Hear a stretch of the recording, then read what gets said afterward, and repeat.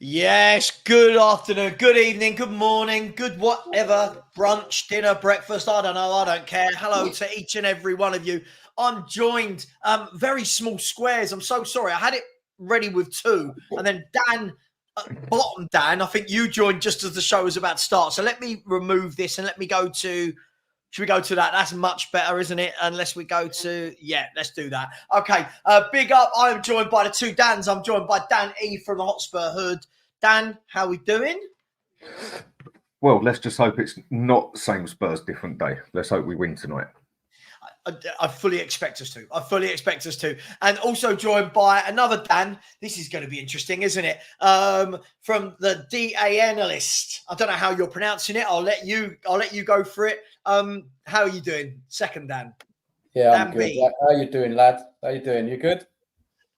Nice to meet you, Dan. Nice to meet you, mate. Same you, mate. And Savva, it's great to be on. Oh, listen, absolutely welcome. Listen, all I'll say is, guys and girls, you know the drill. Smash the like button as you come in. This is going to be a long evening. We're going to have many of these over the next 2 to 3 months, and hopefully all the way through to the final in Bilbao, I believe.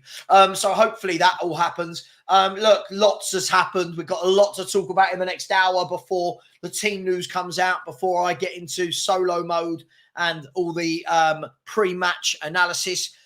Guys, we've had the fan forum. We've had a win against Brentford, which changed everybody's mindset to we're going to win the league. We've got Qarabag tonight. We've got Man United away on Sunday. We've drawn Man City in the Cup. There's a lot going on at the moment. Let me start with you, Dan Hotspur Hood.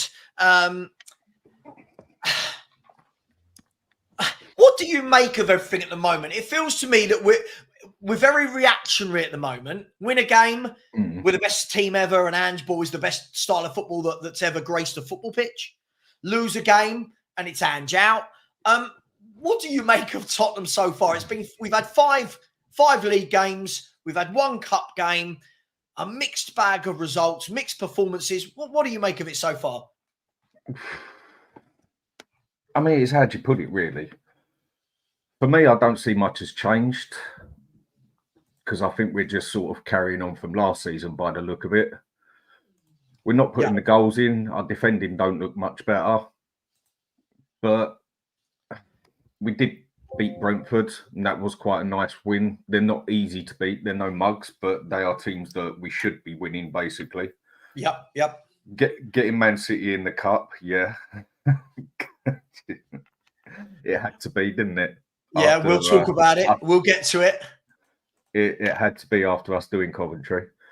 And it's just go with the flow at the moment, I suppose. I mean, everybody knows I'm Ange out. I don't like his tactics. I don't like what he talks about. I don't like the way he comes across anymore. I don't like the manager personally, and pretty much everything that goes with it. But time will tell to see where we go. I mean, Man U next. That ain't going to be no easy game. That is when we really start seeing, have we actually improved? Are we going to do better when we start playing the bigger and better teams?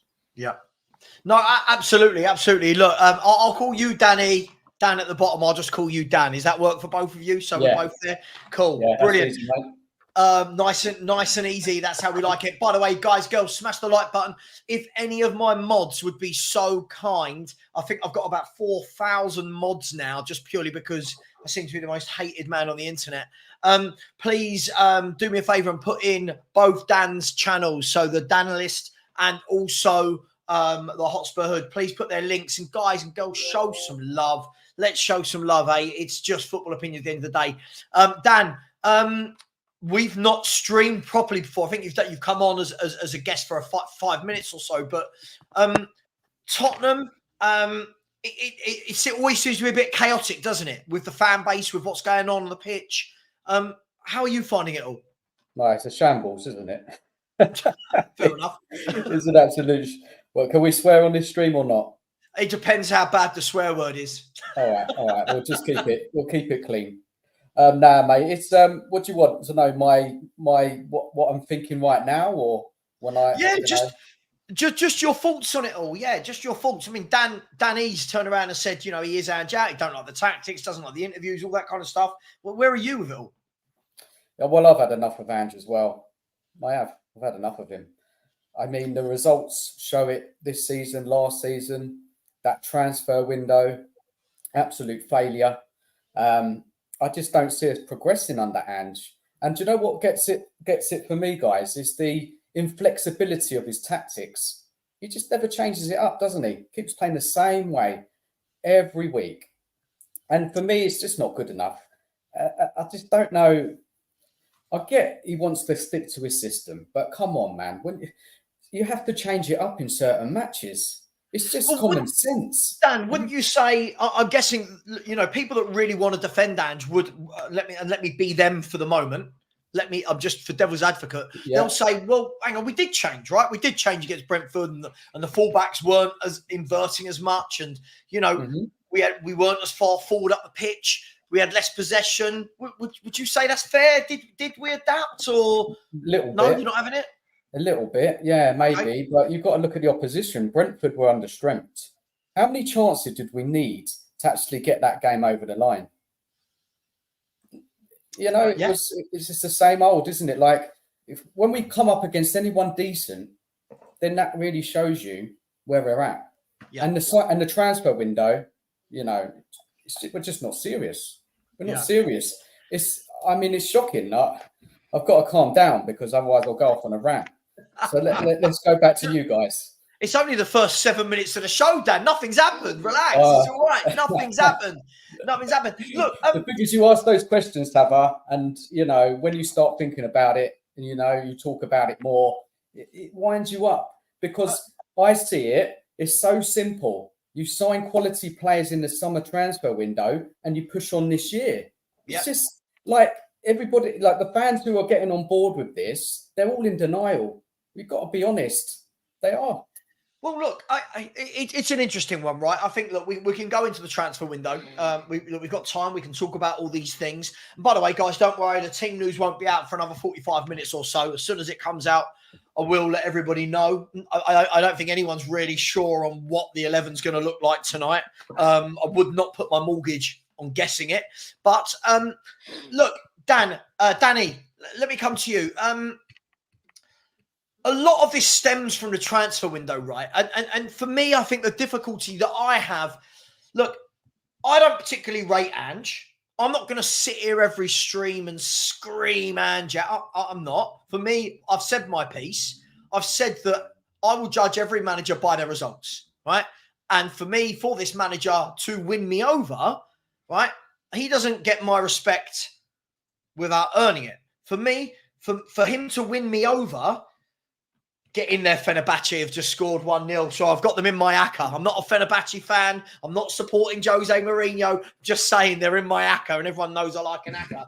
And it was Sionchu with the goal. So as I was saying, all the people that really, really like him, right, Danny, they've said last year a lot of things. He always changes things up. He always goes full strength in cups. Second year, you'll see a difference because he works on them with the training ground during the summer. Wait till he's back. You see the players that he brings in. None of those things have really happened, have they, Danny? Like, none of those things have really, really happened. It's been a very quiet, I'm not going to say poor window. I think it's been poor, but for the sake of others that really like him, I'll say it's been quiet or a light window. Can we expect much more from Tottenham and Ange this season, Danny, with the fact that it is the same team as last year with Dominic Solanke? Can we expect more? Well, we should be expecting more because he's had over a year now to get that together. No one can come up with excuses of like, yeah, but we got 6 new players in the team and everything, this, that, and that, and everything. We've only got one actual player who makes the first team. Yeah. The others are just kids, basically, and the other one shouldn't even be playing football. But then he was here half of last season as well. Yeah. So it should be improving. I mean, the last game, a few people said we used a 6. We didn't. We used Bentancur as the box-to-box, but more defensive, like we do with Basuma, and he done a much better job than Basuma. This is why I keep saying he did play DM for quite a while at Juventus. and I think he can do that better than Basuma on more the defensive side, where Basuma can get forward better. Yeah. With the inverted wing-back side, I think Porro was just usual, inverting just as much. If anything, it was Udoji that was only doing it, let's say, 50% of the time, because a couple of times he did overlap. Yeah. If he can just... The most annoying thing about this manager is it's only a couple of little things, really, that he needs to mess about with. He hasn't got to change his whole system. Yeah. Just have one wing-back going forward at a time. Have your box-to-box coming back a bit more. Don't press it so high. Just do one of those things and we'll look significantly better. Mm-hmm. But now that the team's had time, they've had over a season now to link up. They all know each other. They should know his style of play, not be getting worse. And he's going to have to do something special to win me over. Like you said, it's not impossible, but he's going to have to do a lot. Yeah, absolutely. Look, and look, Dan, I'll come to you. Look, at the end of the day, I feel like I've always been very, very consistent. I don't know if you know, but if anybody doesn't know me, I love the word consistency. I think it's everything in life, right? You want to get fit, eat well, and go to the gym. Do it every day. Yeah, do it consistently. You don't do it once a week. You want to win. You want to win a league. Win consistently, right? It's all there. It's all very obvious. The thing I don't get, Dan, is this: is lots of people just are now sort of, we're hanging on to. Don't worry that we're not winning games. Performances are there, and this is alien to me. I've never seen another manager that gets talked about like this, Dan. And I'll give you an example. Right, I'm going to give you an example, and it's the team. It's the team we're about to play, Man United, not Qarabag. For me, when I talk about Spurs, I'm talking more about the league form, right? Danny and I were just talking about this off stage. I'm saying, isn't it funny when Man United don't win a game? When Man United are sitting in the table on 7 points, Man, you are shit. Man, you are terrible. Ten Hag's clueless, right? When Spurs are sitting on 7 points on the table, only above Man United on goal difference, but we're dominating. But the performances are good. Ange is brilliant. Now, listen, I'm not saying either way that Ange is brilliant, Ten Hag shit. For me, I don't understand the love that one gets, the hate the other gets. And what Danny and I were just looking at, or I was sort of talking at Danny. If you look at Man United in their last 5-6 games, they dominate their games, possession-wise. They dominate all the games of football they have, other than, I think, Liverpool. They dominated. The number of shots, Dan, that they have every game is significant. Mm-hmm. But they're shit. We're brilliant. And people, and I'm gonna show you, it's comments like this. Compared to how United are, Spurs not bad, wouldn't you say?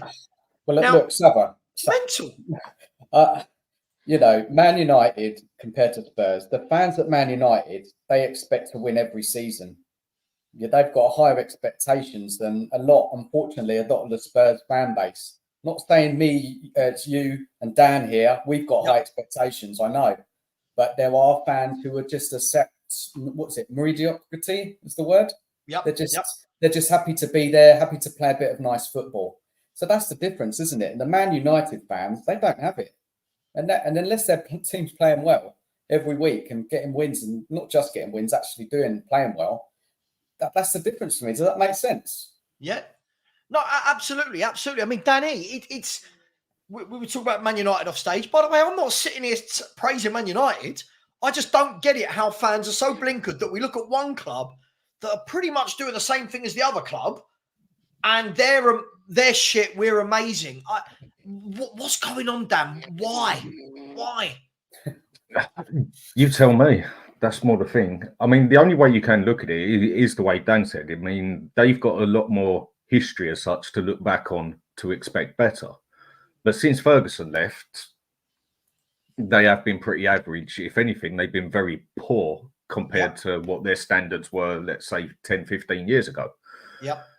Our standards have never been that high since Spurs were created. So, true. I think it's got to be the same rules for everybody.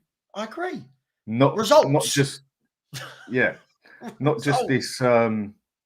How do I put this? Not just this two-tack football sort of thing. Because if a team's playing well, it's playing well. If a team's playing bad, it's playing bad. I know some teams you expect more of, some teams you expect less of. Yeah. But we haven't been a mile behind Man United for a while, or they've been a bit behind us. We've been roughly on the same level as them, apart from them winning them 2 cups, more than we've done in 25, nearly 30 years. But if they're going to get grilled for what they're doing, shouldn't we be getting grilled as well for the amount that we spent of like nearly 400 million? Well, this is what I don't get. If I look at the table, guys, we're 9th. Sorry, no, we're not. We're 10th. They're 11th. Both on 7 points. Both won 2, lost 2, and drawn 1. And yet I just don't get it. I feel like there's this arrogance sweeping through our fan base without the actual results to back it up. Do you know what I mean? I just feel like we're the only club in the world where we seem to be getting away with, don't worry about results. It's not about results. It's about how you play. Does that make sense, Dan? Yeah, definitely. And to go a bit back about the stats and stuff like that. I mean, I gave up on stats now a few weeks ago. I kept on looking at the stats, but their stats, are, to be honest, are meaningless. You know, we've seen it out in, on social media. We're first here, first there, 10th in the league. But they are meaningless, aren't they? Are you talking about the stats where it was first, 10th? That's the one. We only can take note of stats now when we're getting the wins. Right. I'm just ignoring the stats now. They're just useless. Yeah. They're not showing me anything. So, yeah. Yeah, it's crazy. I mean, even then, look, let me show you a few comments that you have. Like, honestly, first of all, big up Tony Rodriguez for gifting out a Football Heritage TV membership. If you do want to become a member, please do smash the membership button. Please smash the like button. There's over 225 of you in here, only 60 likes. Listen, for YouTubers, we're not asking you for money. Smashing a like button or caressing it, whatever you want to do, is free. Please smash that button. It is free. We're giving up hours and hours of our time for you. It's free. It's free. It's free. Please smash that button. Big up, Tony. Thank you for all your support. Really appreciate you, my friend. But this is what you get. Savva, we have better younger players than Man United. Now, guys, I off the top of my head, I'm just going to sit there and go, no. Man United's main midfielder is an 18-year-old in Kobe Mainoo, or 19, whatever he is, right? Who broke into their team and he's now their main midfielder.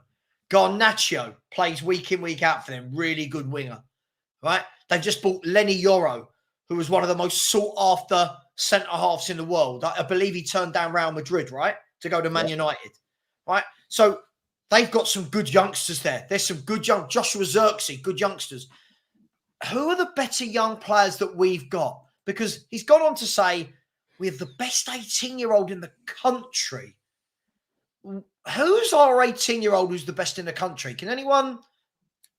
I'm at a loss. I don't know. We have to answer it. Ask him.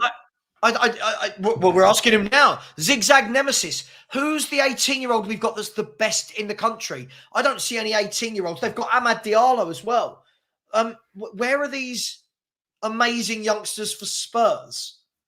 I just don't know. But I think that's probably why I get so much hate, guys, because I don't look at it. I don't look at it with blinkers. I don't just go, oh, Spurs are amazing. I look at all the games. Look, I'm going to say this. For me, I don't know if you two agree. I've said I want to see the next 7 games that take us up to Man City away, that take us to the end of November. I want to see, right, what's our form consistently in that 7 games? Yeah? Not lose 2, win 1, lose 2, win 1. Can we get 4 to 5 wins, a draw and a defeat, for example? That is when I will start jumping on the, I like this, something's happening bandwagon, rather than, oh, we lose 2 in a row, don't worry, we beat Brentford. That's fair, Savva. It's very fair. Very fair, because, Ange has been talking a lot, hasn't he? Been talking way too much. Lots. Now, let's see if he can, talk the talk. Let's see if he can walk the walk. And we will see, especially the next 2 games coming up against Man U away and Brighton. Is that pattern going to continue? Yeah, that pattern of not being able to beat the better sides in the league. Yeah. And look, don't get me wrong. I want them to. I want them to prove me wrong. Of course. I'd love it. I'd be so happy. You know, I'm not against us doing well. I just want to. I'm desperate, to do well this season. But I have to be realistic, and I'm not stupid. We haven't done enough in the transfer window. We haven't. And if I'm wrong, I'm wrong. But we'll see. Yeah, no, listen. I mean, Danny, listen. You're very vocal, but you want to be proven wrong as well, right? We all want to be proven wrong.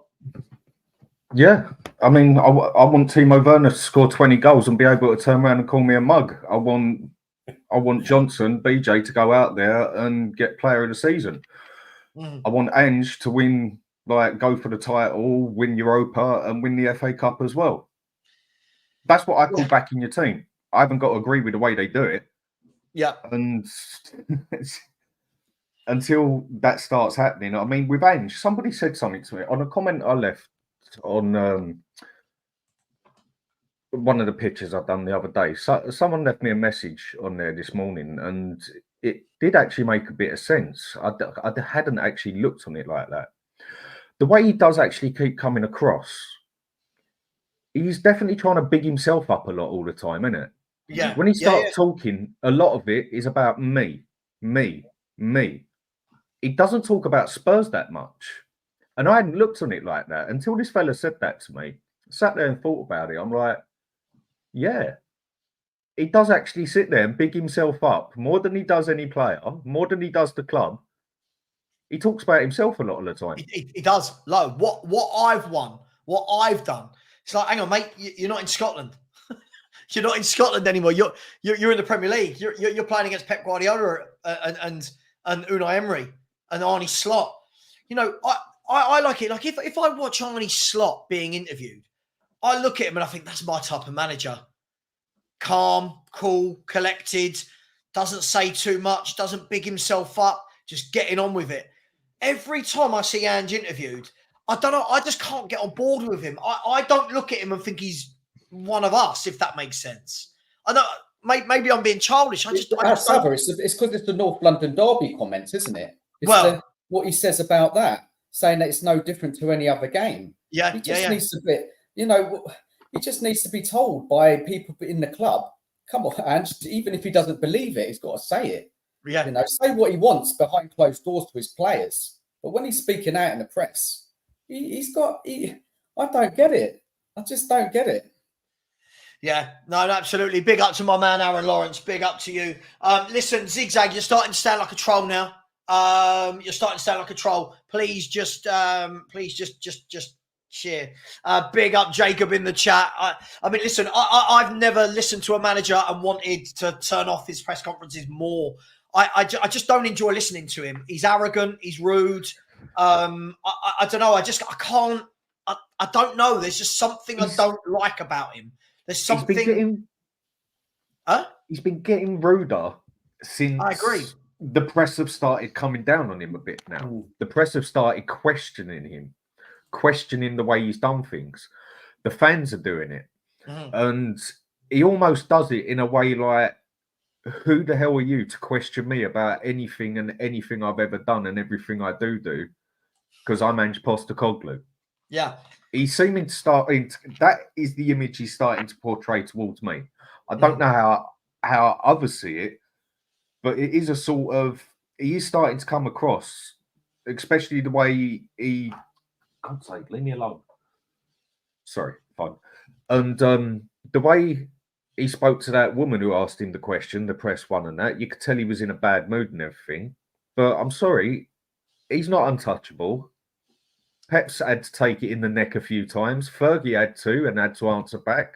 So did Wenger, so did Klopp, so did Conte, so did Mourinho. And they've all got a much better history than he has. And he just seems to think he's untouchable in his own way. Well, Dan, did you hear him the other day? Did you hear him the other day? By the way, Zigzag in the chat saying he'll come on and debate me that Archie Gray is the best 18-year-old in the country. Dude, come, listen. If you're serious, you can jump on right now and we'll have that debate, mate.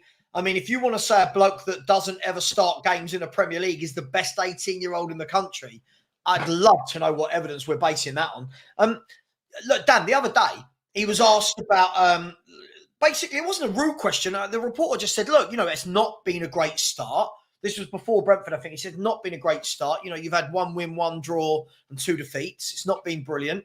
And he turned around and went, oh, yeah, well, they doubted me in Scotland too after my first 2 games. Look what happened there. And I just think to myself, dude, you're not living in the real world. Like, that answer, I thought it was a really good question. You've not started well. Why not? Any manager has to face that. The West Ham manager at the moment is getting pelters, right? Oh, yeah, big time. West Ham manager's getting pelters. Ten Hag is getting pelters. When Ange gets pelters, he just turns rude and he can't actually answer any questions. He can't actually answer what he's going to do. Anything. What about the defence? Don't worry about it. What about the defensive coaches? Don't worry about it. And I'm like, no, I want to hear my manager take some ownership. I want my manager to say, you know what? Yeah, we didn't defend too well today. We'll work on that. We're working on it. He's just blasé about everything. His comments. Sorry, I'm ranting now. His comments about his comment about defensive solidity is what wins you titles. Yeah, that's not us. And it's like, what? Dan, I'll come to you. I mean, that's crazy, right? You can't say that. It is infuriating. It's infuriating. He just needs to stop talking. Obviously he's Australian, and Australians are very outspoken, aren't they? They speak how they think. Listen, I just don't get Ange, like, when the transfer window ended and he turned around and he said, I'm happy with the transfer window. How can he be happy with the transfer window? How? It's impossible. There was just youngsters signed and Solanke. Now, unless he's just going along with what Levy is giving him and offering him, I think he's just in cloud cuckoo land. I think he thinks he's at Celtic. I think he thinks this is Celtic. Do you know what I mean? Like, he's talking like we're like look, as I said, it's not personal. I've got nothing against the guy, but this guy that came in, when he first came in, I was like, oh, you're a breath of fresh air. All of a sudden, his demeanor's changed. The more we're not winning games, the more his demeanor changes. He's under pressure, Savva. That's why. He's under pressure. I agree. Massive pressure. I agree. He's never been under this pressure. I mean, again, it sounds like we're being degrading to him, whatever, by saying, all right, he done it at Celtic, fair play up there, but come on, really? I mean, if a terrible manager like Steven Gerrard can go up to Rangers and cook it up there, then I think that just about says it all, doesn't it? And yeah, now he's in a big league at the age of, how old is he now? What, 57, 58? I think so, yeah. Give or take a year, either way. This is his first real job, football-wise. His first big job. All right, you can say he managed his country. Fair enough, yeah? But this is his first real big money job. It is. And I think he started to sweat a bit now because he's actually realised he might have taken a bit off a bit more than he can chew. And that he may have done things a bit wrong, been in Bundesliga. Yeah, you're with the big boys now, mate. Every good manager out there can adapt. And everybody also knows a quality team also, always, without fail, has a solid defence. Mm-hmm. Yeah. That's where it always starts, as far as I'm concerned. Look, let's be honest, right? And this is the big thing for me. Listen, as I said before, everyone can spit any nonsense they want. Feelings, blah, blah, blah. Results. This guy has got to sort the results out. Not one win against Brentford. I'm not talking about beating Coventry and Qarabag. I'm talking about in the league. Yeah? For me, at the end of the day, if you're as good as the fans are making this guy sound great. I don't know what this is based on. His form as Tottenham manager over the last however long has been poor. Other managers have been sacked for this. I'm not sitting here saying sack him. So for me, Ange has to now go and prove us wrong. Ange has to now prove those right that back him through thick and thin. Nothing's his fault. We don't score goals in certain games. Not Ange's fault. Yeah, we concede silly goals. Not Ange's fault. The substitutions were bad. Not Ange's fault. Transfer window, even though Ange says, I signed all these players and I've been backed. Not Ange's fault. It's like, for me, I just think fans are going too far one way or the other. For me, I'm firmly in the middle. I don't rate him at the moment, but prove it. Go and prove it. For the next 7 games, yeah, prove it. I'm not talking about Qarabag, Dan. I'm not talking about Coventry. I'm talking about Man United, Brighton, Villa. These games, Man City, Palace away. Let's see some points. And I don't want to keep seeing all this nonsense. It's this nonsense that's only been made up for Ange of, yeah, but if you look at the performances, if you look at the field tilt, if you look at the pressing, if you look at, so what? Results, Dan. Results are what keeps managers in job. Man, I agree. I agree with Dan and I agree with you, Savva. He needs to, get that team performing and getting some results against the better teams. That's a start. And he's got an opportunity now in the next 2 matches. So let's see. Let's see what happens. I have my doubts. I really do. I just think you'll see the same thing happen again against Manchester United. Possession, possession, possession, possession. Chances, chances. Yes, we won't have as many as we did against Brentford. And then all you can see is just Manchester United with a quick couple of counters and they're in. And they've got some good players, Man United. They're not amazing, but they have got some talented players. And it's just so predictable. It's just so predictable. I don't know what you guys think about that Man United game. I just think it's, we can tell you what's going to happen now. No, I agree. I agree. By the way, Jacob, I'm not saying that Ange or any defenders. What I'm saying is when people keep putting up these stats of first for pressings, first for touches in the box, if anything, for me, that goes to show that he's got to do better. The team's got to do better, right? It's not, for me, I don't look at that and think it's amazing. I look at it and go, okay, who does Ange beat? Ange beats the lower half teams. So from Sunday, let's go out there. Let's beat Man United. I don't want to keep hearing that Man U are shit and we're better than them. Show me. Do you know what I mean? Show me. Go out there. Let's get a 2-0. Actually, it doesn't matter. Let's get a 1-0, 2-1, whatever. Let's get the win at Old Trafford. Come on. Then let's go to Brighton. They're not that great either. Let's get the win there. But we've got to stop talking about how great it is and actually get the results. Every other manager in the country, guys, is judged by results. Ange has got this army following him that's, don't worry about the results. They'll come. When? When are those results coming? That's what I need to see as a fan. And you know what, guys? This isn't Ange. I'll judge any manager. Pep could be managing us. Ancelotti could be managing us. Klopp. If the results are this bad for this long, I will judge them by their results. I don't change for each manager. I don't find the manager and go, yeah, you all go by performances, you all go by results. No, results, results, results. And he's been here long enough now. He's been here a long time, lads. He's had nearly £400 million. And then people go, yeah, but the team don't score enough goals. He signed all these forwards other than Son. He signed them all. These are his footballers. These are his tactics. He's got to do better. The players, yes, but he coaches them. So, look, I want to be proven wrong. Will I be proven wrong? I don't know. And I'm going to show you something quickly. Sorry for the rant, right? Jacob, I keep seeing this, the 15 to 20 efficiency, but mate, how many clubs up and down the country could use this? How many clubs could say after a game, well, if our efficiency was 15 to 20% better, we win that? Couldn't every team in the country say that? I think the question is more... say that? Couldn't Man U say that after every game? We've had loads of chances, not scored, but Man U are called shit. We're good with our tactics. I don't get what's happened to football fans. I don't know why we're suddenly judging people on everything but results. I just don't get it. That's just me. It's just me. Can I flip something on that? Yeah. So let me ask you two. Say if we did sign better forwards in the summer, do you think we'll have more points this season so far? Quite possibly. Better forwards, better wingers. Like an Eze, Neto type, it doesn't just have to be them. Do you think if we had those players in the team who are going to be more creative, assist and score, pull out a bit of magic, like Eze did against Chelsea the other week? Do you think if those players are in our team this season, we would have more points? I mean, it's that, isn't it? You could say yes.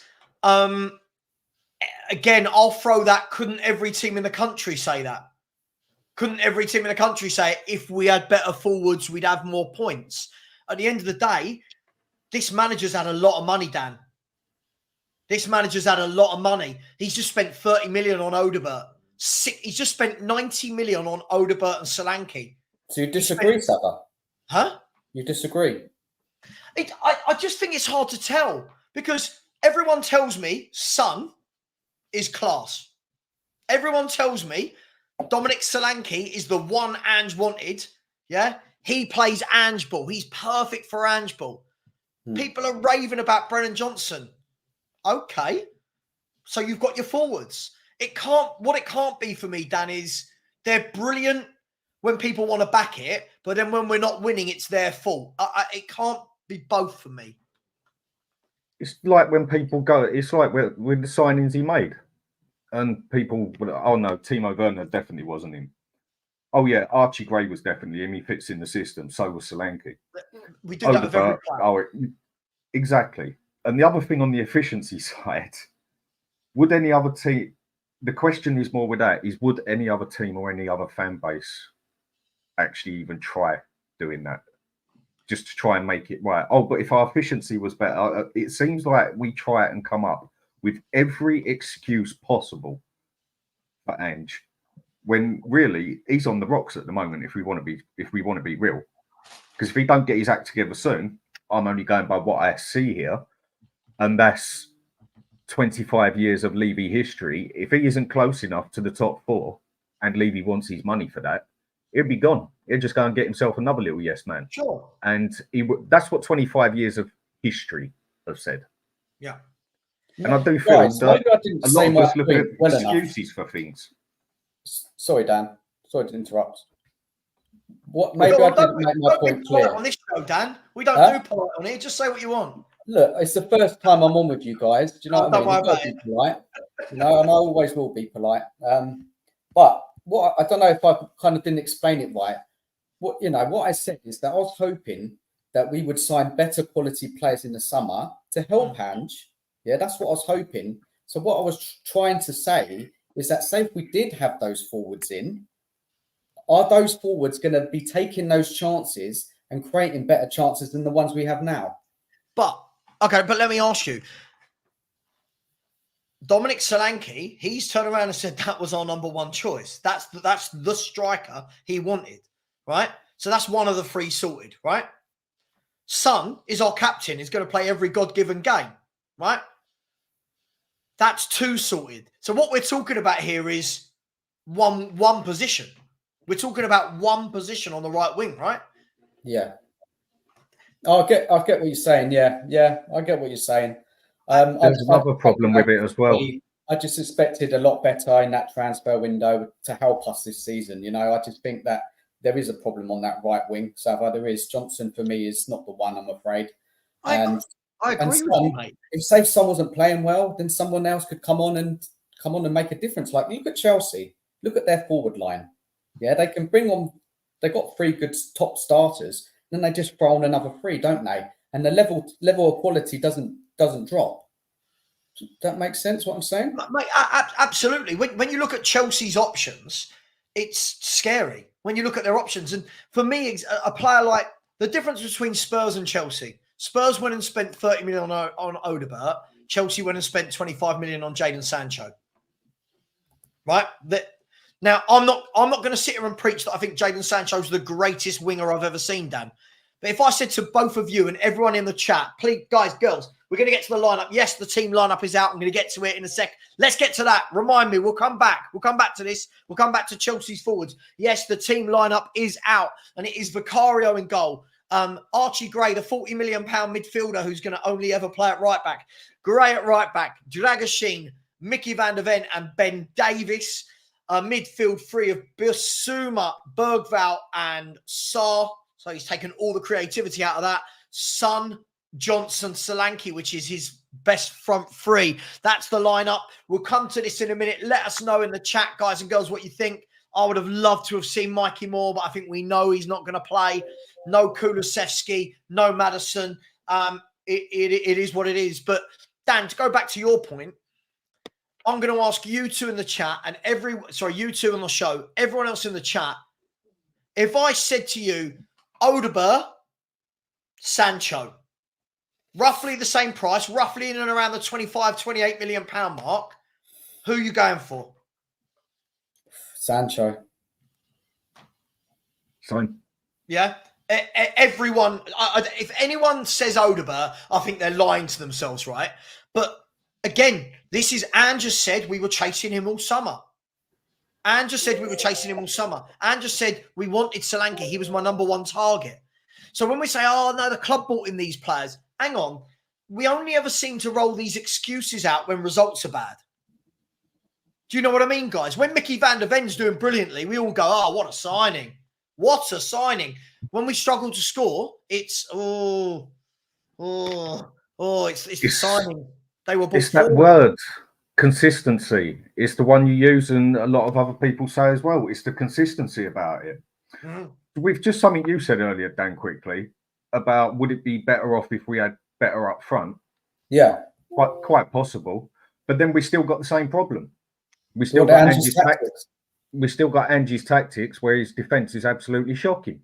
And where we concede exactly the same goal against Newcastle.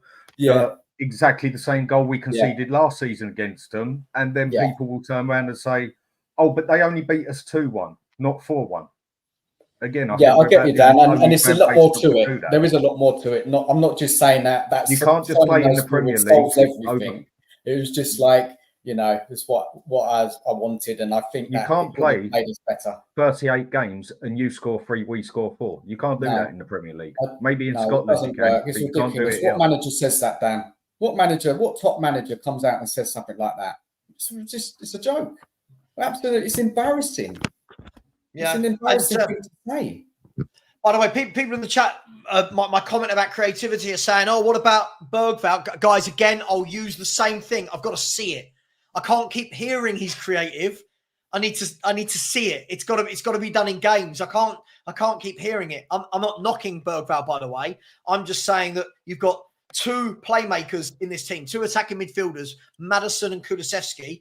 Neither of them are in this team. So it'll be interesting to see whether or not, like the other day when he started the midfield of, was it Sarr, Bergvall, and who did he start against Coventry? Sarr, Bergvall, Bentancur. Was it Bentancur? And then what did he have to do? He had to bring on James Maddison, get us a bit of creativity in that second half. So we'll see. Listen, I'm not going to judge it on tonight. Tonight, if you can't beat the Azerbaijan champions, there's real issues at the football club. But hey, it is what it is. Guys, look, the transfer window is interesting. And Dan, the French Bulldog's about to go mad at something. I don't know what. So if you hear barking, just ignore him. He's an aggy little git. The Football Fan Forum the other night, Johan Lang was talking. And Jesus, was he boring when he was talking? But Johan Lang was talking. And he basically, not word for word, but it was along the lines of, guys, that we wanted to go young. We wanted to go young, right? Does that worry you guys that a club with a £1.2 billion stadium, whatever it is, a club that has a manager talking about winning mentality, the owner who's talking about bringing success, and yet doesn't line up. Right. Take it away. Go on, Dan. Take it away. Doesn't line up. Ange said last season, I'm going to be challenging for the title this season. He's even mentioned it again, hasn't he, a couple of weeks ago. Yeah, we're still in the title race. Come on. We haven't signed the quality of player to compete with the likes of Liverpool, Manchester City, Arsenal. Yeah? I just don't understand it. Nobody's talking to each other in the club. Ange, Lange, whoever they are talking to each other. Of course, they're talking to each other. What they've gone and basically done, what Levy's gone and basically done by doing that, is bought himself more time. That's what he's gone and done, because we are not doing what Ange said we were going to do at the start of last season when he got here. Whether it's he's realised that it just don't work like that at Spurs, or he knew it from the start, whatever. We haven't had this transfer window that we was all, well, I say expecting, that we was all told we were going to get, but any true Spurs supporter really knew it was going to go tits up anyway.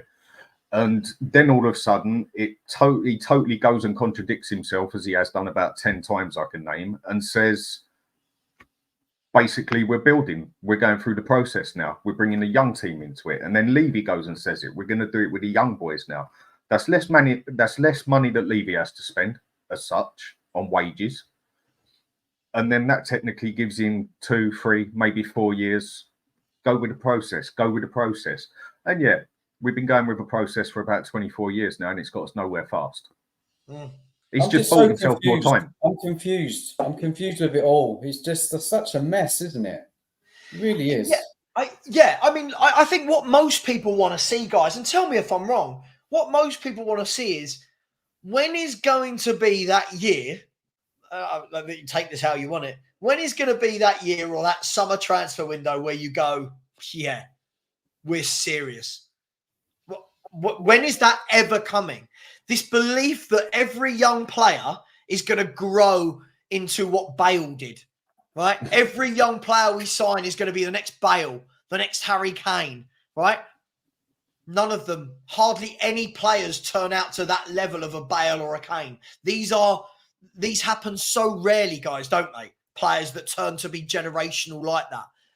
So if this is what we're going to do every year, and we're going to bring in kids and kids and kids and kids, that's fine.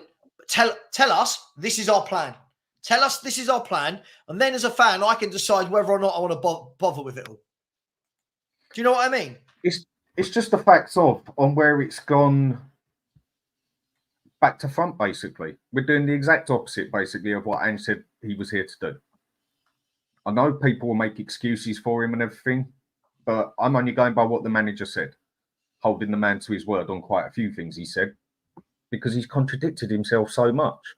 I would have took this seriously if we would have bought Solanke, not my first choice, but he's a player that gets into the first 11.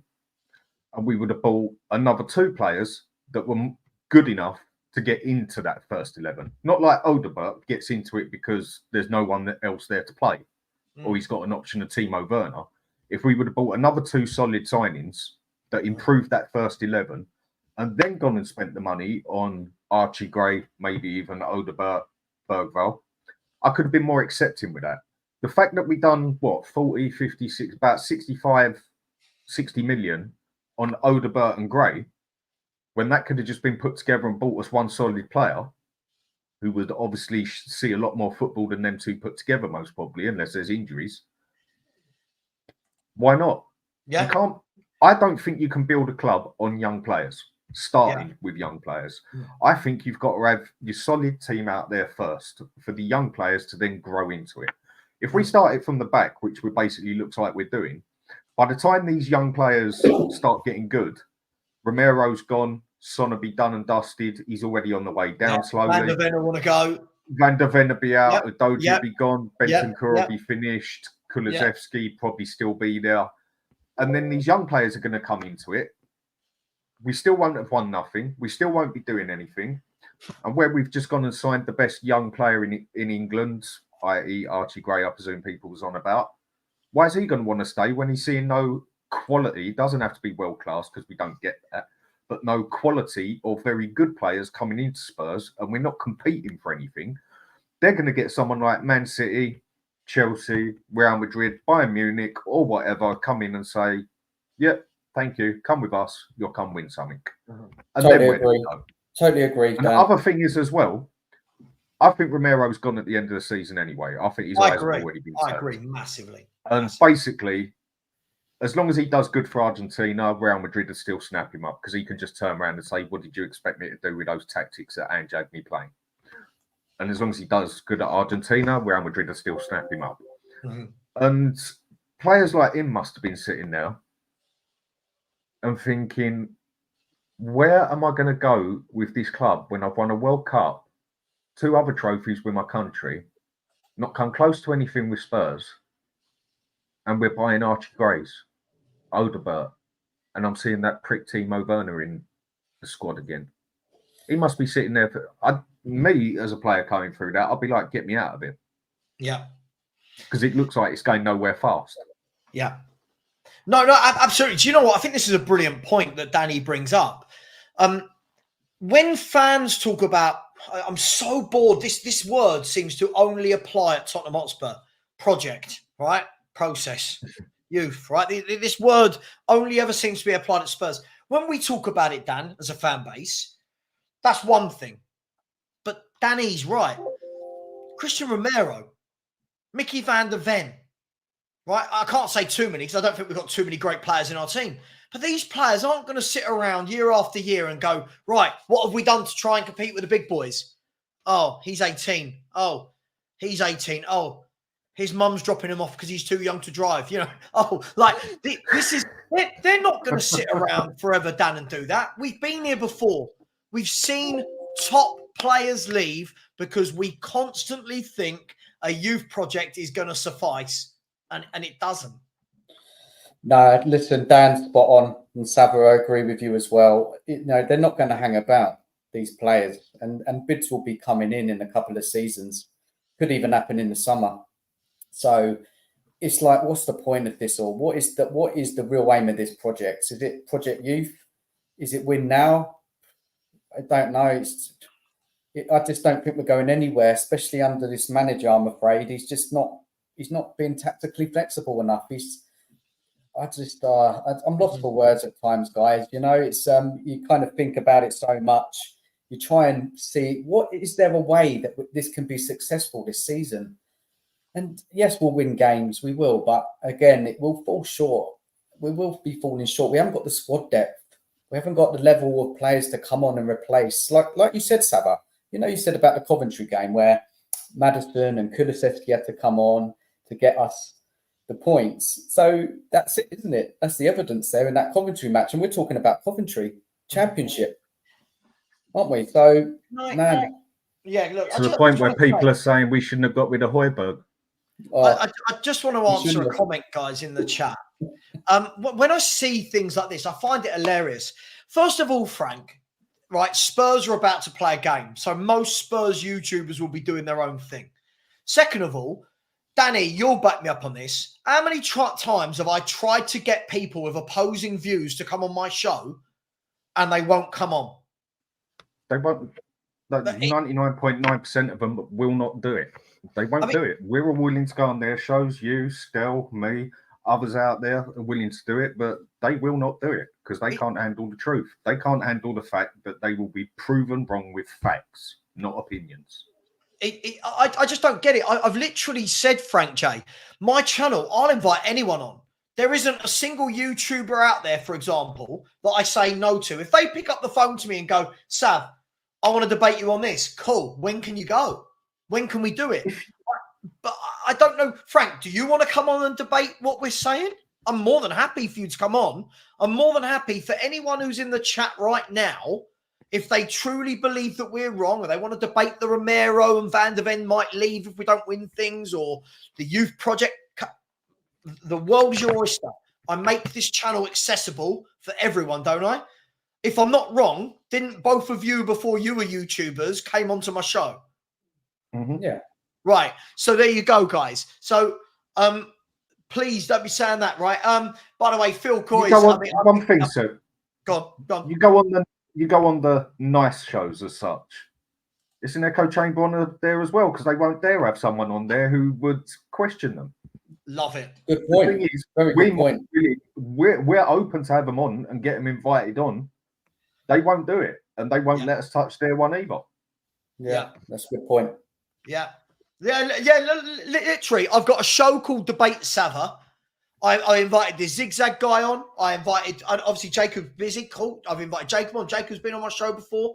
I'll have anyone on my show. So if anyone in the chat, not if you agree with us, that defeats the point. If anyone truly disagrees, put your hand up, volunteer, come on.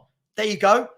Open invitation. There's 385 of you in here, which, by the way, is bloody appalling from the number of likes. 118 likes. We haven't even got, what's that? Just over 25, 30% likes.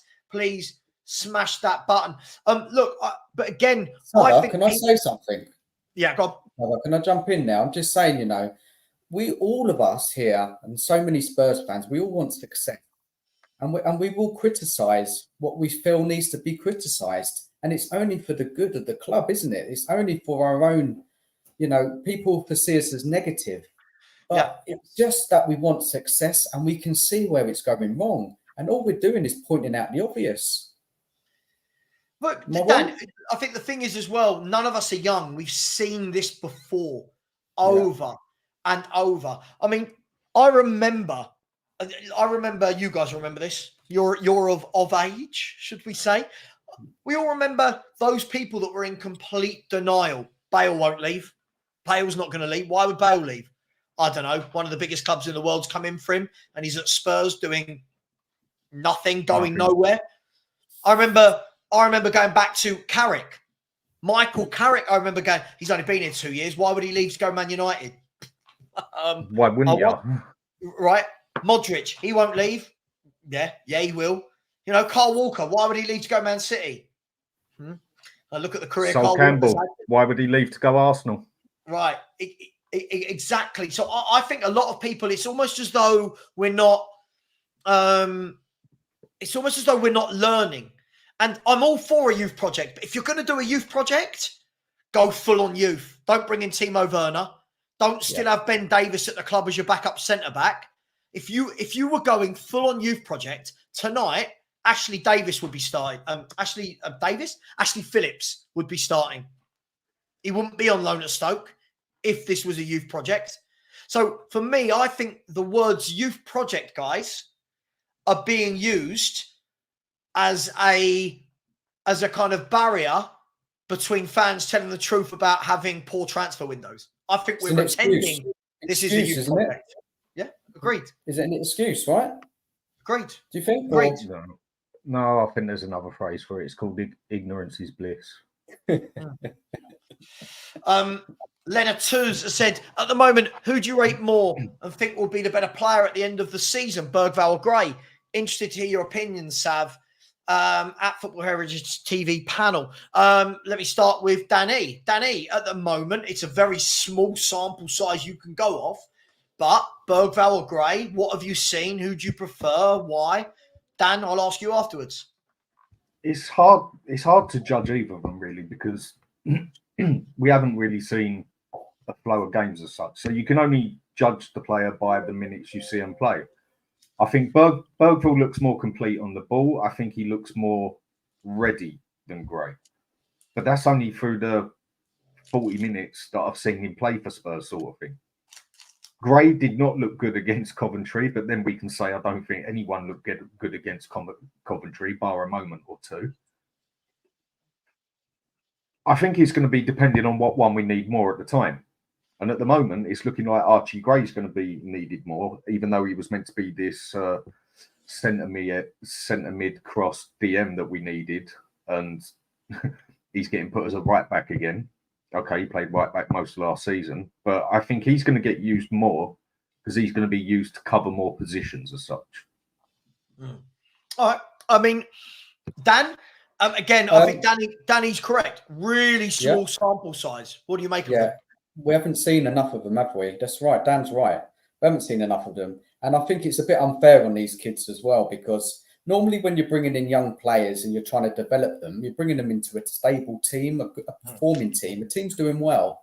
And it's such a shame for them last week as well against Coventry, where they were just thrown in the deep end, weren't they? And just told to get on with it.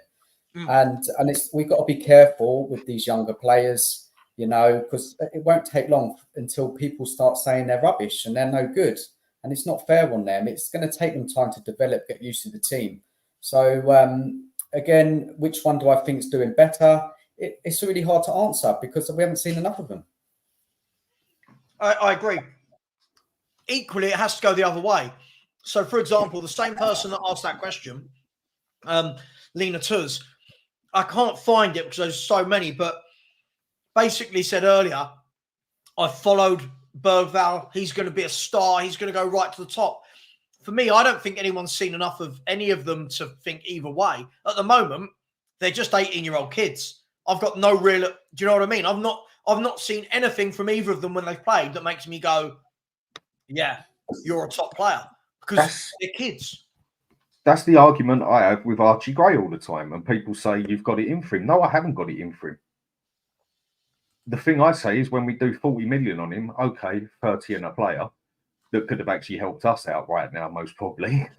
Probably better than sticking Ben Davies in the middle if we're in trouble. Roden would have probably done a better job. But going spending money on a player like that, who a lot of people were telling me is quality, well, I'll judge his quality when I see him play in the top league. He has never ever played in an international status or top league football in his entire life. Yep. So do I think he's ready for the Premiership? Not particularly on what I've seen, but I've only seen him play not long. Dan, I've got a question for you, Dan. I've got a question for you. Would you have rather spent that money on a player who's more ready to go? Yeah, 100%. I've said that enough times.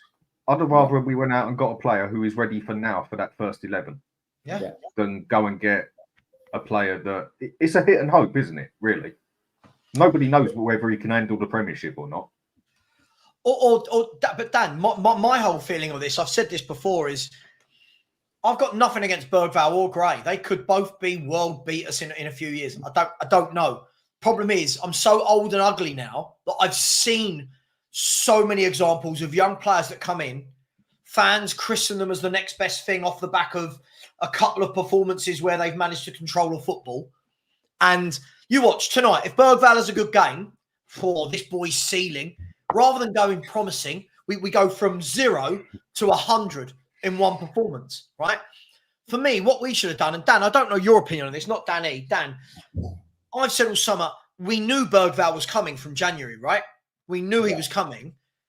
We knew he was an 18-year-old who was going to need his hand held in the Premier League, time to learn, time to grow, time to develop. Surely the next centre mid that came in had to have been ready-made, oven-made ready. Surely that centre mid for 40 million, you're looking at people like Kefram Thuram, who went for 25 million. Fofana. You're looking at people like Locatelli that was available for 25 million. Surely these type of footballers were needed. Obviously, wasn't it? It was just so obvious. We lost the experience in Holberg. Whatever people think of him, he's an experienced player. And we didn't replace him. And if we were going to spend 40 million or 30 million for Gray, that money needed to be spent on a player which was good to go for this season. And it's a lot of money to spend on a player, isn't it? Then, we know Levy doesn't like to spend too much in the summer window. So it's just a bit strange. It just doesn't, for me, I'm not happy about it. And it's just so disappointing, isn't it, guys? Yeah, absolutely. Absolutely. And again, look, I think, look, Mike, I agree. He says, I hate the fact that we keep being told that we are in a youth movement, but had a chance to sell high on Son. I know it's not what the fans want, but would indicate to me a complete rebuild. Well, this is the thing. Our fans, Mike, on one hand want to talk about a youth movement, but then the suggestion that you move Son on, no. The suggestion that Davis, no, we need him. The suggestion that we shouldn't have bought Werner, no. He had to come in. It doesn't make sense. Either do it or don't. Not half-hearted. And if we're going to call it a youth movement, can we at least start the youth? Do you know what I mean? Can we at least start them? Let's stop pretending it's a youth project when it's not. Look, guys, let's move to tonight's game. We've seen the team. Just to remind everyone that it's Vicario in goal, Gray, Dragoshin, Van der Ven, and Ben Davies. Basuma, Sarr, and Bergvall, with Johnson right, Son left, and Solanke through the middle. Now, the bench, we've got two goalkeepers, Fraser Forster and Austin, Pedro Porro and Adogi, Benson Court, Madison and Kulu, Moore, Werner, Lancashire. So, guys, what's your thoughts? Your first thoughts, Danny, I'll come to you. Your first thoughts on the team for tonight? Can't really complain about it. At least Werner's not starting. And if Ange's got half a clue on his head, then he won't be playing as much inverted on the left with Ben Davies, because Ben Davies struggles at a left back, let alone a wing back, let alone an inverting wing back. So that one we shall see. I mean, the only one out of that I would complain about really is Davis. And he's a player who I think's been very solid for us over the years. Wasn't one of the first ones I would have got rid of because it was more important. But he's definitely one who's got to be going at the end of the season. I can't really complain about that, but there is one side of it. Why have we got two goalkeepers on now when we could have had Spence in it? Mate, and then we wouldn't have had to play Archie, and then we would have had a natural wing back there, and then could have stuck Gray in the middle or whatever. I mean, this is where certain things don't make sense. Yeah. But it's a team I half expected. I'm a bit surprised that Werner ain't starting, but I'm happy.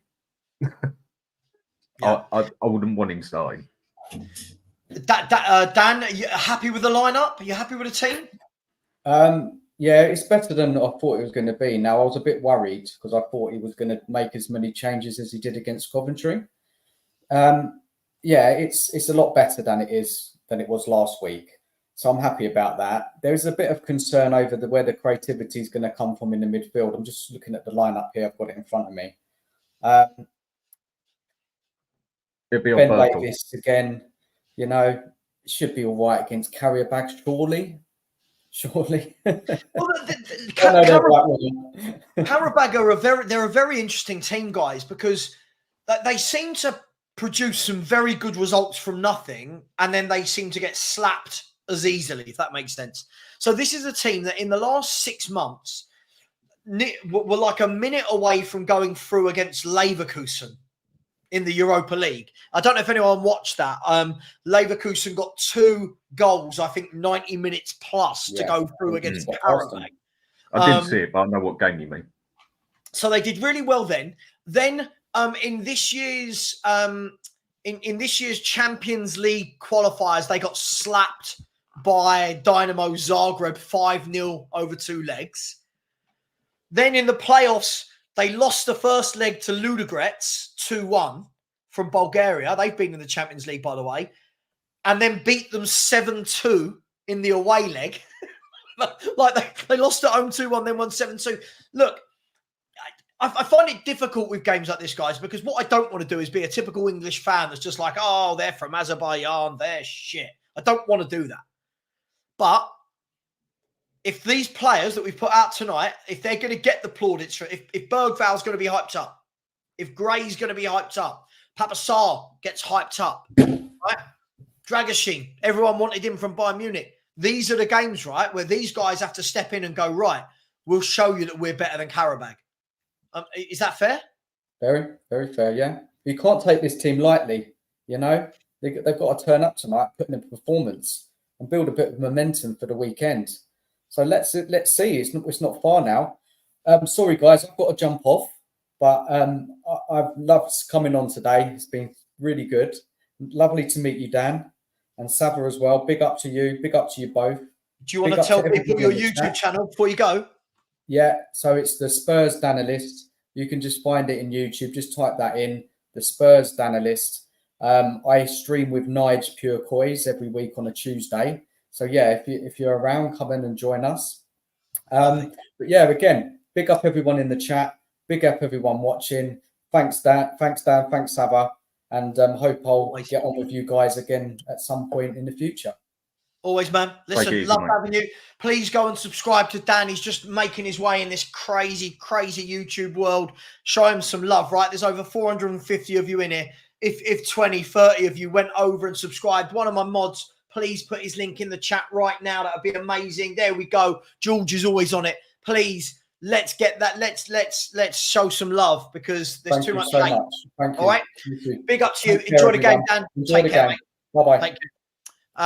All right. Well, there's Dan gone. So we can go to a pitch setting, Dan, can't we? Look at this. We've gone to a pitch setting. It's all very sexy, isn't it? Dan, this is an interesting point. Scott M. We know how positive Scott M is, right? Big up, Scott. Scott M has said this. I found this quite funny. So Vicario in goal. We don't even have a second choice keeper we can trust against Qarabag. We've got 4 goalkeepers in this Europa League squad, Dan.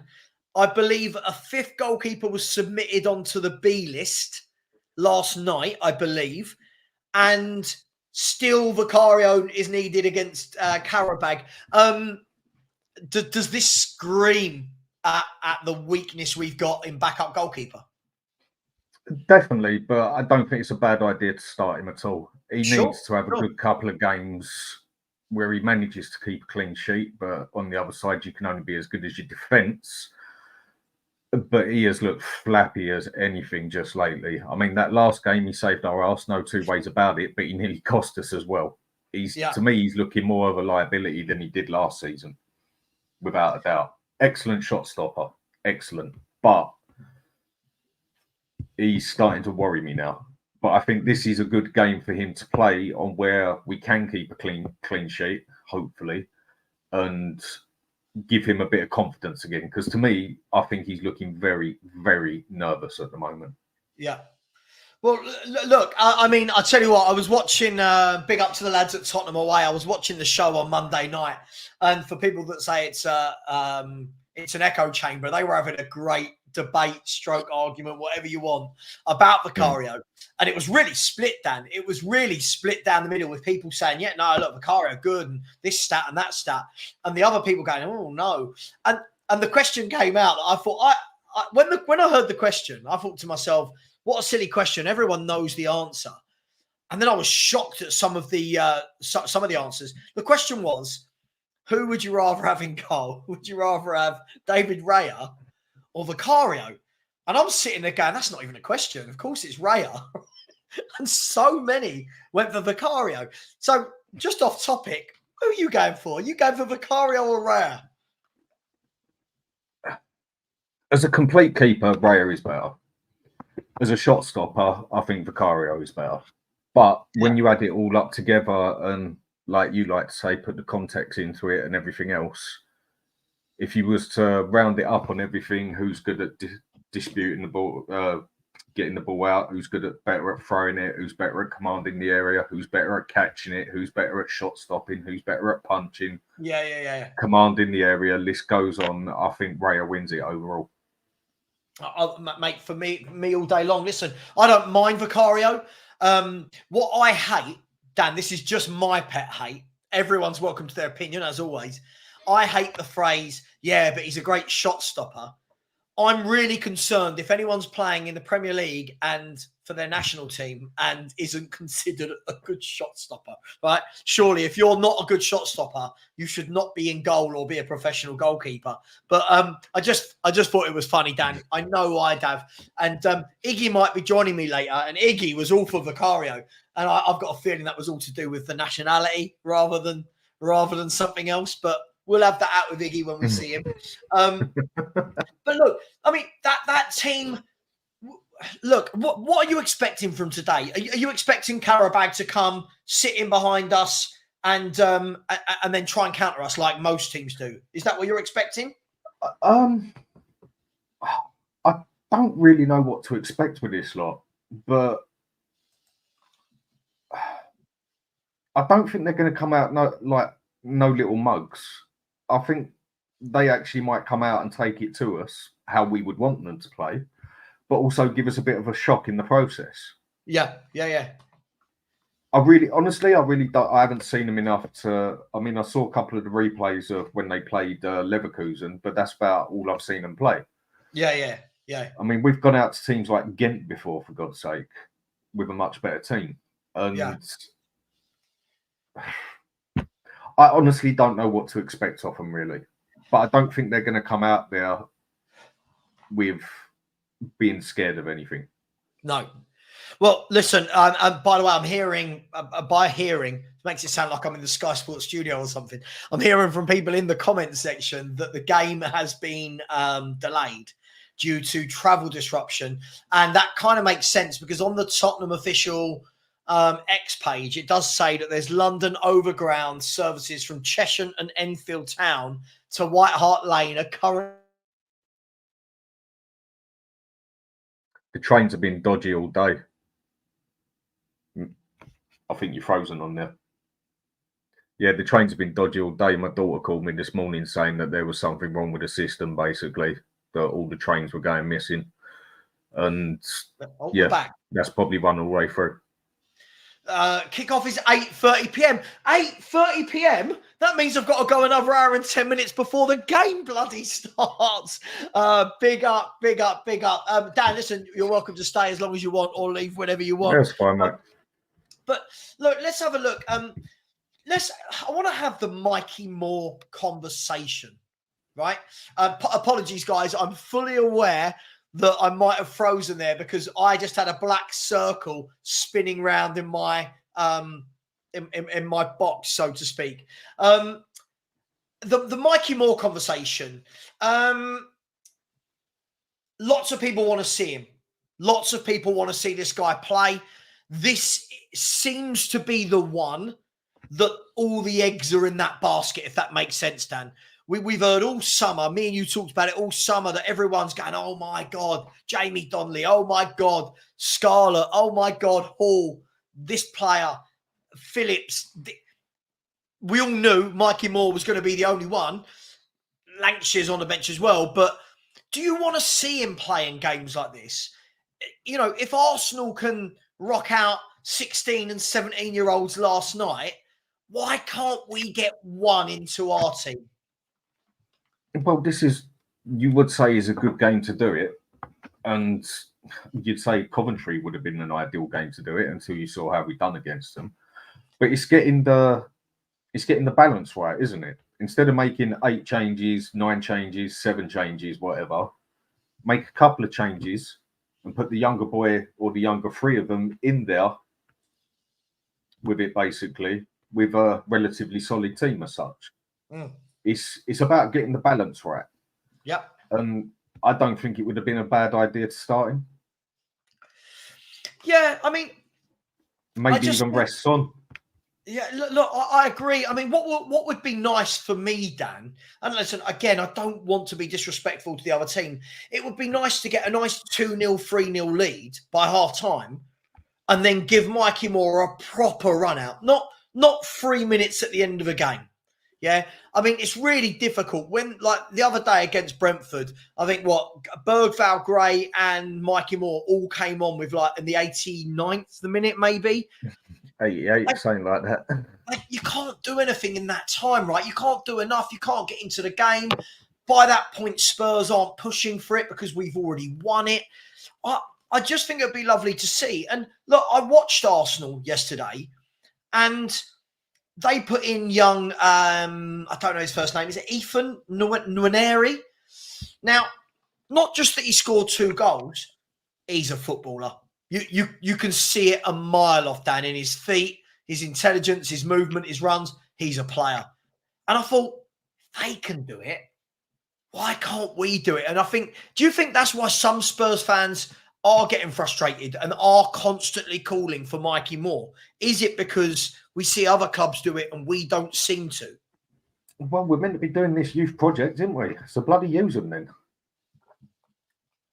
Basically. Well, yeah. But if this is a proper youth project, again, I go by the balance part of it. You've got to balance it right out. Not just slam a whole load of youth in there who've never really played in the top football sort of thing.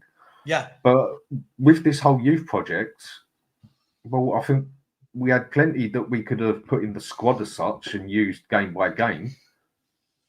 But we put them all out on loan. And the other side of it is as well, I mean, whether I'm a youth player or full-time player, whatever way you want to put it, there's 88 minutes to go and we're 3-1 up and you go and put me on the pitch. There's a good chance I want to tell the manager where to stick it. Yeah. I think that's a bit insulting if you ask me. Yeah, no, I agree. But by the way, look, first of all, I hate people don't listen. I didn't say we will be 3-0 up. I said it would be lovely to be 3-0 up. Yeah, so when you're saying I clearly don't know enough about Qarabag, you've got to listen. I didn't say we would be. I've said a number of times I don't want to belittle them. I don't know enough about them. I'm not going to sit and pretend I watched them other than when I saw them play Leverkusen last year. But please listen to what's being said rather than what you think I say. It's really, really difficult. By the way, Rangers are 2-0 up in their game at Malmo. And in the game I'm watching, it's still Fenerbahce 1, Union St. Gilloy 0, and St. Gilloy are down to 10 men. What else did I see? To be fair, Papa Sarr is still very young. He's young. He's 22, but he's not a boy.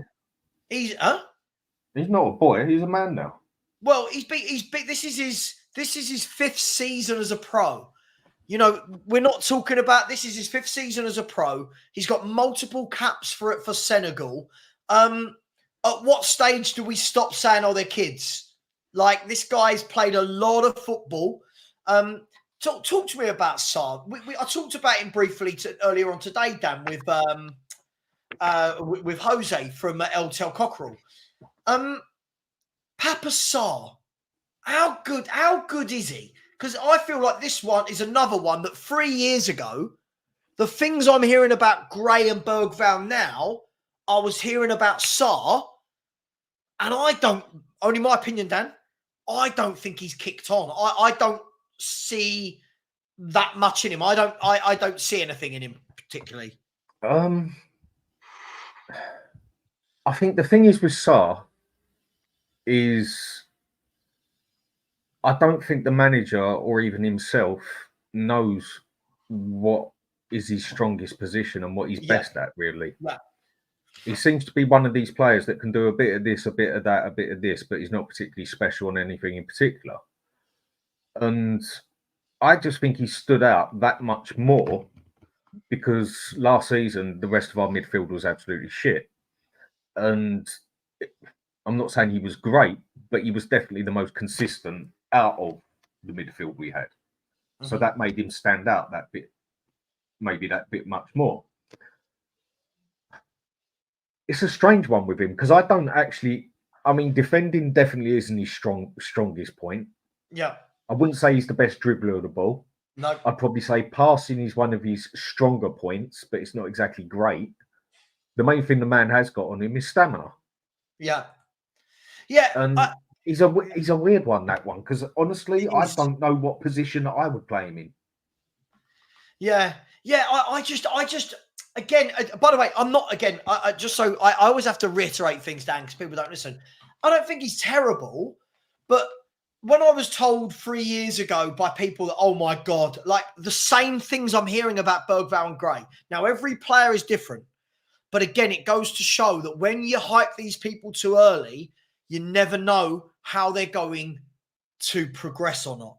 And for me, I think you're right, Dan. I don't see a standout attribute with him where I think he's got to play. I think he's busy. He'll have a lot of the ball in a game like tonight, I'm sure. But for me, I don't know. I just don't see enough. I don't know. I feel like if he played for a Fulham, someone like that, I don't think he'd stand out. I just feel like he's okay. The other thing which I must admit I find a bit agitating is the amount of people. I mean, I'm only going to go by Spurs here, but I know fans of all clubs are guilty of it. He's only a kid. Give him time. He's bollocks. Yeah. He's over 20 years old. He's earning 40, 50, 60 grand a week. Yeah. Pardon me. Yeah. As far as I'm concerned, take it like a man. Man up. Get your act together. Same as I say with Johnson. Okay, half the stick he got was it weren't called for. But getting criticised, same as Sarr getting criticised, other players getting criticised. First thing you hear, oh yeah, but he's only young. You're out of order. You're this and that. Well, sorry, if he's big enough to play in a man's game and he's big enough to get 40 grand a week, then man up and handle some criticism. It's just like something I said to someone the other day. When it comes to criticising a Spurs player, it's like you're wishing death on them, basically, with a lot of the fan base. It's like I've literally just gone out there, got a cross and hung it upside down on him. It's like you've had a pop at my wife if you say anything about. You know what I mean? Like, people talk about walking on eggshells when you talk about Son, when you talk about Romero, Sarr, Johnson, and that. Comment I made the other day: walking on eggshells, mate. Jesus couldn't walk on this, and he could walk on flipping water, for God's sake. Yeah. One way or another, it's always brought that, oh, he's only young, he's only this. No, as far as I'm concerned, when you're 18, you're old enough to gamble, you're old enough to have sex, you're old enough to go and drink, you're old enough to smoke, you're old enough to do what you want to do. Right, there we go. I get 18, 20 is still young compared to us, But like you say, he's been playing professional football long enough. If he's going to get paid 40, 50 grand like the rest of them, he's got to take the criticism as well. Can't just have sunshine blown up your ass 24/7, but everyone has to shut up when they're playing bad. And that's what I find a lot of our fan base does. They only want to hear the sunshine blown up his ass, but you can't say a bad word when the player's had a bad game or whatever. That's out of order. You're now bullying a young person now. Yeah, look, listen. So that's my rant out. No, it's fine. Listen, I think it's interesting, right? Because look, different players progress at different stages in their career, right? And I think this is the important thing that we all must remember. Some kids at 18 are just phenomenal. Like even younger than that. Look at Lamine Yamal at Barcelona. Like he's special. Like he's special. Barcelona seem to bring through. I'm looking at them at the moment. They've played 7-1-7. They've got about 12 first-team injuries. Still playing all the kids and still beating everybody, right? Because they develop them different. They're all on the same page. I look at people like Sarr, and again, people put him on a pedestal far too early. I still haven't seen it yet. I think everyone's doing the same with Archie Gray. And again, Dan, people like you and I say, all right, wait until he's done something. But that's called negative, rather than those people just going, oh my God, Gray, this boy is generational. Sure.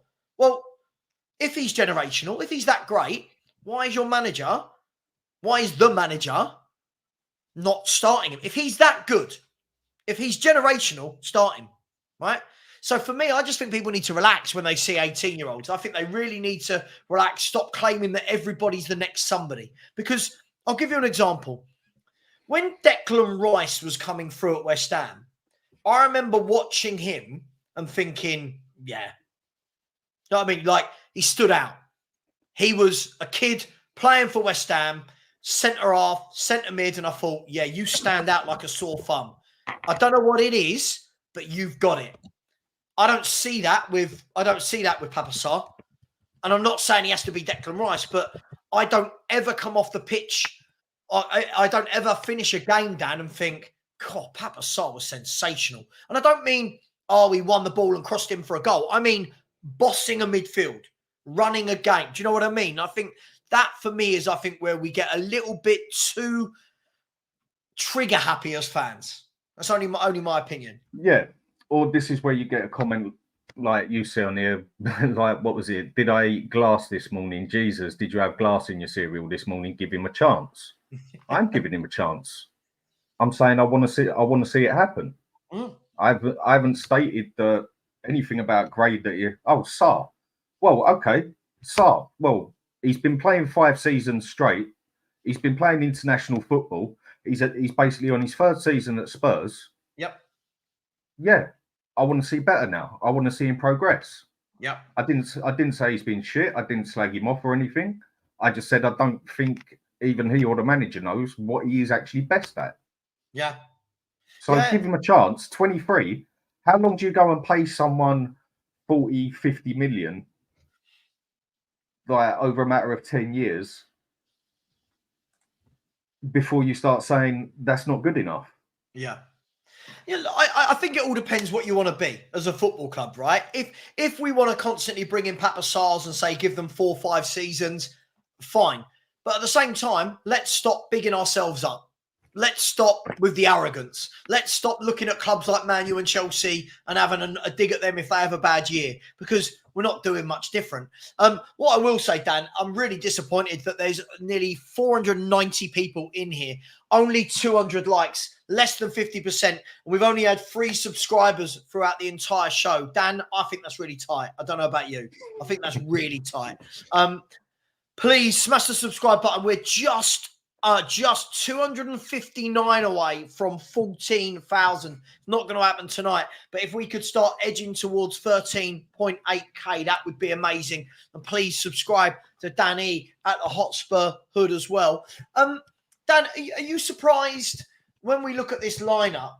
Are you surprised how strong he's gone in the forward line? I mean, that's his front 3, isn't it? That's his favourite front 3, Son, Solanke, Johnson. Are you surprised there wasn't a start for? I mean, we talked about more, but are you surprised there wasn't a Lancashire put in there, or Kulu wasn't put in one of those areas? Has it surprised you at all? No, it wouldn't have surprised me if Kulu would have started in centre mid, because I actually think he's done all right in centre mid.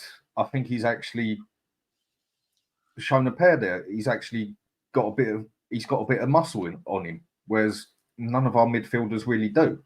Yeah. I'm not surprised he's gone with it, because I think he definitely knows we got to win this, basically. Mm-hmm. Otherwise, what happened with Brentford's all going to come crashing down on him again, and he's going to have ultra pressure on him when he goes up against Man U. And one of the main problems has been that we haven't been putting in the chances. So I'm not surprised that he's put the strongest attack he can out there. Yeah.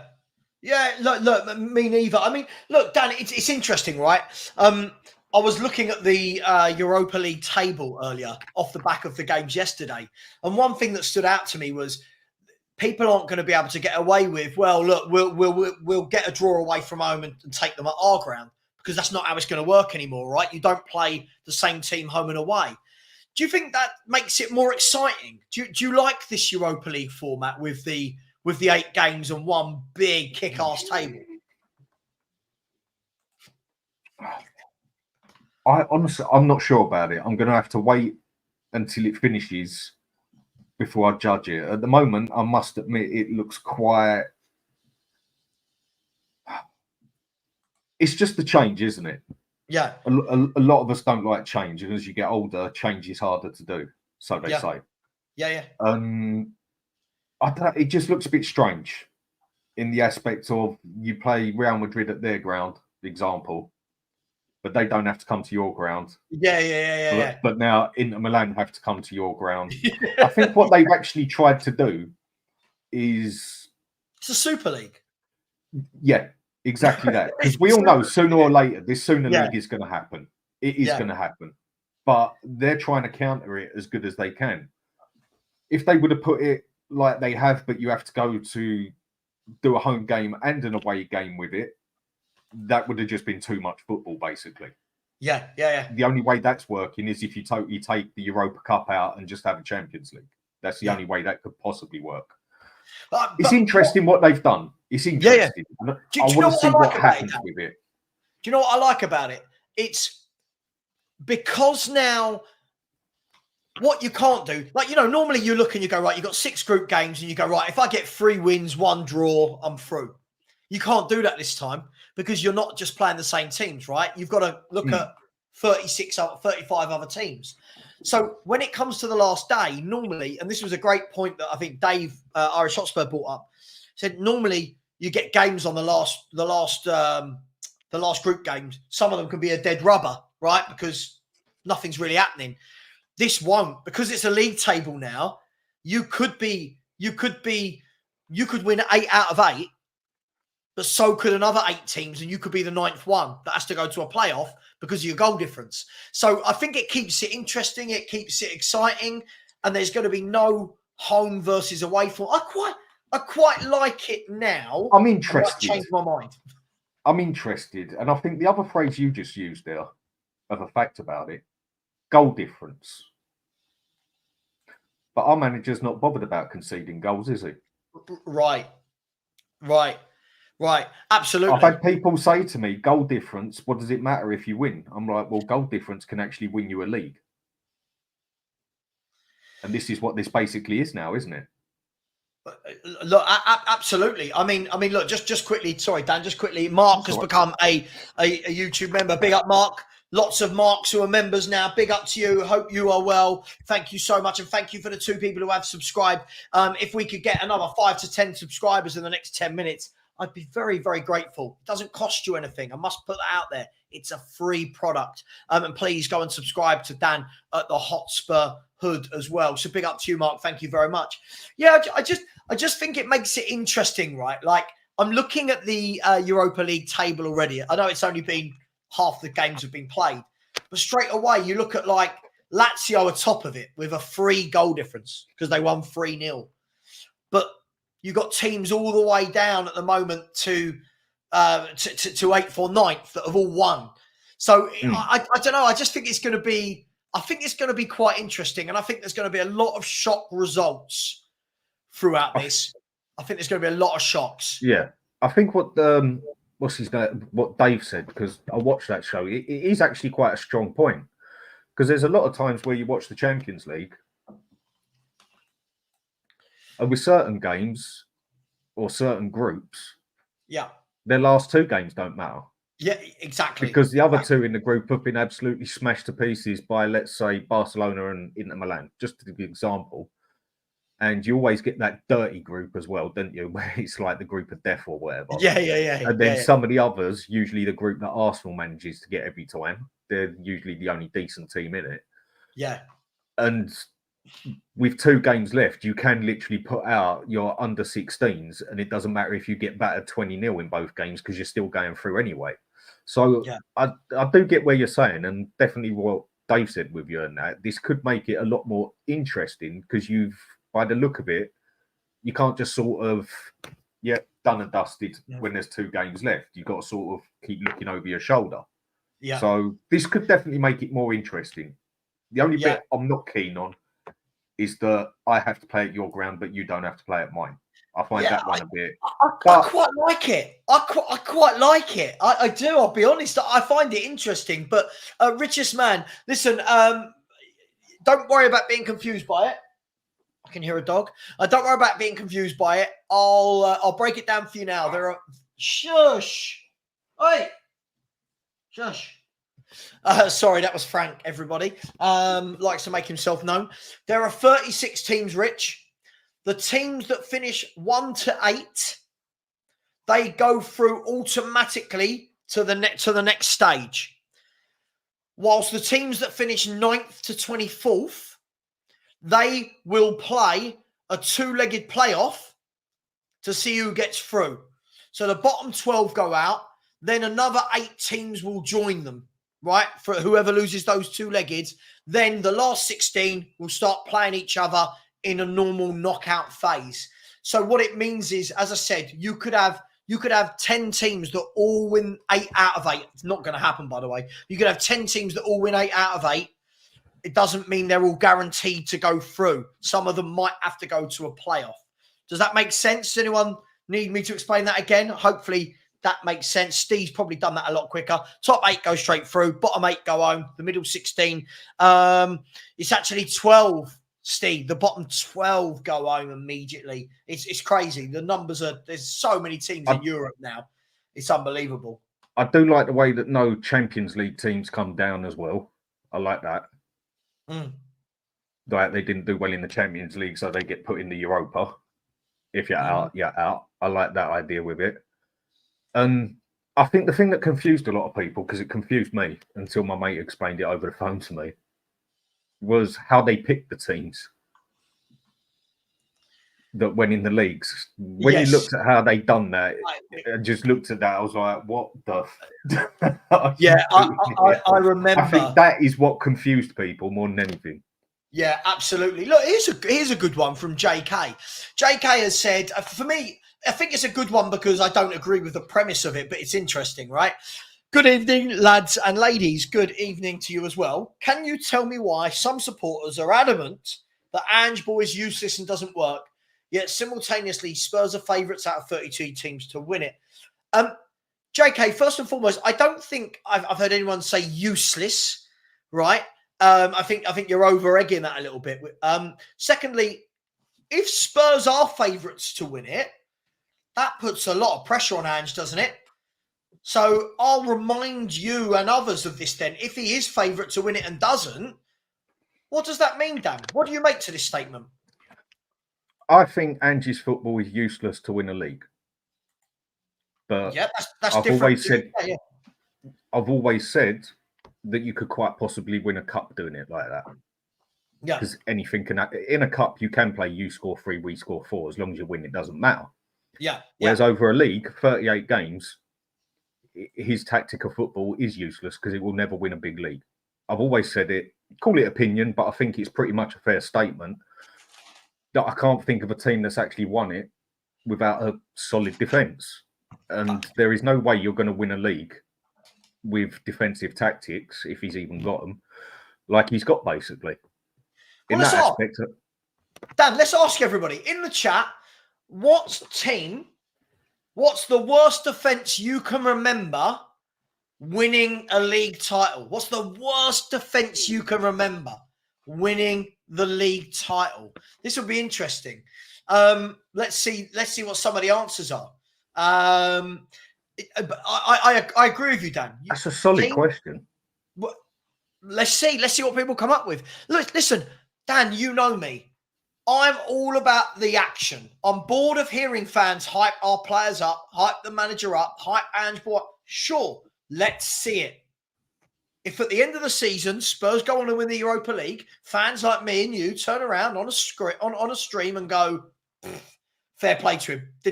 Didn't see that coming, right? But equally, that's got to work both ways.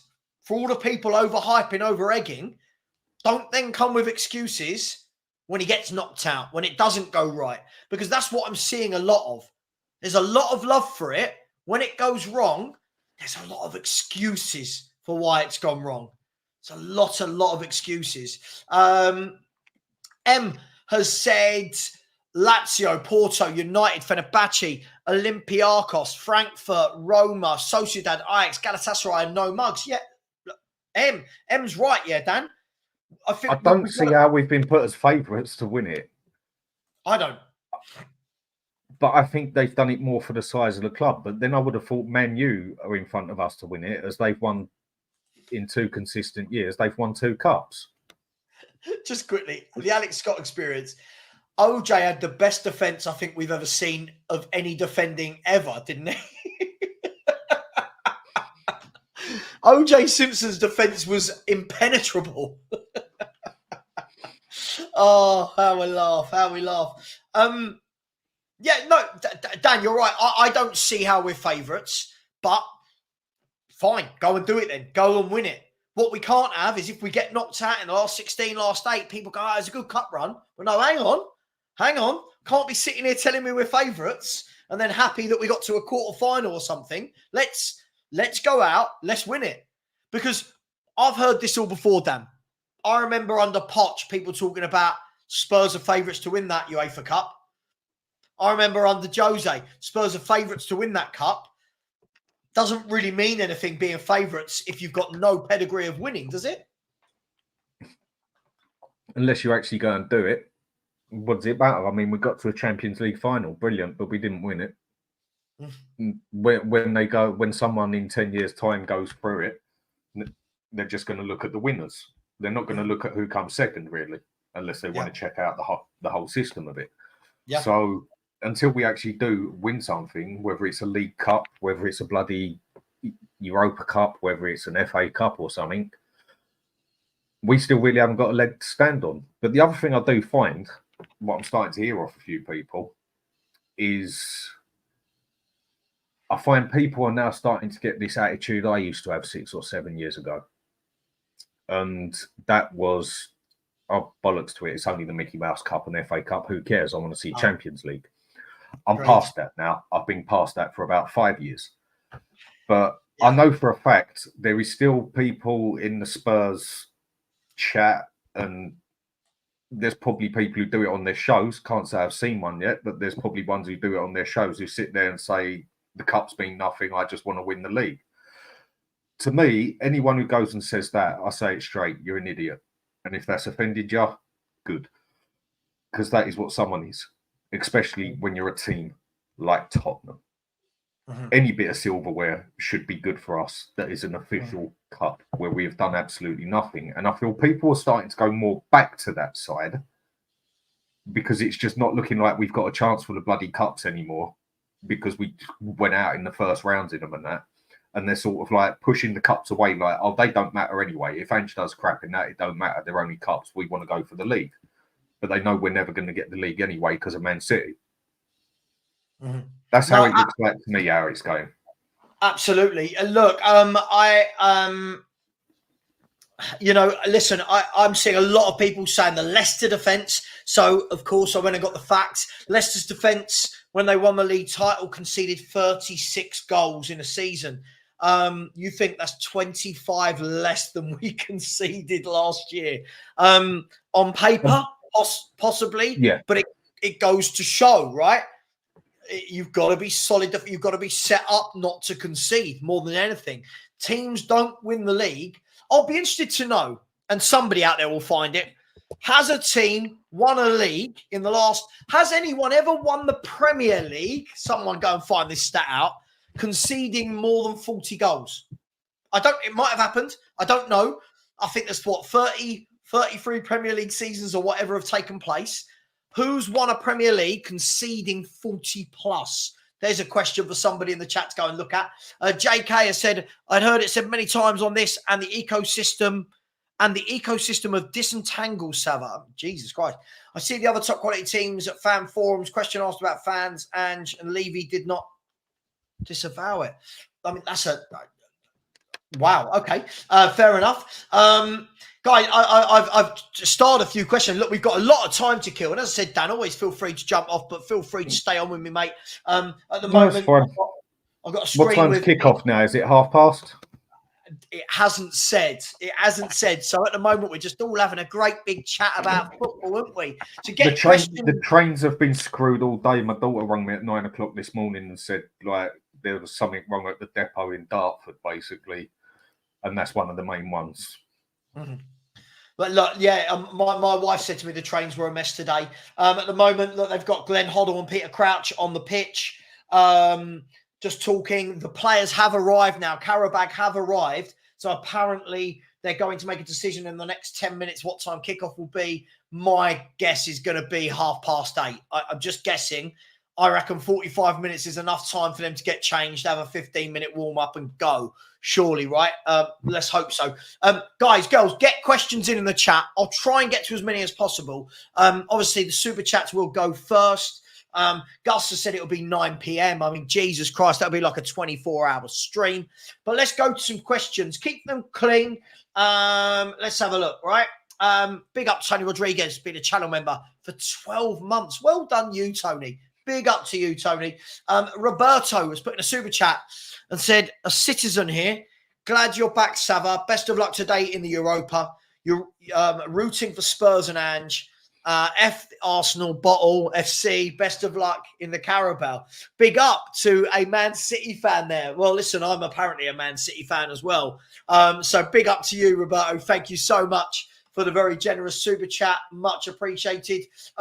EJH has said, question for you both. Who do you think will win the Europa League? Dan, you've got a 1 in 36 chance here of getting this. There's 36 teams. Who would you have on paper as your favourites? Again, that's a good question, really. You've got to see how the first couple of games start. Yeah. I mean, yeah, we're in for a chance, but then this is a sort of league we are playing. And if he plays the way he does, that could go against us. Like I said, for a cup run, perfectly fine. But for a league run, no. But I can still see us being in it. I think Man U, don't write them off. Write them off on your own head, basically, like people did for the past 2 years. Yeah. You can't take Lazio out of it. You can't take Roma out of it. I think it's quite an even league overall. I think the Cup League, whatever you want to call it, I think it's actually quite weighed out quite nicely. Obviously, you've got the better teams in there, but it's actually quite level. There's about 6 or 7 teams you could say could easily pull that. Well, I say easily, but could pull that off. So I honestly don't really know on that one.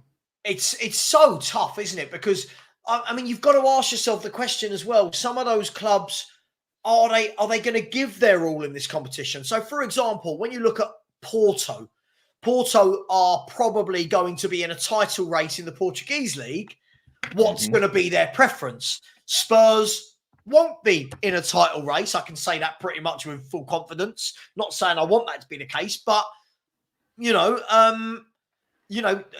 that mean we go stronger than them? I think Roma have got a really good squad. I think they've got a really good squad. Very good midfield. And then up top, they've got people like Dybala and Dogbik. So, and they didn't mess about. They had some bad results and they sacked their manager quick time. They did not mess about. And then you've got, if I'm just looking at it now, you've got people in there like Athletic Bilbao, who the finals at their stadium.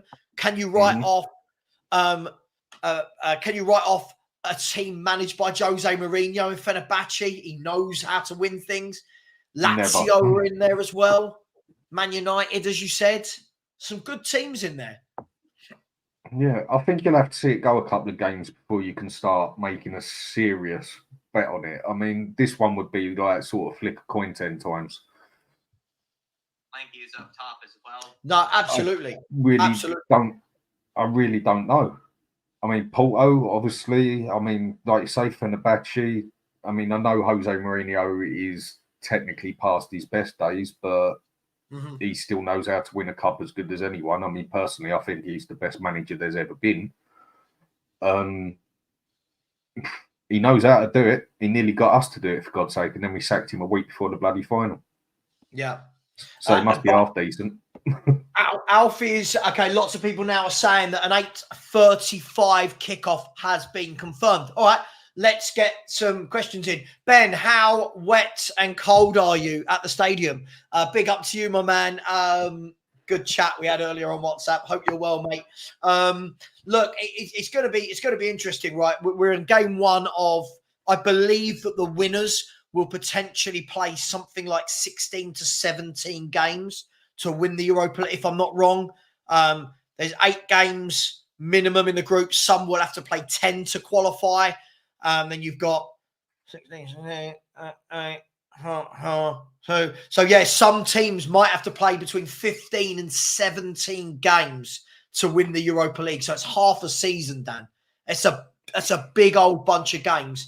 So look, let's see. And maybe Tungai Ndombele's niece, maybe his niece team will win the Europa League. That would be Spursy, wouldn't it? That would be really Spursy, wouldn't it? No, but he's already done it. He's already gone to another club and won titles. Oh, of course, yeah, of course. You can just see it. Spurs versus Nice in the final, and Tungai Ndombele puts on a man of the match performance. It's just these things happen to Spurs. Like Eric Dyer with Arsenal. Yeah, Eric Dyer. Yeah, Eric Dyer. Big up to Eric Dyer out there. 7, big up to you, my man. I said, I have no idea why we're favourites. Look, I don't know. I don't feel like, if I'm honest, I don't look at that group and say there's a standout. I don't. I think there's some good teams in there, but let's be honest, the way European football's gone now, Dan, the fact that you've got 36 in this competition, I think, is it the same all the way through? 36 in the Champions League, 36 in the conference. There's over 100 teams. More, isn't it? It could be. But there's over 100 teams playing European football. It's crazy, really, from what it was. Let's go to some comments and some questions. Garava said, this is the best time to beat Man U on Sunday. Savva, I think Spurs can beat Man U. I'm not doubting that we can't beat them, but I'll say it again, Garav. I've got to stop hearing that we're going to beat them. We've got to go and do it. I heard this last year, Dan. You remember we went to Man United last year and we heard they're not very good. This is the great time to play them. And we drew with them. Is this a good time to be playing Man United? Are they that bad? Are we that much better than them? I mean, is it a good time to be playing anyone, really? I mean, it is the start of the season as such. But Man U are basically the same as us, except they win things still. Yeah. And you really don't know who's going to turn up with them. Yeah. Same as with us, you really don't know who's going to turn up. The only one you can definitely 100% judge on us is you know what tactics are going to turn up. Yeah. Whereas even Ten Hag can adapt his system. Will he adapt it to Spurs like 90% of the other teams do? It wouldn't surprise me if he did. But if they come out at us on attack, that's exactly how we want a team to play against us. That's why most of them don't. Mm-hmm. They're more than beatable. And I think we've got the team to do it. It's just we've also got the team that could easily get spanked by them as well. Yeah. You just don't know who's going to turn up on either team. I think they're two of the most unpredictable teams in the Premier League at the moment. Mm-hmm. Us and Man U, I think we are two of the most unpredictable. Absolutely. And by the way, look, they've got a manager. I'm talking about the Europa League. They've got a manager that knows how to get to finals. They've got a manager that's won things. Look, I find it quite interesting. We had this chat sort of earlier when, see, like last night they were woeful. They're actually right now on Sky Sports. No, that's a complete lie. I've just got, sorry, TNT Sports. Sorry, TNT. Right now on TNT, they're showing the highlights. And Man United had chance after chance after chance. The keeper made some terrific saves. If this had been Spurs, all our fans, the scenario wouldn't be that we were woeful, Dan. The scenario would be, but if we could finish our dinner, we'd be great. Can't we say the same thing about Man United? Or it would be their goalkeeper was excellent and they'd focus everything on the goalkeeper, on how great he was. So can't we say the same thing about Man United then? They're having a lot of chances, Man United. Like, I'm watching it now. They're showing chance just past the post. Keeper tipping one over the bar. Here we go. Here's another one for another one. The keeper's tipped it round the post. Are they that bad? No, I don't think Man U are. And it's just when you hear the name Man United, it straight away, the first thing that pops into someone of the age of me, you, or even someone in their 30s, someone straight away thinks of Old Trafford. That used to be a scary place to go to. If you came out of that with a point, you was over the moon. Yeah. And then you think of Alex Ferguson, and then you think of teams they've had, players they've had, the amount of times they've done it consistently over the years.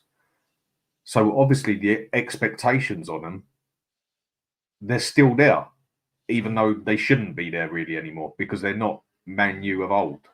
I agree. I mean, people are still looking at them like they're looking at City at the moment. So I'm going to ask you this then. So let's go with it. Let's go with all these people. Man U are that bad, all right? Man U are that bad. So we will beat them, right? It's 100% certain we will beat them. Well, if Man U are that bad and they beat us, then that means... Right. Because if Man U beat us, yeah, we are then firmly in the bottom half of the table after 6 games with some very tough games to come. This Man United team that are that bad are level on points of us in the league. And I'm just trying to work out, by the way, I'm not saying they're amazing. I just don't think we're amazing. I'm trying to work out why it's one rule for one on one. Again, look, the keeper's just tipped another one over the bar. Like, I'm just not sure. Yeah, Marcel, look, I'm not saying, I don't think we're bad. I don't think they're bad. I think both teams are erratic, is what I would say. I'm watching Man United. Look, I think Man U have got some good players, Dan. I think, again, he's another one. He changes the team quite a lot. But I just don't know if we're that much better than them. If we win 3-0 on Sunday, I'm doing a watch-along. I hold up my hands down and say, well, fair enough. We've battered them there. But Spurs don't seem to do the simple thing, do we? No, that's the problem with us. When it is too simple, we love making it hard for ourselves, don't we? I think both teams, you can definitely say, are inconsistent, to say the least. And that's what I mean by you don't know who's going to turn up, i.e. player-wise. Like I said, tactics-wise, 95% of us know what Spurs are going to do, same as everyone else. But you just don't know what players are going to turn up. No, Maddison, is he going to have that game with Man U that he had the other day with Brentford? Is he going to have that sort of game again? I mean, because he's been one of the most inconsistent players we've had since we got him. And you just don't know who's going to turn up on that day. Both teams could turn up and be absolutely crap, and it'd be a 0-0 draw with lack of chances, lack of anything. But then both teams could turn up, and it could quite easily be a 3-2. Yep. It is. But this goes back to it, Dan. I want the talking to stop, and I want the walking to happen. Right. So all these people that Spurs are great and Man United are shit. This is the best time to play them. Cool. No excuses then if we don't win. Let's hope we do. But if we don't, let's not come out of it and go, oh, but our XG, but the chances we missed. If they're that bad, let's go and beat them. And by the way, sorry, this is one thing. Sorry, this is everyone had multiple players out, Jordan. throughout a lot of last season. I'm not putting anything down to this, I'm afraid. No, a lot of teams had it worse than us. Oh, Man United being one of them had it a lot worse than us. Newcastle. Yeah, loads of people did. But, look, again, on another day, Man U could have won that game last night 4-0, and we're not all sitting there going they're dreadful. I just think that it's got to be one rule for everyone. I feel like there's too many rules depending on who you support. Do you know what I mean? And I just, as I said, time for walking. No talking. Let's walk, shall we? Should we actually stand up and be counted on Sunday, go there, beat them, and not have any excuses? Because if he loses, that's 8 out of 13. Mm-hmm. 8 out of 13 is not a good look. Where do you want me to go on that one? It's a fact at the end of the day. And this is where I think this game, same as that Coventry game, was so important. And we only got through that Coventry game by the skin of our teeth. This is where I was talking earlier, the pressure's on Ange, and it's starting to look like he really don't like it. Yeah. Because his attitude has definitely changed towards people. I agree. And if we don't win this tonight, a draw is not going to be good enough. It'll be fine for the long run, innit? A draw. Yeah. But where we're the favourites or significantly bigger team, Premiership team, Premier League team, whatever, if we don't go and do this, the pressure is going to be on him tenfold to play against Man U. Yeah. I think it's massive. If he doesn't beat Man U, he then goes to Brighton. Again, forget Europa League games. I'm sorry, I'm not going to say, oh, well, we've won 3 of our last 5 because we beat Qarabag and Ferencvaros.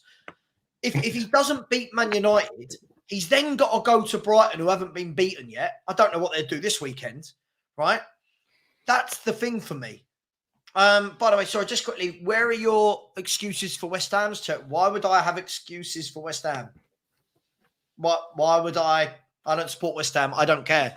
I don't care about West Ham. For me, I don't rate their manager one bit. I do not rate their manager one bit. I can't see him lasting. I'm not sure what West Ham have got to do with anything. By the way, Jordan, you've got to have a day off, mate. This is this is the pity party that our fans constantly have. Spurs don't have the luck, as teams tend to be clinical against us and miss chances against others. I mean, what is this based on? Come on, man. Let's stop doing that. El Tel, good evening to El Tel. Hope you're all right, Jose. Said, good evening, Savva and Dan. What's the score for you guys tonight? Danny, it's difficult, right? I don't know anything about the other team. Really difficult to sit here and say. I'm never going to sit here and say Spurs have a clean sheet, so I'm going to go 3-1 to us. Because if I was putting a bet on, I'll be definitely be going against the odds there. So I'd say 3-1 to us. I'm saying we could score 12, but there's going to be one going against. Surely a very high chance. Surely a clean sheet, but big up El Tel. Listen, I'm going to stick with earlier and say surely 3-0, just a 3-0. But they do have a prolific striker up front in Juninho. And no, it's not the old Juninho who used to play for Middlesbrough. That was many moons ago. I'll be getting your score predictions 10 minutes before kickoff, so bear with us. We're 28 minutes away from kickoff. Lynn Simpson, big up to you, Lynn. Hope you are well. Said Savva, but out of the two, how much faith would you put in Poch? I'm guessing that would be, who would you put your faith in, Poch or Ange? I don't know what this is. Lynn, could you ask that in a different way? In what context? Ask that again and we'll come to it. Matheson Edwards, big up to you, has said, what was the worst performance / result in a European game for you in recent memory? Dan, if we keep it Spurs, what was a horrible? Again, when we went out against them, I think that was absolutely. I ain't even going to use the words for it. It was just poor. Let's just say that. I was there at Wembley. Worse than losing to Mura? No, that Ghent one, I think I say it because I was there basically, and that knocked us out of the cup. So I'd say that one. Fair enough. I think for me, it's either, I think, I remember that game. That was poor. Mura, I thought, was equally poor. I guess you've got to chuck in there the Dynamo. What's their names? Who beat us 3-0? Sorry, beat us 3-2, didn't they? And their manager is when we had Jose, and their manager was in jail. Dynamo Moscow, was it, or Dynamo someone? Yeah, absolutely mental. Look, they're just showing the players coming out on the pitch. By the way, for anyone that's missed the team, it's Vicario in goal, Gray, Dragasingh, Van der Ven, and Davis. The midfield is Bergvall, Papa Sarr, and Basuma. And the forward line is Brennan Johnson on the right, Solanke through the middle, and Sonny on the left. I mean, does a delay like this, does a delay like this affect players for a game like this? Should it? I mean, they are professionals, right? Should this really be bad for the players? I can't see why not. I really can't see why not. Not unless there's a set time that they got to go home where they get put to bed, and get changed and everything for them. Because that is the way a lot of the players do seem to come across these days. Yeah. In their little bubbles, basically. I can't see why it should. It shouldn't really matter if it kicks off at 10 o'clock, really. But what is it? You're only human at the end of the day. Absolutely. So I'm just checking something. January 2024. I'm just checking something. I'm hearing again. So again, like specifically in this game, we had loads of players out, did we? I'm going to look at the Spurs team to see how right that is. Tottenham Hotspur, would you like to know what our team was that game? Our team that game was Vicario in goal, Porro, Romero, Van der Ven, and Udogie. So that's our strongest back five. Højbjerg, Bentancur, and Skip, Johnson, Richarlison, and Werner. So Son was out, wasn't injured. Son was at the Asian Cup. And Basuma was playing the African Cup of Nations. Other than that, Maddison is the only one there that I can really see that was injured. So I'm not really sure that that's actually very true. Bodo Glimt, by the way. Did you watch Bodo Glimt last night against Porto? No. Really good team. Really, really well-disciplined team. They said that the manager there, he's been there for years, and apparently lots of European clubs keep trying to get him out of there, and Premier League clubs, and he won't leave. He just wants to stay at Bodo Glimt. So never. I can't say I've ever heard of it in my life. Yeah, small team, but they just keep doing bits in Europe. They beat Roma. They beat Porto last night. They've beaten Roma before. They keep putting in some really good Zagreb. Yes, Zagreb. Thank you, Zagreb in the chat. Yes, Zagreb. It seems really weird now. Everyone's just saying the word Zagreb. All right. We get it. Savva, remember the last El Sacchio? United battered Spurs 3-0 that day. Look, I think it's interesting, right? Look, for me, I think Ten Hag is under pressure, right? I do think he's under pressure, Dan. But for me, I think, what does that say though about Ange if he can't beat him? And by the way, if we're going to say they're not even a top 10 team at the moment, we should be going there and winning if we're that good. But do you believe that we've got it in us to do that, Dan? I mean, we did it to Brentford. We've done it to Everton. Can we do it to a mid-table Man United? We can. But the question is, will we? And this is what a lot of us keep going on about. Okay, we beat Brentford. No mugs, not an easy game. You can say that no game in the Premier League is really an easy game, but there's obviously some that are significantly easier than others. But if you don't turn up on your day, anyone can beat you. But again, we're now playing bigger teams. And if we don't go out and beat the bigger teams, but we only beat the small ones, and we keep this record of what we had since December or March, whatever it is, we're going to be lucky if we finish 10th, 9th or 10th.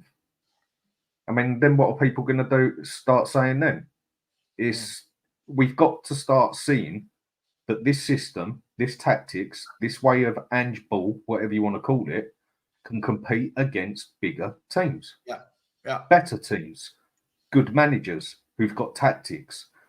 Like, I hate saying it, like Arteta totally cooked us the other day because he changed his whole system. He changed the whole tactic of Arsenal just to play against Spurs because he knew it would work. I mean, look, when we look at this, let's back this up with some evidence, right? Because I don't like to just say, oh, we can't beat anyone. And I'm not saying we can't beat Man United. My firm response, I think I've been very clear with this, Dan, isn't that we can't. It's go and do it, right? It's do it. Yeah. Do it. Shut me up. Do it. But we've played 12 away games. We've played 12 away games. Everybody in the chat, by the way, there's 528 of you. Thank you for being here with us. And I was going to apologise for the game being delayed, but I promise you it's not my fault. Keep subscribing, please, people.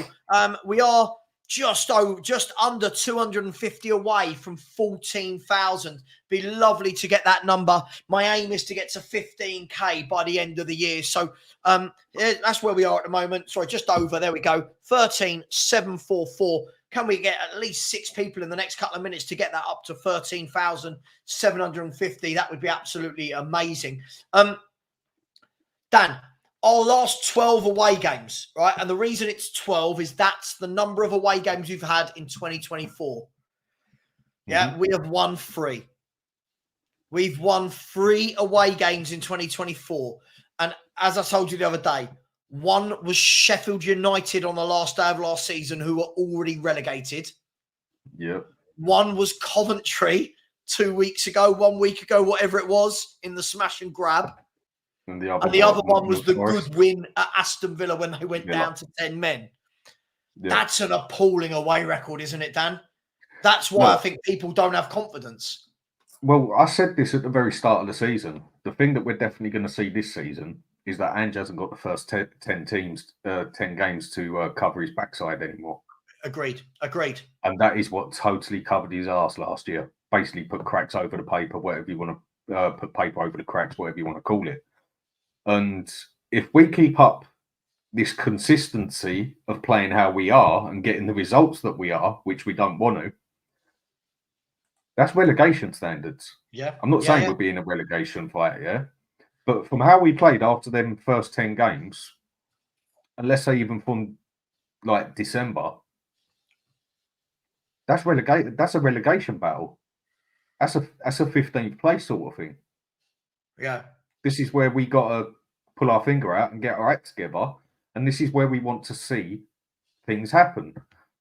If we can beat anybody on a day. Anybody can beat anybody. But this is, I need to see things to believe them. Mm-hmm. This is why I'm not religious. Well, when you say anybody can beat anybody, let's be fair. Of the big 3 clubs in this country, if we're going to say Man United, no, it's not. Man City, Arsenal, Liverpool at the moment. Last year, the only one win was Liverpool when they went down to 9 men. So we couldn't beat City over 2 games. We didn't beat Arsenal over 2 games. We beat Liverpool. They were down to 9 men.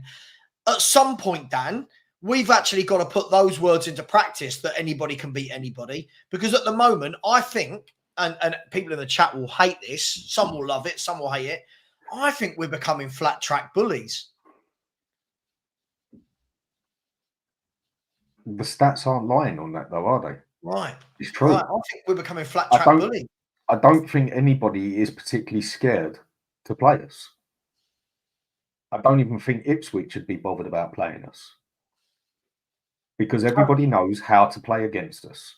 They know that we can be like a pain in the arse up front, whatever, but they know there's a way to beat us, basically. And whereas with City, I suppose you just get on there and you just hit and hope, I suppose, really. Yeah. But everybody knows there is a way to do Tottenham. And it was the Wolves manager who sussed it out, wasn't it? Totally. And it was, yeah, it was. I mean, and basically, I think put that the Chelsea blueprint game, out. that Chelsea game. By the way, people asking, the kickoff is in 16 minutes. 16 minutes time. I think that Chelsea game was possibly the worst thing that could have happened to Spurs last year, and I'm talking about the 4-1. A lot was made of it, Dan, for positive reasons and negative reasons. A lot was made of it about the whole Kulu's comments of we're winning in life. You know, it was great because it showed, this isn't me saying this, it's great because it showed that even if we go down to 9 men, we're going to continue to play the same way and the players need to learn this system. For me, I think what it did was show everybody that, hey, we're going to rock up to Spurs, not saying they can all beat us, but they know how to beat us. There's a difference, right, between knowing That's how what I mean. and executing it, right? Yeah. So the teams in the bottom half, more often than not, can't execute what they want to do. So, for example, last year, I don't know if you remember, Bournemouth came to White Hart Lane, and I thought they were all over us. I thought Semenyo tore us apart. Solanke was good, but they just couldn't score. They didn't have the firepower. They didn't have as much firepower. The bigger teams kind of pick us off. Like you said, lots of noise being made about how Arsenal played against us. I thought Arteta played it perfectly. Yeah. I think he played it perfectly. And the embarrassing thing is with that is they didn't even really come out of second gear, did they? No. No, that's absolutely it. Arsenal came to our ground, some of their better players missing, sat in, we hit them on the break. That's all they tried to do in the first half. And then in the second half, I think they realised we kind of run out of ideas. They realised we couldn't break through that rock-solid defence. And then the corner was all a bit too easy. But my point is this. This manager gets a lot of praise. These tactics are getting a lot of praise. At some point, we need some justification as to why. We need some justification as to, all right, I don't care that we're first in touches in the opposition box. That doesn't win games. I don't care if we're first with number of shots in a game. That doesn't win you games, right? The only stat that matters is the result. And Dan, it's not been good enough. I think the thing that catches out a lot of people with this, yeah, it almost looks like we are controlling games. Looks like. But when you actually look at it properly, we're not controlling anything most of the time. It's because they're letting us have the ball. They're waiting for us to make that mistake so they can just lob it over the top of us or down the wings and score the same sort of goal that everybody does against us. I mean, look at Newcastle. We conceded exactly the same goal, one of them, that we conceded last season against us. And yeah, it is easy enough to say how to play against Spurs. Sit back, muscle up, and if you can do, wait for them. You will get the ball. There'll be no one on either of the wings, or they'll be so high pressed up. If we've got a fast man up forward, just put the long ball over. Go back to an old school Nottingham Forest style, basically. And it is as simple as that, basically. No, absolutely. And by the way, Gus Parker, big up Gus. Absolutely. I think the stats have become a coping mechanism. It's, oh, don't worry, we lost. But look at all these people talking about domination. How can you dominate games if you're not getting results? And again, this comment here just blows my mind. I've got a super chat in a minute as well. Dan, it is one thing thinking you know how to beat Spurs. It's a whole different ball game trying to do it. Well, Dan, I'll let you respond to this, but I just want to say one thing first. JK27, it's not a whole different ball game doing it, is it? Spurs have lost a lot of games in the last 10 months, so it's not, is it? It's not a whole different ball game trying to do it. We've lost 7 of the last 11 games, 12 games. So when you're losing more than you're winning, it's not really a different story. Dan, I'll leave that to you. It's basically what I just said a minute ago. And to add on to that, when you're conceding the same goals game in, game out, to me, that just says that everybody's doing it the same way, aren't they? Because in football, you're meant to score types of different goals, aren't you? Yeah. But you can say 8 times out of 10, We're either going to concede a goal that's gone straight over the middle, or we're going to concede a goal that's gone straight down the wing with no one there, gets puts into the middle and puts into a sweaty box like FIFA, or it's going to be a set piece. It's one of those 3 goals every game without fail. I mean, we all sat here when you put Davis on up against Saka. We all said exactly what was going to happen, that the ball was going to go over, he won't be there, it'll go to him and it'll go over. Word for word, it happened. Yeah. And again, other games we've played, Vardy, he scored the goal against us. How we conceded so many of them last season, straight down the middle. Yeah. Not enough people to keep him going and that. We concede the same goals. So it can't be that hard to judge us out if they keep scoring the same goals. Yeah, absolutely. And I think, look, Dave and I, actually, let me get this super chat done first. Let me get the super chat. Big up to Peb W. Really appreciate the super chat. Thank you very much. Who said United are poor, but they counter-attack in football, which works against us because of the high line. And Danny, this person, male, female, I don't know, non-binary, I don't know, shouldn't have said anything. Get in trouble these days. This is true. This is what I think Man United will do. I think they will try and utilise Rashford, Garnacho, and I've got a feeling it's that if they get in behind us, that's going to be the way they score goals. I just don't think it's rocket science, is it? I think this is spot on. Yeah, we don't like teams sitting back. I mean, we struggle to break down teams like Brentford usually.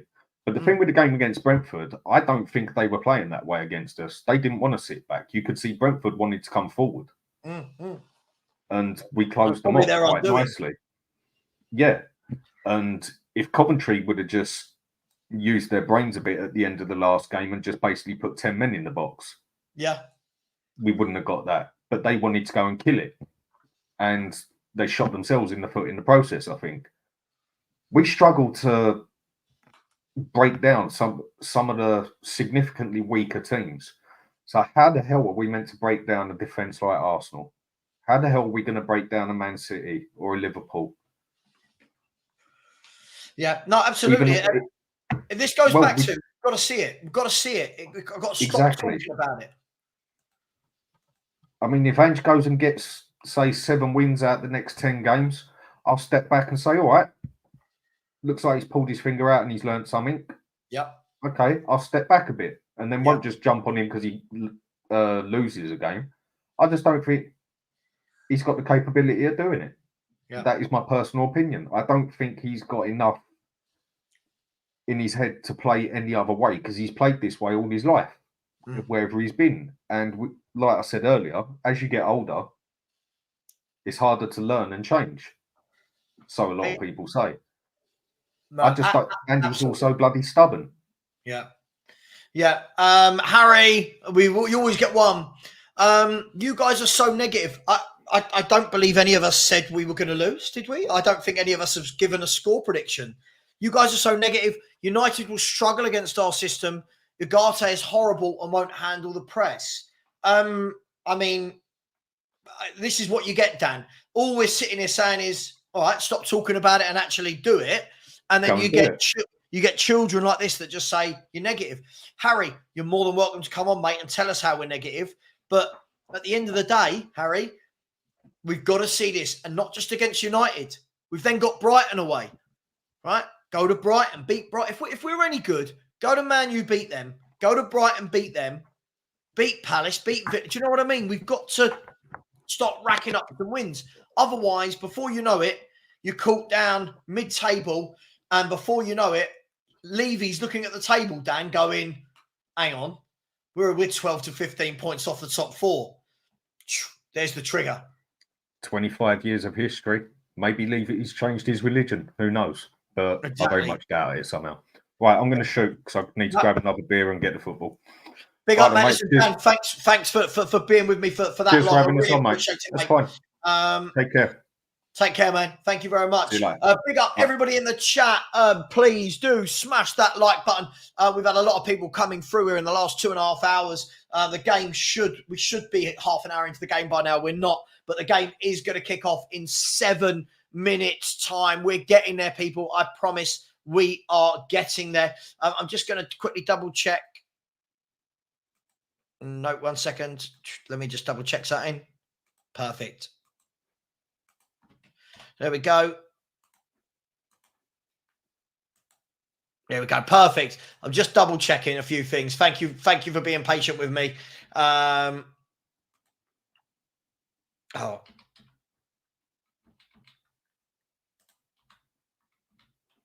Sorry, bear with me 1 second, people. Just have to make sure I get this completely right for everyone. There we go. Okay, so we are 6 minutes away. The lights at the stadium are doing all their crazy stuff. And it's been a long time coming. It feels like we're waiting for a cup final or something, doesn't it? It's been going on that long. Big up to Jim Bird-Coys, who has said Man United in the 99-00 season scored 40, conceded 45 goals, and in 96-97 conceded 44. So a long time ago, but that's it. There you go. 45 and 44 is the answer. Big up to Jim Bird. Can we get these likes up? We should be. We've only got 323 likes. We should be at 400 likes easily. And on the subscriber front, come on, people. On the subscriber front, we should be getting to that 13,800. Come on, smash that button. There's not been many goals in the Europa League so far in the games that are kicking off at 8 o'clock. You haven't really missed anything as far as I can see. Frankfurt 0, Victoria Plzeň 0, Roma 0, Athletic Bilbao 0. Braga versus Maccabi Tel Aviv is 0-0, but they suspended it. It's a penalty to Maccabi Tel Aviv. And in the Spanish League, Celta Vigo 0, Atletico Madrid 0. The Spurs players are now, are they out? I know that Ange is out. The fans look very, very cold in the stand. As always, guys and girls, you know me. I will give you as much commentary as possible. Persh, no, not for me. Not for me. I think I'm more worried about see what he does in the next 5-6 Premier League games rather than this game. But it would be highly, highly embarrassing. However, if you lose the game 4-0, you've got to ask questions. But for me, this has got to be a routine type win if we've got anything about us. Side dancer, I have done an ACCA, and unfortunately, I did have Braga to beat Maccabi Tel Aviv, who have just gone 1-0 up away at Braga. So we'll see how we get on. Big up, Finn. Hope you're well. Enjoy the game, my brother. Enjoy the game. Kirichez. Oh, my God, Kirichez. Big up to each and every single one of you. Yeah, look, we was hoping that this game would be well and truly underway by now, but we're now 2.5 hours in. Still no kickoff, but the players are in the tunnel right now. Vindaloo is saying, I promise, if you go a goal down, I'll behave. Listen, it is what it is, right? I mean, I've been through all the emotions, as has many people here, as a Spurs fan. Sorry, I was just getting my charger. Not gone anywhere. We've been through all the emotions as Spurs fans before. Nothing would surprise me here. A 5-0 win, a 2-0 defeat. Nothing will surprise me anymore. Angus, yeah, of course you are. He's here for moral support, is he? Timmy, so 3-0 at half time and make a triple sub. If it is 3-0 at half time, then I do want to see Mikey Moore come on. Roma have taken the lead against Athletic Bilbao. So goals started to go in as we started to talk about it. The goal scorer, I don't know for Roma just yet. Dovbyk, who started to find his shooting boots. That's his third goal in 3 games. £25 million was Artem Dovbyk. £25 million. What a steal that was for Roma. Kate, big up to Kate Rixham. How you doing? Hope you're well. Perish, wishing you a good mood.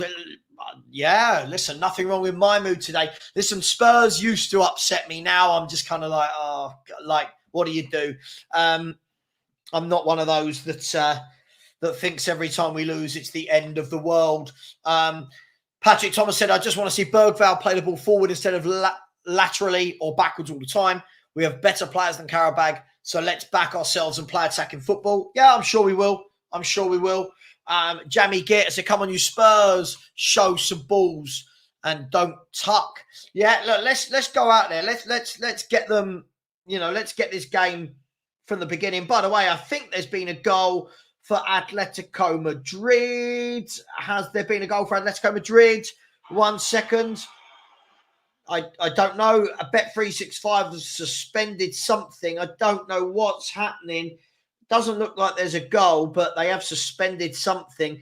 A yellow card has been given there, so they suspended for that. And in the Eintracht Frankfurt game, there's also been suspended for something. Goals going in everywhere at the moment. But all we care about is Tottenham Hotspur. The players are now coming out onto the hallowed turf. And hopefully this is a straightforward game for Tottenham Hotspur. Kirish's assist. Superb. Absolutely superb. Where I big up to Two Sides of the Pitch podcast. Please get over and subscribe to these chaps as well. Listen, all love for all Spurs content creators. Please subscribe to as many as possible. I think it's really important we get a good overview of all the channels. What's my thoughts on Vlahovic? We've been linked to him. Listen, I like Vlahovic. I want to see him playing in a team that's a little bit more adventurous than Juventus. But I like Vlahovic. I think he's a good striker. He scored a lot of goals in his career. I think it would be a good move. Gary Officer said, if Ben Davies gets a goal, then we know the end of the world is nigh. Big up, Gary. How you doing, man? Hope you're well. Sorry, there's been a goal somewhere, has there? No, there hasn't been a goal. Just seeing I've got a cash out unavailable. Don't know what's going on there. Oh, well, it is what it is. Angus said for 80 million, though. I mean, look, unfortunately, if people have a goal scorer, they're gonna want money. That's where we're at. We've just paid 60 million for Dominic Solanke. So the Tottenham team, Vicario, Gray, Dragoshin, Van der Ven and Davis, Bergvall, Bazuma and Sarr, Johnson, Solanke and Son, who of course captains the team. Forster, Austin, Madison, Doggy, Werner, Kulusevski, Pedro Porro, Bentancur, Lancashire and Mikey Moore make up the bench. No, I'm not going to take a look at a Solskjaer. No. Listen, 25 million for Dovbyk. Sorloth as well. He went for 25 million. You know, there were some strikers that went for really good fees, but that's not what Tottenham do. I'm intrigued to see what happens here. I don't know how these guys are going to play. We'll tell from the first minute, right? Do they sit in or do they come out and try and play and we pick them off? Let's see. We've got our front off. We've got Ange's best front three out there. Let's see. This should be a formality if there's anything about us. Everyone who hasn't seen me before, I do go quite detailed into. Oh God! Hang on. I was going to read out the Qarabag team. They got Kuchowski in goal, Silva, Mustasaidi, Husanov, and Yafgalev. Patrick and Ramal in midfield with Biramov, Benzia, Zubir, and Juninho up front. I think I've done bloody brilliantly there, naming those players. So I do go quite deep into the commentary. Agreed. Roma just do get good signings, very cheap or on freeze. Yeah, might be something to do with having a better director of football than Johan Lang. Hey, but never mind. We digress. So Tottenham Hotspur, for anyone who needs a channel to watch it on, it is on TNT Sports 1. And I'm sure you can find it some dodgy places as well. Eintracht Frankfurt have just scored. Eintracht Frankfurt 1, Victoria Poznan 0. The game's about to kick off. Finally, people, the game's about to kick off.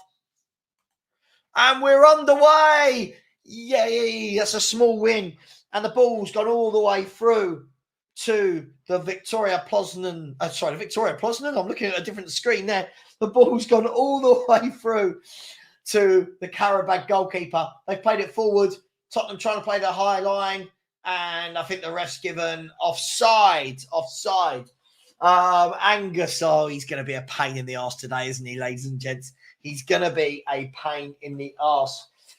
Big up to Angus. That's mad. That is absolutely mad. Wow, just shows how long Son's been here, doesn't it? The ball's played out wide. Here he is, actually. Son on the ball, tries to play it down the line, and that's got to be a free kick. No, he's not given a free kick. I thought Ben Davies fouled him. Ben Davies throw into Son. He lays it back to Davies, who crosses, but it hits the Qarabag player. And Bergvall loses the ball, wins it back, one back by Basuma, and it was all a bit scrappy in there. Now it's a free kick to Tottenham Hotspur. Vindaloo, when do you not say something? Feel free. Yes, thanks, Angus. Frankfurt are winning 1-0. For me, I need Braga to score because I had my ACCA is Frankfurt, Roma, Braga, Atletico Madrid, and I had Fenerbahce, who have already won. So one's won, two are winning, one's drawing, and one's losing. So we need a Braga goal. But here's Sonny, goes back to Van der Ven. Van der Ven plays it into Basuma. He goes across to Radu Dragashin. Goes back to Van der Ven. God, our centre-backs do like passing it amongst themselves, don't they? No, if I'd had Rangers, I would have said Rangers. I didn't. No. I didn't have Rangers. No. Here's the ball to Pat Sarr down the right-hand side to Brennan Johnson. Brennan Johnson plays the ball. Solanke got there. It wasn't a great pass, but Solanke got there, lays it off. Tottenham are having all the ball here, but Qarabag have won it there and given it away immediately. I think we can see the pattern of this game already. Tottenham are going to have all of the football, aren't they? Here's Mickey van der Ven into Bergvall. Bergvall goes out wide to Son. Sonny plays it all the way back to Mickey van der Ven. First 2.5 minutes, Tottenham having all the football. Dragashin plays it back to the halfway line. Is Mickey van der Ven. Mojo, what do you mean? Athletic Bilbao, they scored, have they? Is that what you're saying? Have they scored? Here's Radu Dragashin over to Mickey van der Ven. Ben Davies plays a ball over the top. Sonny's going to get there. He's taken it a touch on his right. He's gone on to his left. I think he made the wrong choice there. Lays it back to Ben Davies, whose ball goes all the way over the head of Brennan Johnson, but Brennan Johnson can retrieve it. He goes back to Archie Gray. Victoria Poznan have equalised at Frankfurt, by the way. And I believe that there's been a goal in the game between Celta Vigo. Hang on, I think there's some goals flying in everywhere at the moment. We'll get there in a minute. Qarabag have played one ball over the top and they're in. Here is Janino. Janino pulls it back to Z. Archie Gray gets back at him. Archie Gray, get rid of it, Archie. He's trying to play it out. And Spurs are living dangerously, but they've played it out well in the end. And Archie Gray does what Archie Gray does best. Sorry, he gives the ball away with a simple 10-yard pass. We've just seen the best. Look, again, for me, that was really poor. We're down on the right-hand side, and Archie Gray had no one on him, and he just gave it away with a really lackluster pass, if we're going to be brutally honest. Here is Archie Gray. He goes into Dragashin. Again, the ball over the top by Qarabag was dangerous, and they were in there for a second. Here's Son. Qarabag look like they've got a decent shape, so Solanke's come deep to get the ball, but he's lost it. And now Qarabag are going to try and break, are they? And Basuma gives away a foul. Again, I think it's pretty much what most teams tend to do against us here, people. They're going to sit in, they're going to catch us, and they're going to try and counter. But Gray gave the ball away easily. Solanke there gave the ball away easily. If you're going to play this way, yeah, Ryan, I've got the scores, mate. Don't worry. Look, if I show you, look, I've got my Bet 365 scores there, my man. Don't you worry. Don't you worry about that. So the ball's not long into Janino for Qarabag. And Janino is offside. So Spurs playing this high line. Qarabag trying to counter it. We can see how this is going to go today, ladies and gentlemen. I really want to see a strong performance from Solanke. So far, when I've been watching him, I just don't. I don't know. He's okay. He's all right. Not as our top goal scorer, though. Not as our top transfer fee. Here's Dragoshin, goes down the line to Brennan Johnson. He plays it into Papa Sarr, who's tackled, and then the defender did well. The ball came off Sarr and out for a goal kick to Qarabag. Tottenham haven't created anything yet. Only 6 minutes gone. Nothing of note created as of yet. Please don't forget, just because the game started, please don't forget to smash that like button. It really does help.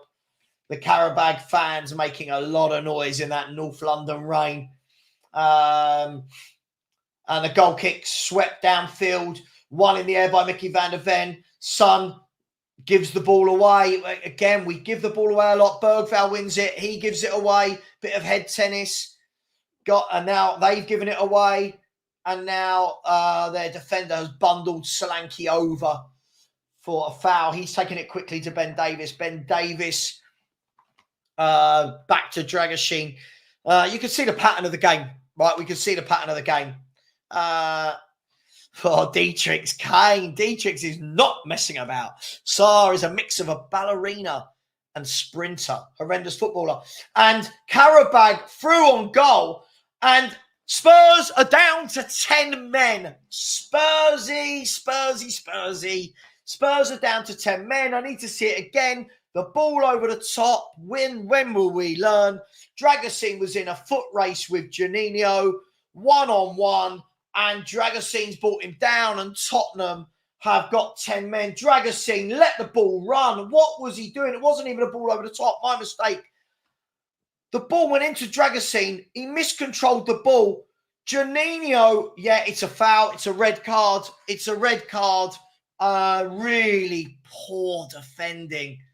Really poor defending. The question will be now, what do Tottenham Hotspur do? Ange shakes his head in disbelief. Radu Dragoshin, after 8 minutes, as you can see on the clock, 7 minutes 47. Do we go to a back three? Gray, Davis and Van der Ven, because we've got no centre-backs on the bench. There isn't a single centre-back on the bench. There's the ball. Qarabag flicked the free kick over. Vicario put it out for a corner. I'm not convinced by Vicario. I'm just going to say it. Not convinced. Here he is. Here he is. There he is. Lee. Oh, my gosh. Lee was... I don't know what to say. I don't know what to say. Dragoshin there. That was dreadful defending. The corner's taken short. It's gone all the way. No, they've messed that up, Qarabag. Should have put the ball in the box. They didn't. Right. Tottenham, what are you going to do? There's the ball over the top. Ben Davis plays it back to Vicario. Their players chasing him down.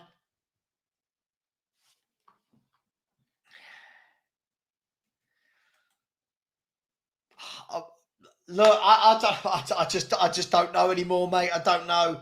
Qarabag have won the ball there, giving it away. Looked like they were in for a break, but they've given the ball away there.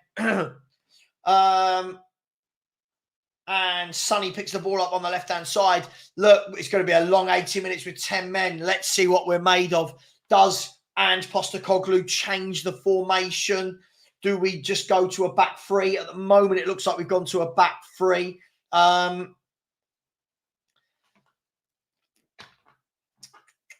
don't think there's any panic yet. Let's see. What we don't want is them to grab a goal. Their fans are going mad.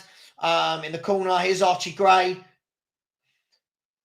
I just don't see the hype with him. Like, when he gets the ball, I don't ever think Archie Gray looks comfortable. Like, I don't know. I'm not having a dig at him. I just don't see the hype. Yeah, no centre-back on the bench, Lee. No centre-back on the bench. Just baffles me how they let Ashley Phillips go out on loan. Baffles me. And didn't bring in a centre-half. Absolutely shocking. Here goes Solanke. He's trying to run through them on his own, but they get the ball out in the end. And Qarabag are really up for this fight. They're getting into every tackle. Ben Davis now has got the ball. I still expect Spurs to have the line and share possession. But we had one player at the back. As soon as he messed up, it was bad. It was always going to be a red card. Big up to everyone. Please smash that like button. We should be on 400-500 likes. We're not. Please smash that button. And please do subscribe if you haven't already. The ball goes over the top to Son, and the Qarabag defender sees it out. Guys and girls, come on. I'm going to ask nicely. We are exactly 248 away from 14,000. Please smash that button. Spurs are making a substitution. Destiny Adoggy is coming on for Bergvall. Bergvall looks very unhappy. He looks distraught, the young lad. I mean, no, it wasn't a harsh red card, video complete. This is where you get silly. It was a red card completely. Bergvall has gone off. Again, I'm not... I mean, I keep hearing how great Bergvall is. Why is he taking him off? Solanke's nicked the ball there, though. 20, 30 yards out. Lays it into Brennan Johnson. Brennan Johnson, Spurs are 1-0 up. Just like that. Spurs are 1-0 up. 1-0 up. The ball was won in midfield by Solanke. Really good pressing. Solanke nicked in, laid in Johnson. Couldn't miss. 7, 8 yards out to the side of the goal. 1-0 Tottenham Hotspur. So Tottenham Hotspur 1, Qarabag 0, Tottenham down to 10 men. Bergvall has gone off, which I think was harsh. It's well, this 12 minutes was definitely worth waiting for, wasn't it? Wow. Listen, the ball was played out by the Qarabag player, and a loose ball into midfield was intercepted by Solanke. Solanke laid in Johnson, and he just tapped it home. Good finish. Tottenham Hotspur 1, Qarabag 0. And Qarabag will be kicking themselves. Spurs will be very happy. And it's Tottenham 1, Qarabag 0. What a 12 minutes or so here at White Hart Lane. What a 12 minutes or so. Brennan Johnson now has 3 in 3. And Tottenham Hotspur are 1-0 up. And... Harry, I didn't see anyone panicking. Harry, you're making things up. Stop it. No one was panicking. Just relax. Well, we're winning. It's never simple at Tottenham, is it? It's never just a straightforward game. Oh, gosh. Here you go, Tottenham again. Destiny Adoggy. But the ball's given away this time. And the defender the left back's got the ball. He's played it in down the right-hand side. And it's a throw-in to Tottenham Hotspur. Right, let's hope it can all calm down a little bit.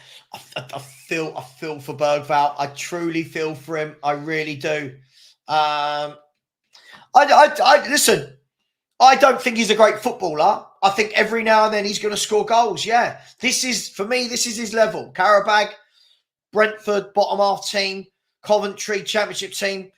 I just don't think he's a great footballer. I don't enjoy watching him, but he will score a few goals. I've got no doubt about that. And it's a free kick against Qarabag this time. And Tottenham Hotspur have a free kick. Surely everyone... Oh, sorry, the scoreboard. Yes, so sorry. Sorry. And all of that, I forgot to update the scoreboard. Oh, what a crazy first 15 minutes we've had here at Spurs. Tell me in the chat, what did you all think? Bergvall coming off? Bergvall, bit harsh. I know the manager's got to make decisions, but, you know...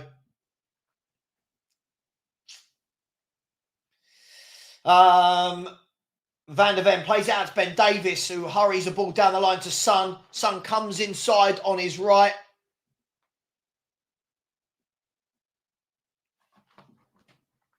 Harry, yeah, I want to see him do it against the good teams. That's what I want to see. I'll say it right now. I want to see him do it against the good teams. I don't think that's asking a lot. £50 million winger. Let's see him do it against the top teams. For me, it's not just about the goals. I don't enjoy watching him play. I've seen great wingers, and this guy, I don't know. He's okay. He'll score a few goals. He's just not for me. I don't really blame Dragosin either. Guy's been at the club for almost a year and played about 10 games. When does he get to find his match?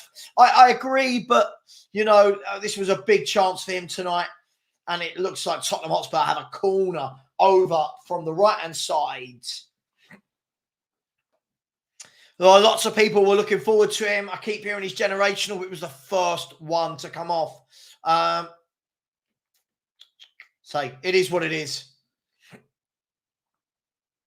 I literally did, didn't I? Said he scored 3 and 3. Fair play. I couldn't have been clearer. I said Johnson scored, played 3, scored 3. It's what I expect from him. It's what I expect from him against Brentford, against Qarabag, against Coventry. That's what I expect from a £50 million winger. I now want to see him kick on and do winger stuff. I want to see him beat men, get good crosses in. You know, he's done well in the last 3 games with 3 good finishes. No one said he didn't. Relax. Not everything needs to be a drama.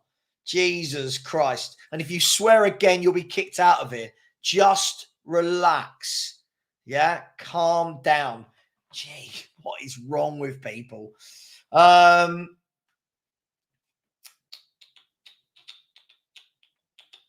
So, Vicario clears the ball downfield. Qarabag clear it. I still expect Spurs to have most of the ball. I still fully expect to have most of the ball. Qarabag knocked the ball down the wing. Van der Ven wins that one. And Tottenham will settle back into a 4-4-1, a 4-4-1 or a 4-3-2, depending, you say.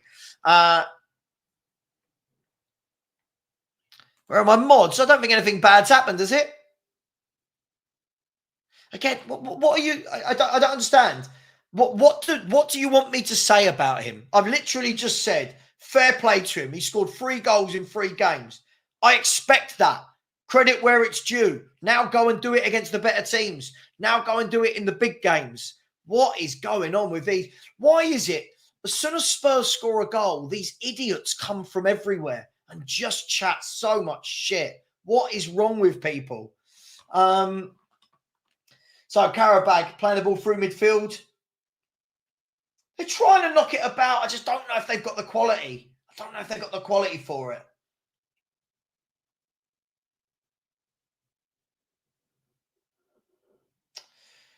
When I go quiet, by the way, it means nothing's really happening, just so you know.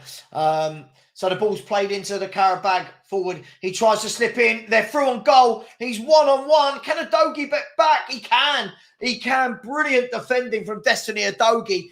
They one ball through the middle, cut Spurs open. Udogie got back, put the bloke off completely. Oh, my God. Savva, you and Spurs are allowed to be so negative on Johnson. His mental health matters. I tell you what, keep talking about mental health. I'm going to get rid of you. This isn't a mental health forum. It's a football chat. Yeah? Grow up. Not everything is about mental health. Stop this. Everyone's saying as though I've said something bad about him in this game. It was a good finish. So was the finish last week. Good finish. Now let's see. Kick on. Do it against better clubs. We are so easily pleased as a fan base. Harry, just stop. Just because people don't rate a player doesn't mean they're negative about him. Grow up. Oh, children. Mate, it's absolutely mental. You can't say anything. You can't say anything. Oh, God. So Destiny Udogie goes over and it's going to be a free kick to Tottenham on the left-hand side. This. So apparently I have to rate Brennan Johnson or it's bullying. Like, what are we doing? What are we doing here? Oh, dear. Deary me. The world has gone absolutely bananas. The world has gone bananas. Still Tottenham 1, Qarabag 0.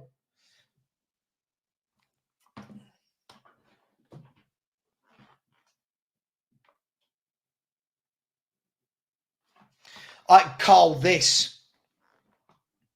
Do you know what makes me laugh? I think, you know, you can't say anything. You put on a free YouTube show, and when Spurs score, instead of all the Spurs fans uniting, Dickheads like that, Harry, they have to make it divisive. Right? Why is it when Spurs score, why is it divisive?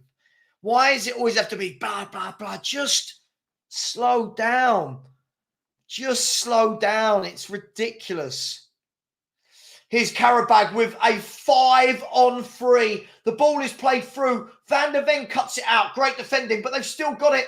They've still got it. Great defending by Udogie. Really good defending again by Udogie. Really good defending. And Qarabag twice now in the last 2 minutes have got through. No Beck's gonna, depending on who those goals are against. Look, for me, I've always said I think he will score some goals. But as a footballer, I don't enjoy watching him. He never gets the ball, jinks past players, does something brilliant. He does what he's about to do now. He gets it on the wing. He cuts back 5 yards to a centre mid. I want a winger. I want to see a proper winger. Someone who excites me. That's just the player I like. That's me. And he can score. The games he scored in is fine. Yeah. Just right. Any more of these are just going to get blocked. This is absolutely ridiculous. Savva, would you have humility to apologise to Johnson? What are we doing? Why is it if a player scores against crap teams, we now have to apologise to them? Grow up. God, I hate YouTube at times. I really do. Right, this guy can go. So not that person there, another one. Just what is wrong with people? Why can no one be sensible in 2024? It's just, I'm embarrassed of football fans. I'm so embarrassed. So embarrassed. Oh, dearie me. So Qarabag have the ball out on the right-hand side.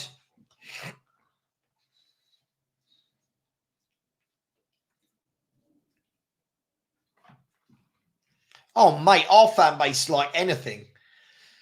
Ball over the top. Archie Gray this time brings it down, plays it out. Brennan Johnson goes back to him. Oh, hello, mate. Oh.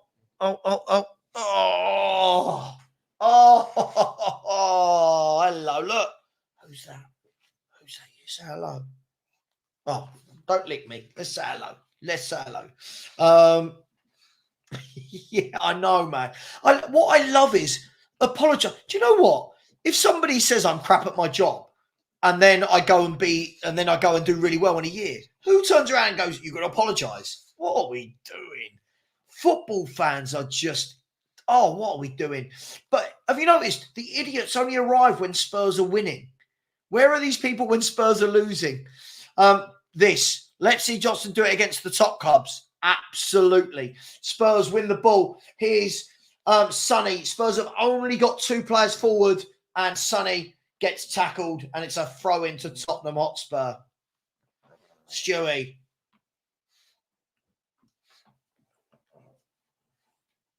Oh. Absolutely. I don't think some of these fans have seen proper footballers. In my 40 years of supporting Spurs, I've watched some top footballers, and Brennan Johnson isn't one of them. This John Smith, do you know what? Absolutely. Isn't it funny that when I'm right about Spurs year after year, no one apologises to me? Don't need them to apologise, but it's mad, isn't it? I think it shows Johnson as a top mentality. What, for scoring against poor teams? That's his job. This is his job. He's a footballer. He's meant to score goals. He's a forward. What are we doing? Oh, gosh. I love this. This fan base is so weird. So weird. Oh, yeah. I don't know what this means. Why is everything benchmark against Lee Gunner? What is this constant fascination with mentioning Lee Gunner? Just let Lee Gunner be. Oh. Right, any silly comments now will just be blocked. It's getting silly. People are getting silly. Stop. I don't want to hear about P. Diddy. I don't want to hear stupid shit. I will start blocking people. He's not young, is he? He's not young. Oh my gosh. Oh my gosh. I can't deal with it. Right. Back to the game. So Brennan Johnson plays it into Basuma. Basuma now goes out wide to Brennan Johnson. Brennan Johnson goes 5 yards, gives the ball away. I'm not going to say anything. That's what I mean. It's there. When he wins the ball in that final third, I want to see him beat 2 men, run at goal. Anyone can get slipped in. Oh.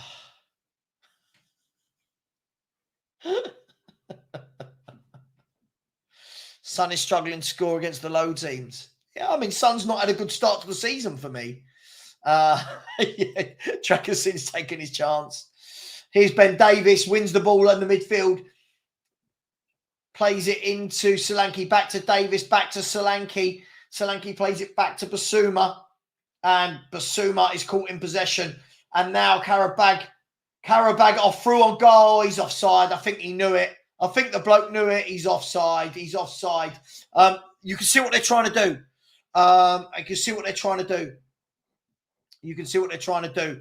But Van der Ven got back at him. I think the player played it a bit too late. Yeah, he was offside. He was offside.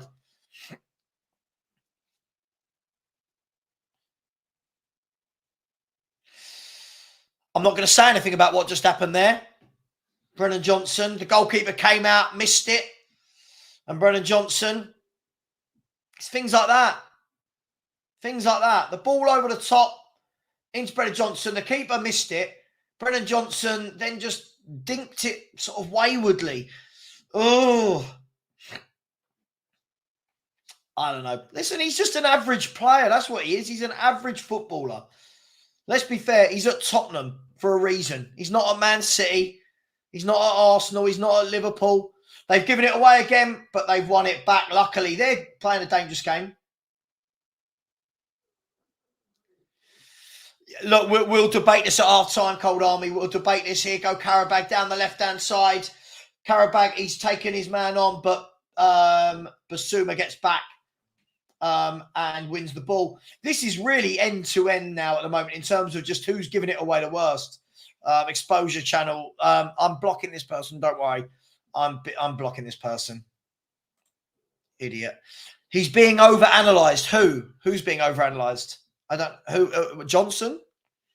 He's okay. He's going to score some tap-ins like he has. It's fine. I just want to see him do something that gets me excited. Here's Qarabag. Yeah, he's done well since he's come on so far. Adogi has done well since he's come on. Big up. Smash the like button, everyone. Smash the like button. Please do keep subscribing if you haven't already as we chase down 14,000. 14,000 is the next metric. Bless me. Excuse me. Sorry, I'm holding the dog, so I didn't get to the mute button in time. Apologies. Chloe, big up to you. His son, no, the defender gets back to him. Good player. Good player, Rico Lewis. Very, very good player. Yeah, Adogi's been very good since he come on. Qarabag have switched the ball out to their left winger. He's one-on-one with Archie Gray. Archie Gray, his defensive shape is all wrong. They've pulled it back to the edge of the box, but Spurs are defending well. The midfielders have come back and they're defending very well. Can we keep this up for 90 minutes? It's a long game, but we're defending very well from the midfield standpoint. No, I don't tend to put Spurs in hackers. You just never know what you're going to get.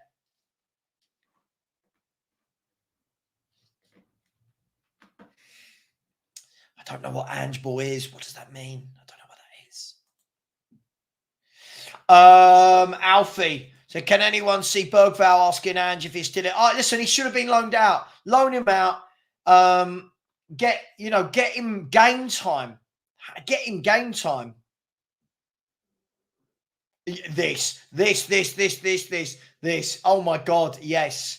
Oh, my God. You said something mean about our players. You're so mean. By saying something mean, critiquing. David said, I'm on the train, Savva. How bad was the red card? No, it wasn't attempted murder. It was just a foul. It was The striker got the wrong side of him. He miscontrolled the ball and he brought him down. It was a red card. And Qarabag on the attack again, this time broken down by Papa Sarr. You can see the pattern of this game. I just don't know whether, I don't know, I say famous last words, whether or not they've got enough in them going forward to take advantage of any of these chances, but they are getting in behind. It wasn't a high line, David, actually. Well, he was the last man, but the pass went back to him. He miscontrolled it. The striker nicked in, and then he just pulled him down. Poor defending. Here's a Dogie. The game has settled a tiny bit now. Yeah, I don't think he's a fullback either.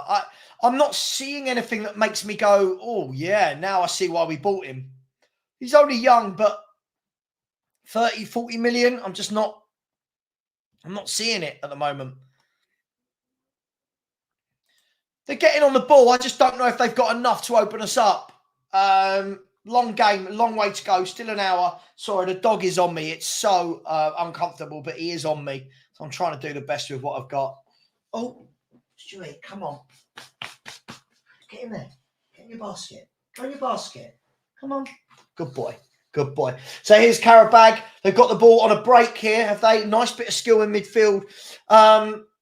Yeah, Sonny just, I don't know. He doesn't excite me anymore as a player, Sonny. He's been a really good footballer for Spurs. He just doesn't excite me. You know, where's that explosive nature when he goes forward? Qarabag playing the ball across the midfield. They've gone out wide to the left winger again. But Martin again, like based off what? Based off what? Like, what are we doing? Like, you're just saying this for no reason. He can be one of the best in the league. Based on what? He doesn't even look comfortable when he gets the ball.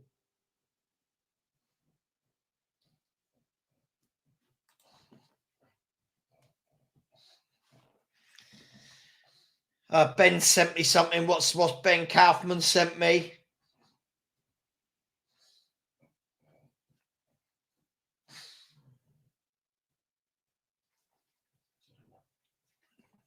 Oh, Ben who's at the game. Big up, everyone.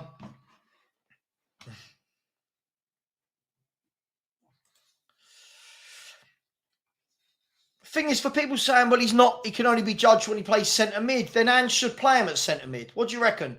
The ball's gone in behind him here, but Vicario comes out and gets the ball. Like, what are we, you know, if he isn't a right back, stop playing him at right back. He has not once played him in centre mid. Here's Sonny, got the ball down on the left-hand side. Come on, Sonny, do something. No, tries to take his man on. Sorry, I've got pug hair all over me. So if you see any hairs and the offside flag goes up. Yeah, Sonny just, when he gets it, he just, I don't know. There's no, you know, explosiveness anymore to his game.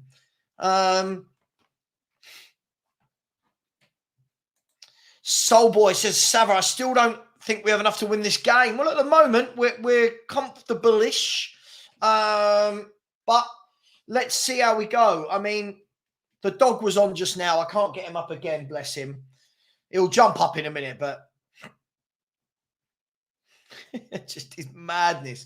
I've never, ever in my 40 years of supporting Spurs, it's only since I've gone on YouTube that people start demanding apologies because £50 million player on 100 grand a week scores a goal. Like, how fragile as a human being do you need to be? Here's Qarabag across from the left. It's gone all the way through. Vicario punches it out. Good cross that into a dangerous area. Vicario did well, punched it to the edge of the box, and now Basuma can bring it out, can he? He plays it to Sarr, to Davis. Davis clips it down the line to Solanke, but it goes all the way out. We'll talk about the United game afterwards. I just don't know at the moment. We'll talk about it after the game, mate. The dog up here is a pug. The one downstairs is a French bulldog. I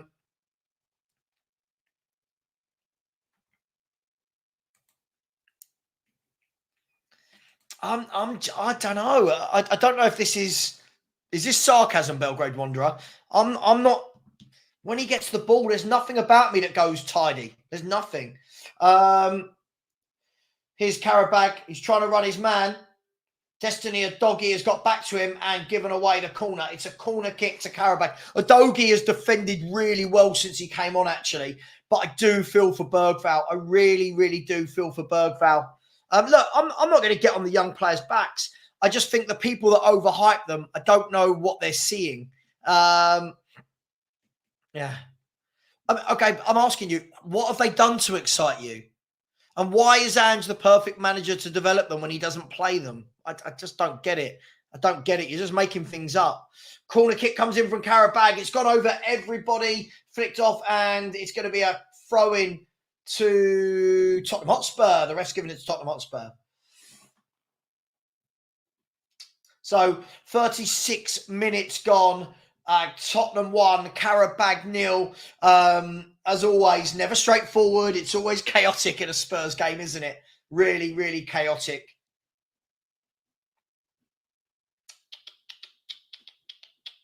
Flawless, you don't need to say that no one said Ange out, so just stop with the silliness. I just want a grown-up room of people. That's all I want. I just want a grown-up room of football fans. Is that too much to ask? Qarabag got the ball here. Spurs have retreated a little bit in the last 5 minutes.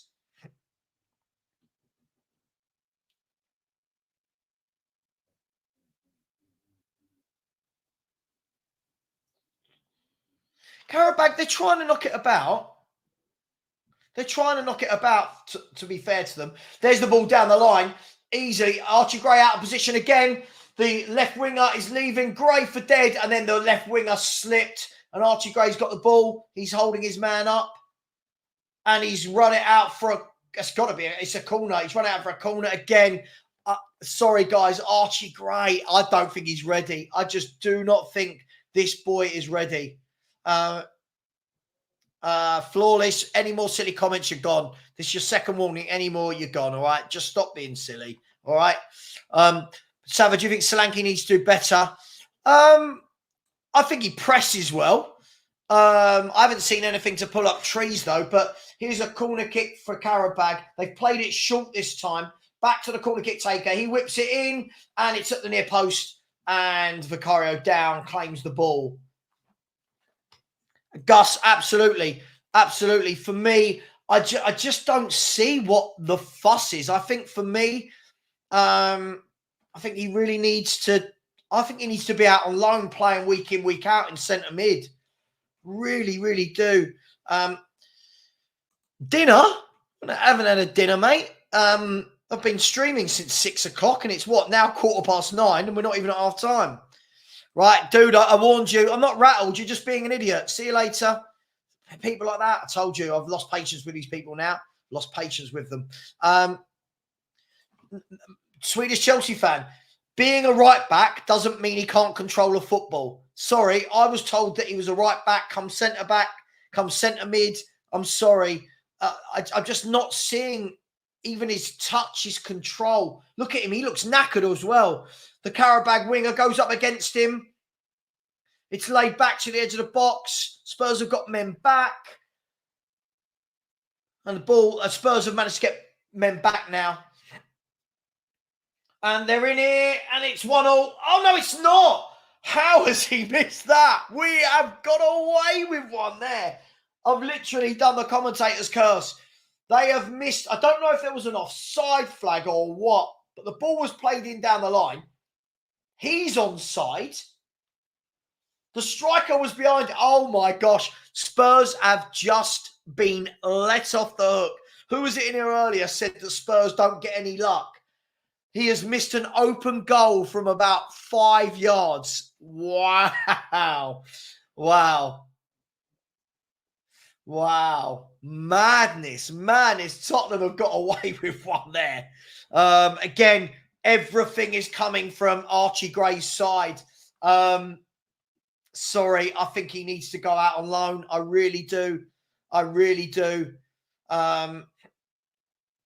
Here's Archie Gray in midfield this time. He looks leggy.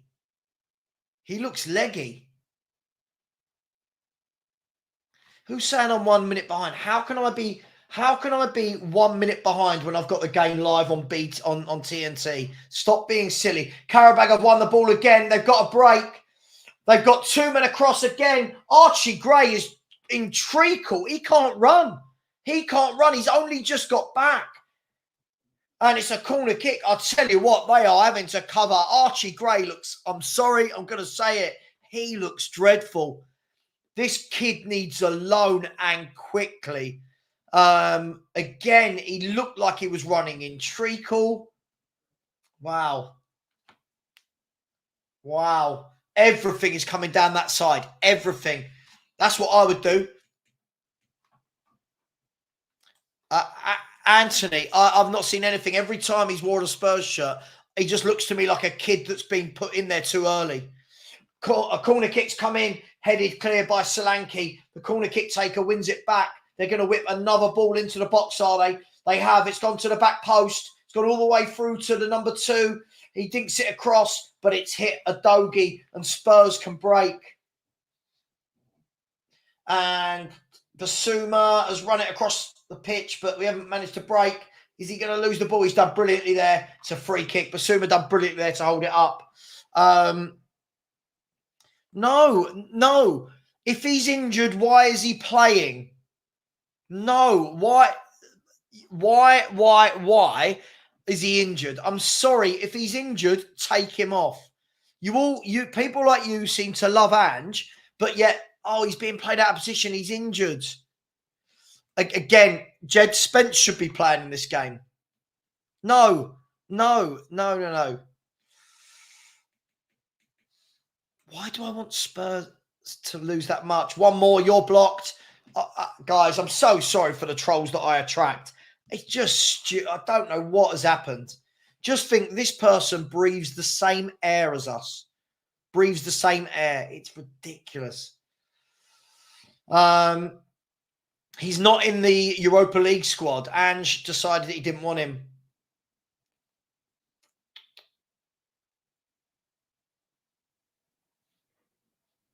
But I don't know what people want. They praise the signing, then when he plays, you can't critique him.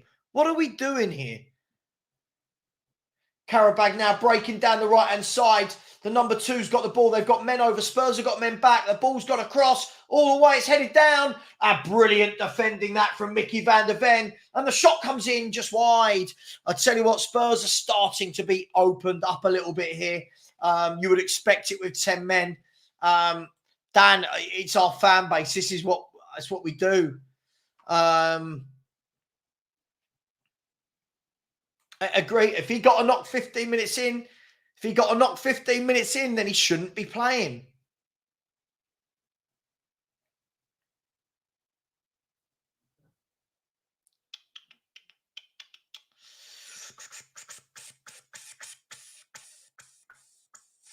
Mate, Foxy, absolutely. He's generational. He's one of the best young... What did we have earlier? He's the best 18-year-old in the country. Okay, control of football. No, don't be harsh on him. What? I'm told he's brilliant, and then I'm told he can't control the football because he's only 18. Oh my gosh, it's crazy. He looks so far off it. Van der Ven and Adogi have been brilliant, but he looks so far off it. Agreed. He shouldn't be playing. Should be Jed Spence.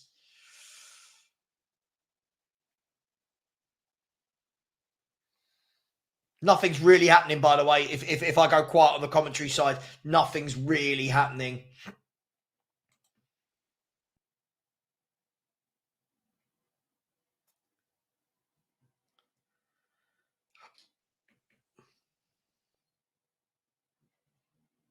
Yeah, Man City and Real Madrid wanted him so much that they didn't bid for him. Yeah, that makes sense. What are we doing here? Oh, gosh, what are we doing here? This is what I've said to people all along. Our fans are hilarious. Our fans are brilliant. We just say the stupidest things. Stupid. Gray's got to play. Gray's brilliant. Gray. Gray comes in and doesn't look anywhere ready. Oh, but he's only young. Well, don't play him then. Like, if you're not ready, this is European football. Oh, my gosh.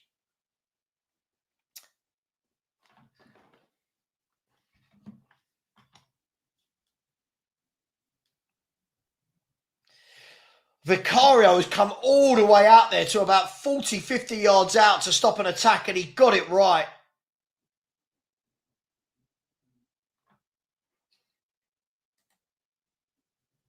Yeah, but it's not about fans believing in him. Fans have gone early. Oh my God, we've signed a generational kid. No one knew. But everyone's gone so over the top about him.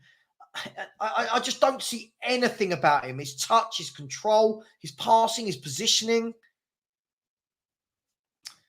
Oh, right, this guy's going. This guy's going. I'm so sick of these idiots in our fan base.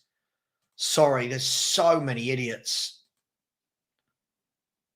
So many idiots. And it is half time. Tottenham Hotspur 1, Qarabag 0. Listen, if you wanted entertainment, you've got it. I don't know whether or not. Again, everyone knows the rules. 5 words to sum up that half. 5 words.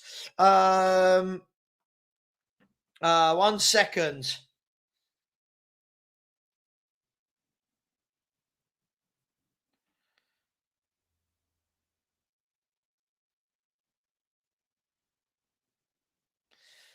Five words to sum up Tottenham's first half.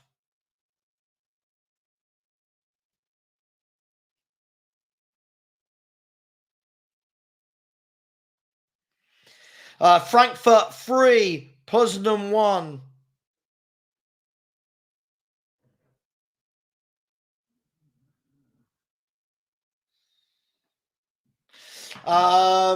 Give me 5 words. Come on, people, just while I sort out the clock. Give me 5 words. Let's set that. Let's change that to... No, let's not do that at all. Sorry, let's not do that at all. Bum, bum, bum. Let's go that to 0. 0, back to 45.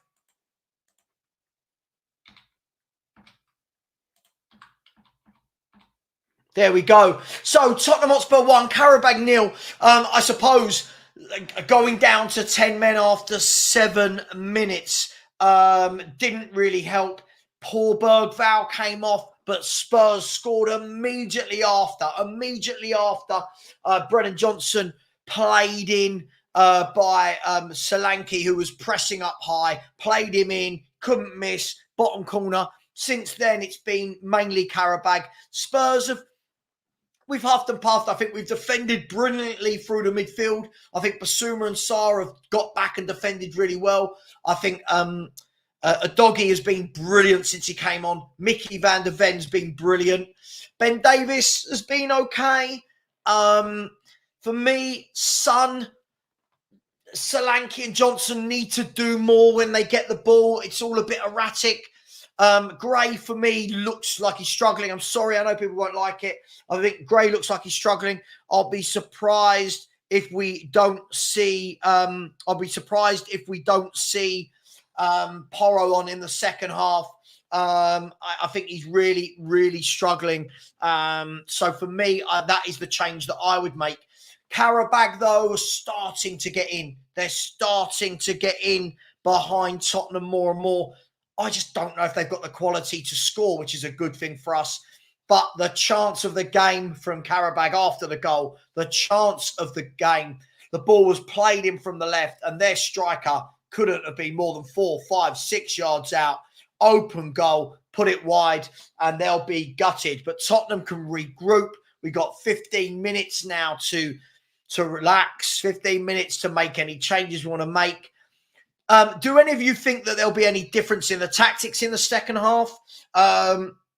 James, I completely disagree. I don't think he's done a thing. I don't think he's been good going forward at all. You are watching a completely different game of football to me. I'm sorry. I just don't think he's good at all. I just don't think he's ready. Look, he looks to me like an 18-year-old kid that's been plucked out the youth team because you've got loads of injuries and someone's gone, go on, we know you're not ready, but play. For me, he should have been bought in, sent on loan. He should have been sent on loan. For me, I don't know why people are doing and Jim. I don't think anyone said Ange out at all. In other games, Eintracht Frankfurt 3, Victoria Poznan 1, Roma 1, Bilbao 0, Braga 0, Tel Aviv 1, Celta Vigo in the Spanish league. Celta Vigo 0, Atletico Madrid 0. Okay, I've lied then. I've lied, Faizan. Come on and tell me why I'm wrong. Am I watching the same game as some of these fans? Everything they've done's come through the left-hand side. He's constantly, Swanex, but you're lying to yourself. Have to totally disagree with Savva about Gray. What's he done further up the pitch? Every time he gets the ball further up the pitch, he keeps giving it away. What are people watching that I'm not watching? Again, Gray is good. Not sure why Savva doesn't rate. What? I don't know what we're watching. Look, Gray is getting rinsed. Yes, he is. Gray was good. I don't know what we're doing. I don't know what we're doing. I'm struggling. I feel like people now are just saying it just because they don't want to be wrong on him. Listen, for me, he just don't look ready. Everything is coming down his side. Everything. Look, now I know we've got trolls in the chat. Look, Gray's been excellent. Gee, what are we doing? Anyway, as I said, our fan base does not deserve success. We don't understand what a good footballer is. We don't. We really, really don't. Let's get rid of that. That's a stupid account. Oh God, no. Oh, I've just banned someone I didn't mean to. Hang on, I've banned someone I didn't mean to.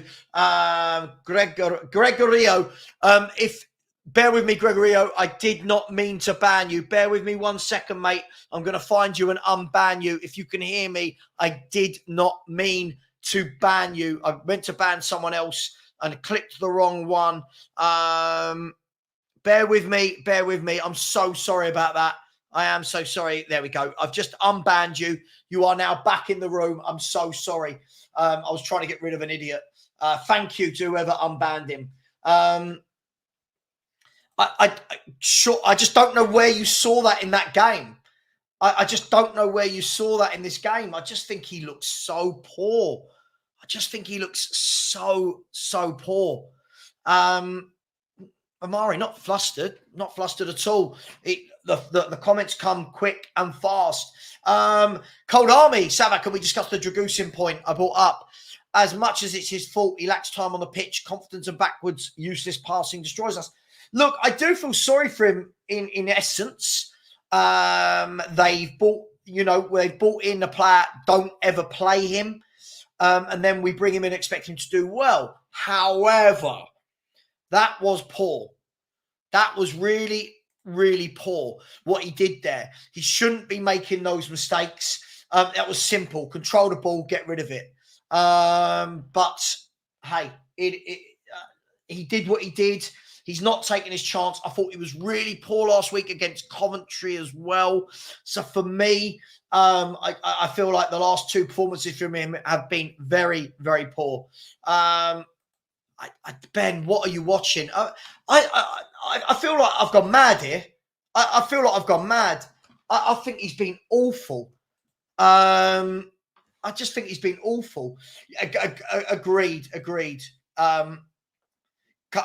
Compare Archie Gray with Rico Lewis. Oh my, you can't, can you?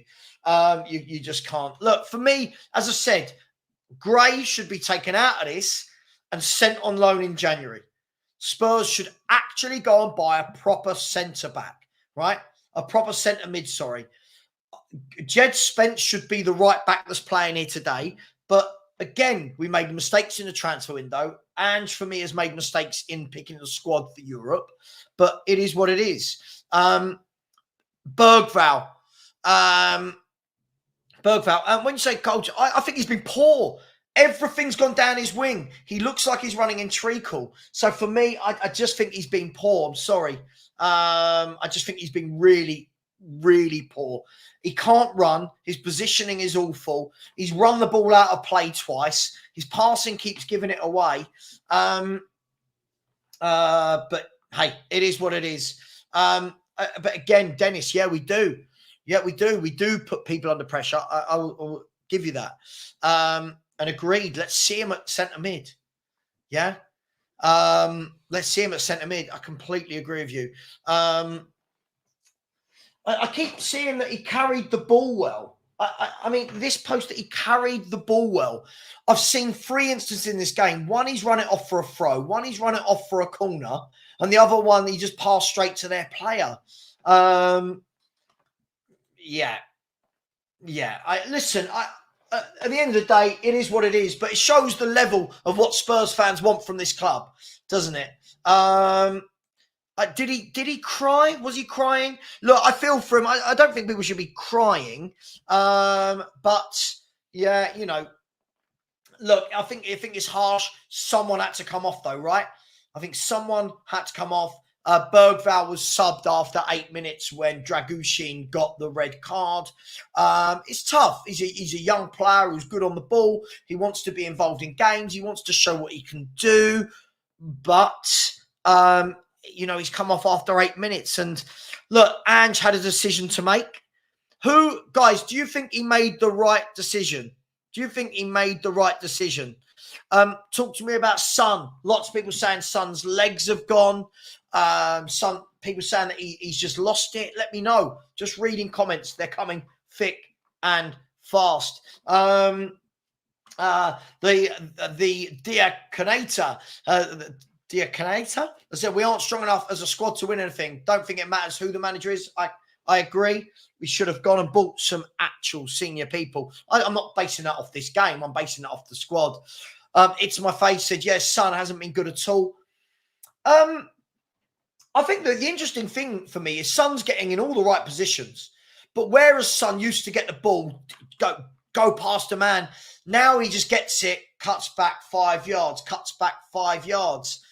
Listen, he's always going to get a few goals. He's going to get some assists because he lays it off 5 yards. But I just don't think it's not the Son we're used to. And that's not based on today. That's not based on today, is it? Hey, it is what it is. Savva, you don't know what you're talking about. Gray has been breathtaking. Okay, as af. Son is not a wide winger.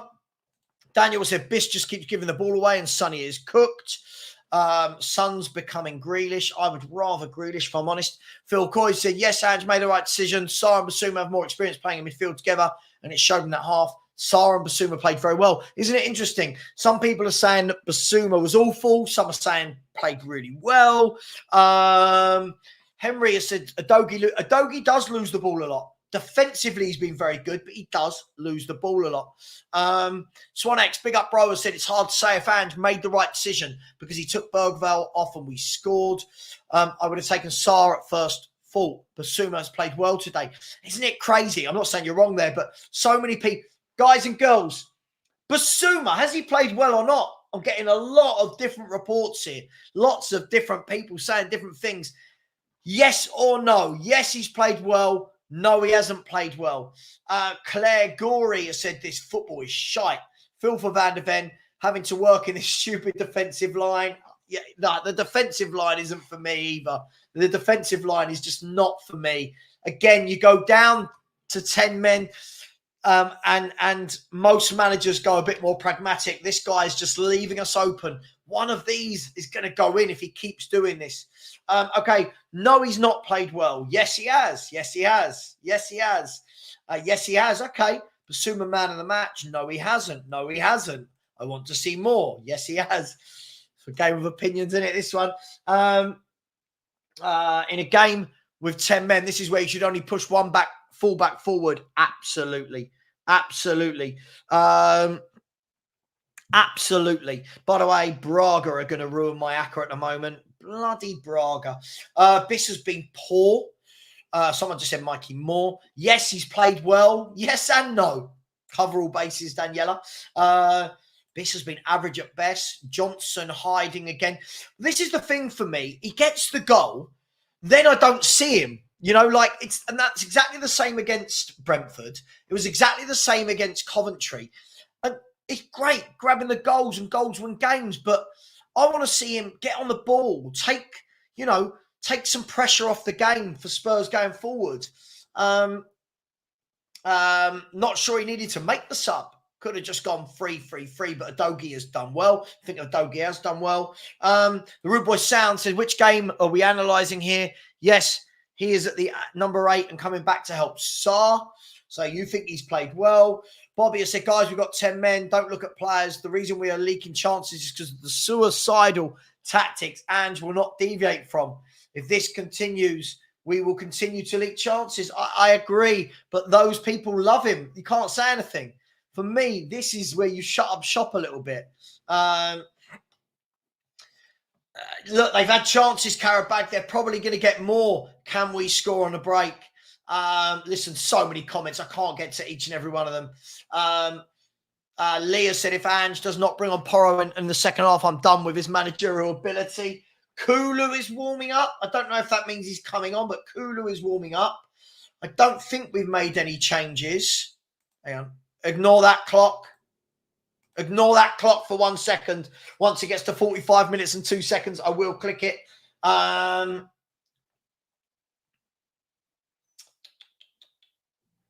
Liston, yeah, I hate it when games go down to 10 men. I really do, Liston. I think you're right.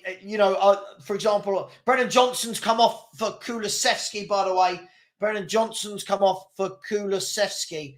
Who hasn't even got his shirt on. Come on, mate. You've had all of half time. Come on, put your shirt on. I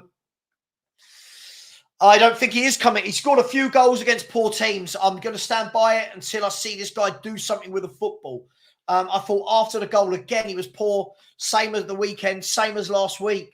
For me, it takes more than three goals to say that a player's come good. But well shall, it's written in your name, isn't it?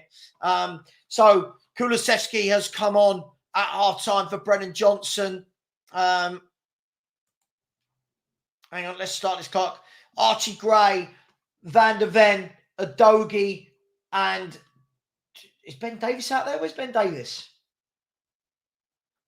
Oh, hang on, what's going on? Am I missing a player?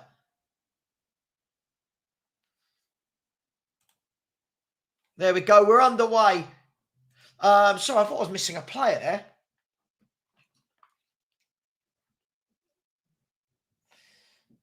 So the team is Vicario in goal. Gray is at right back. Van der Ven and Davis at centre half with Udogie at left back. We've got a midfield of Basuma and Sarr. Kulu will be on the right. Son on the left and Solanke up top. It's a free kick, early doors to Qarabag in this second half. Big up to everyone. Please keep smashing that like button. Please, please, please do. Surely Spurs can see this game out. Guys, we're only 237 away from 14,000. The free kick comes in. It's low. It's poor. Cleared easily by Basuma. But Qarabag have the ball again on the halfway line. They've gone out to the right-hand side. The ball's dinked into the middle. It's played down to Juninho. Well defended again by Basuma. And the offside flag goes up. I completely agree with this. Guys, 237 away from 14,000. Come on. There's 520 of you here. There's a shot from Son from about 40 yards, hits the first man, and the ball goes back to the midfield. I agree, Adam. For me, it just made common sense. Instead, we've got 4 goalkeepers and then doesn't even play a single one of them other than Vicario. Weird. So Tottenham with the ball in behind. Here's Udogie. Spurs have only got one player up there with him. Udogie's crossed it, but it wasn't a good cross. The defender got back to him and Qarabag can now bring it out.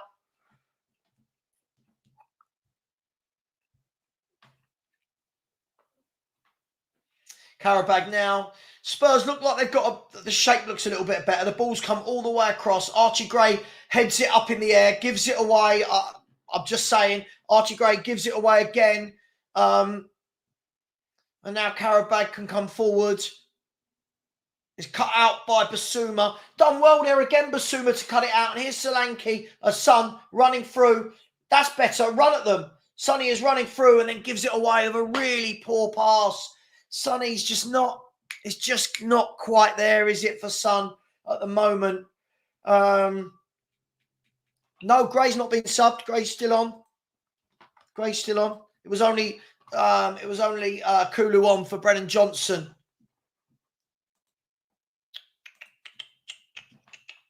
Here's Kulusevski on the right-hand side, cuts in on his left, plays it down the line to Archie Gray, who dinks the ball to the back post, cleared by Qarabag. And Tottenham could come forward. Not all Basuma, that wasn't a good touch, but he's won it back. Papa Sarr won it back for Spurs.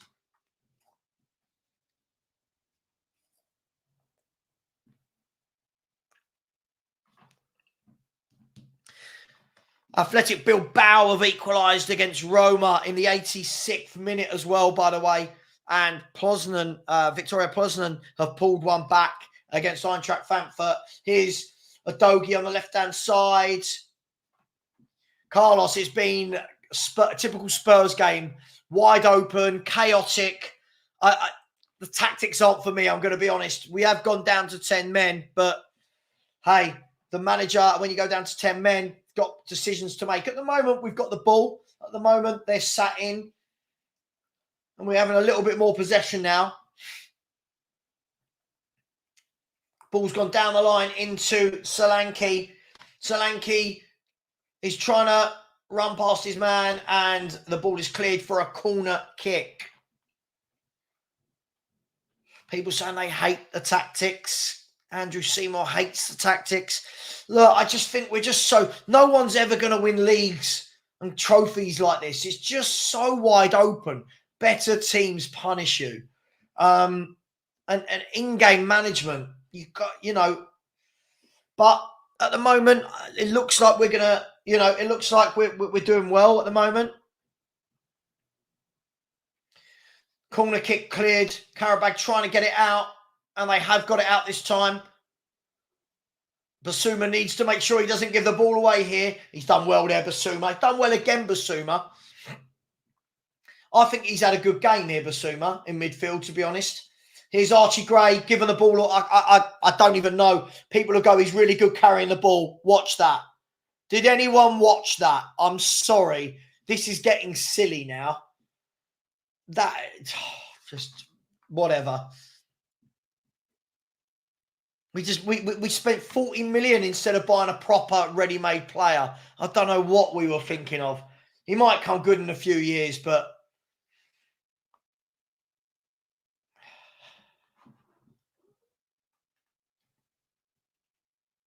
here's the ball swept out wide to the number 10. He's one-on-one with Archie Gray. He's got an overlapping player. He whips it in on the left and into Vicario's arms. You can see what they're doing every time. Every time the left-hand side is overloading on Archie Gray. And Kulu's got to get back there and help him.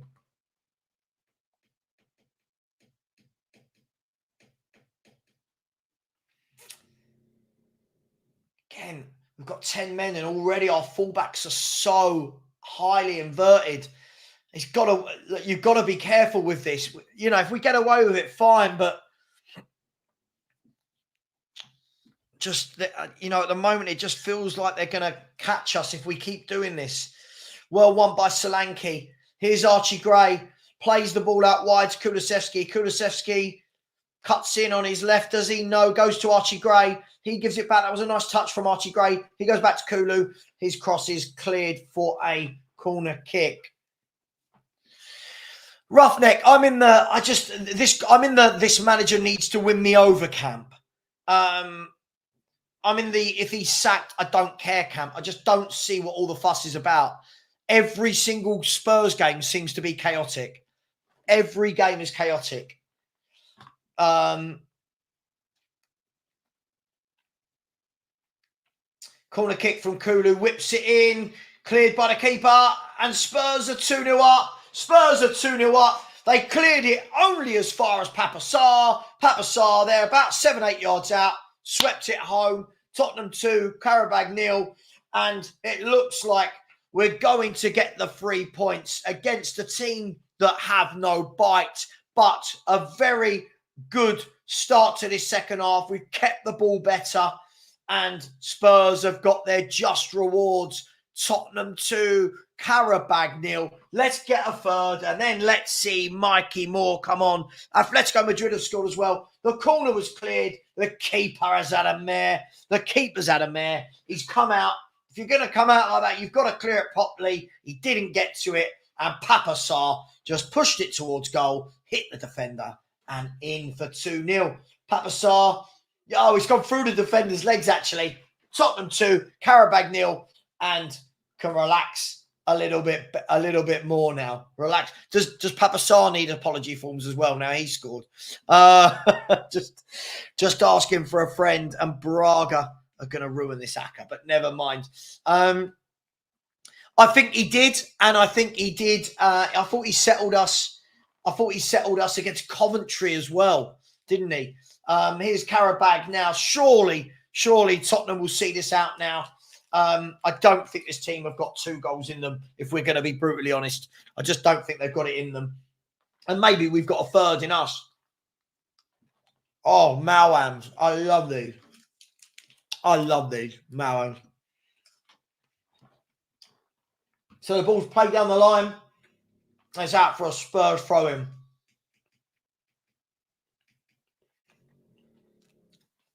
So, just coming up to 54 minutes gone. Tottenham 2, Qarabag 0. And at the moment, the 3 points are safely tucked in the bag. I don't think he's ever going to do it at 2-0, mate. Maybe if we get to 3-0.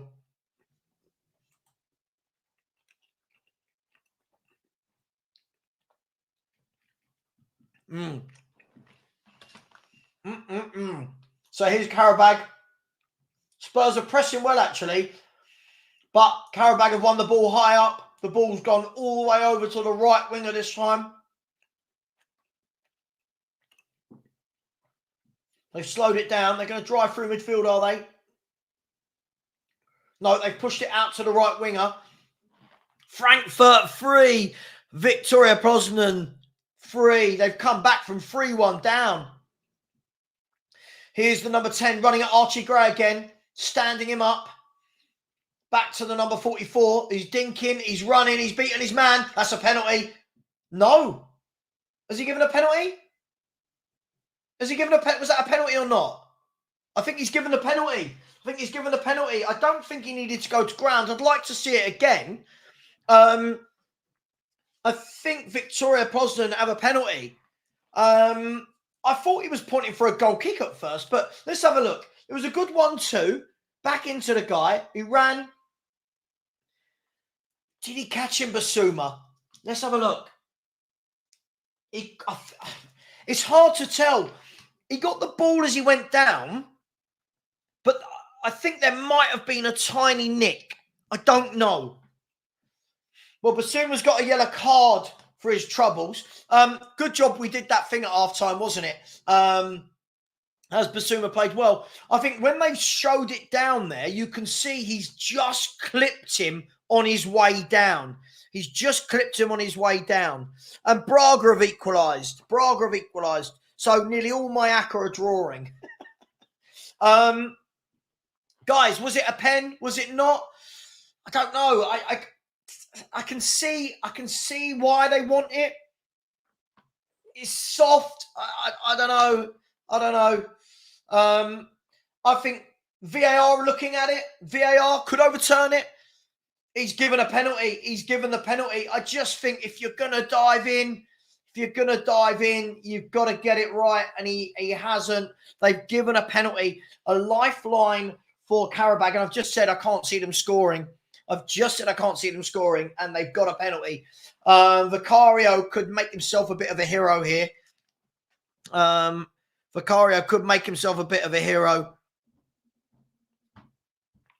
So,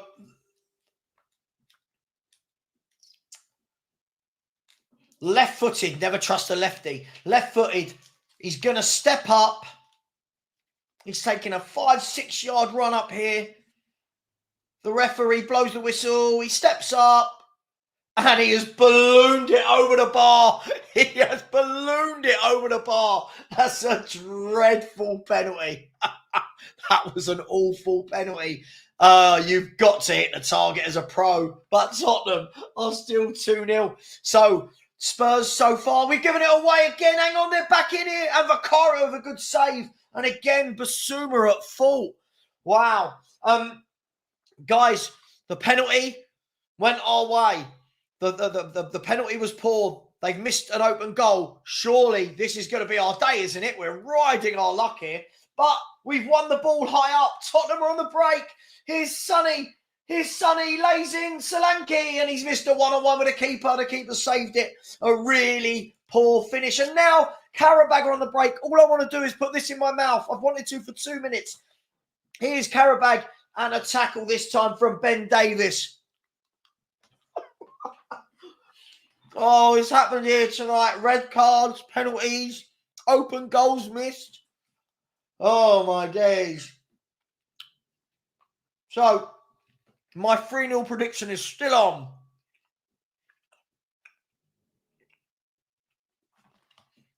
Right. Tell me you all saw that. The Archie Gray's good at ball carrying. Look what he just done.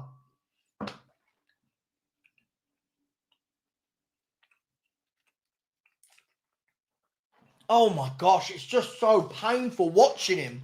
I feel sorry for him at this stage.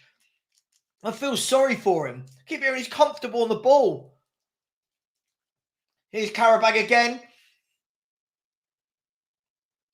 Mickey van der Ven this time with a poor ball. The ball's gone out wide to the right winger. They're going to play there. He's had a shot and it's tipped over the bar by Vicario.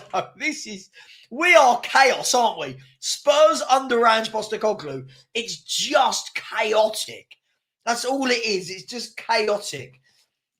From one end to the other. No defensive structure. Open.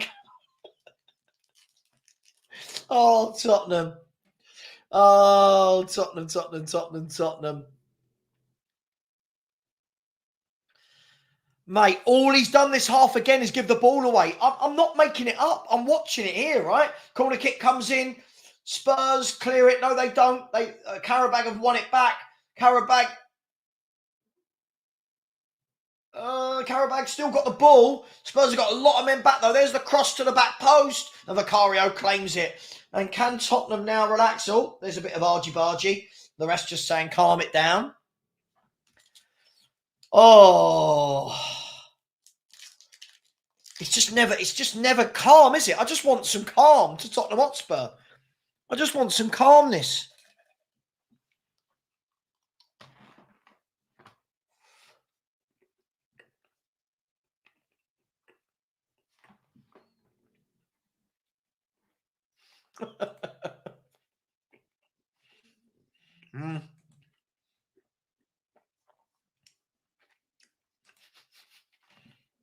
I could tell you've never won anything in your life, have you, with that attitude?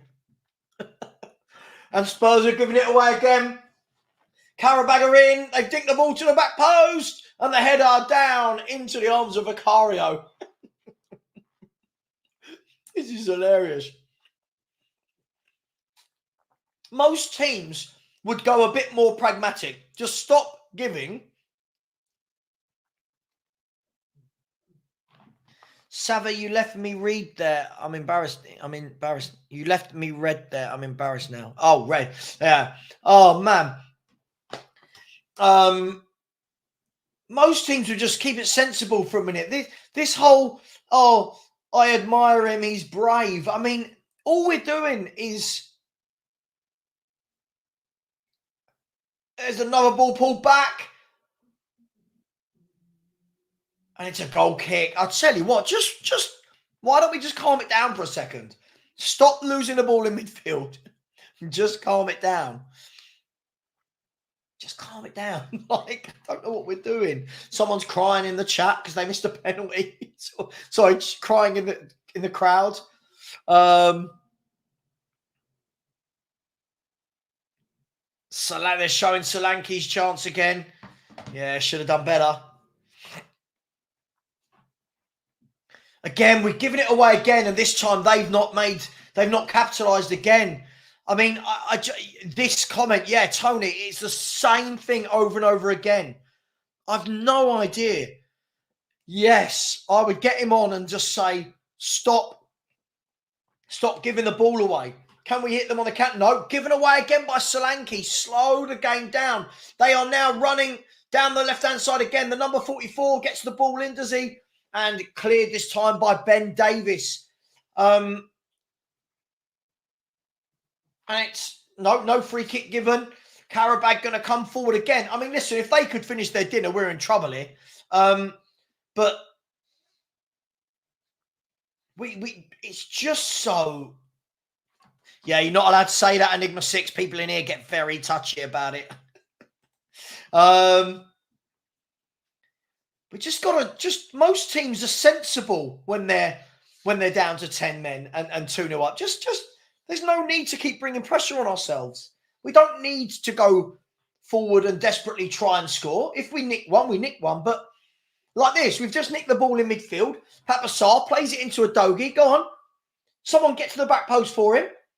Dogi lays it back to Sarr, who has a shot. It was poor, and it's cleared by Qarabag. And Qarabag now have got the ball on the left-hand side. Their left wing has done quite well here, you know. And Braga switched the ball out wide to the right-hand side. I've never known tactics like it, ever.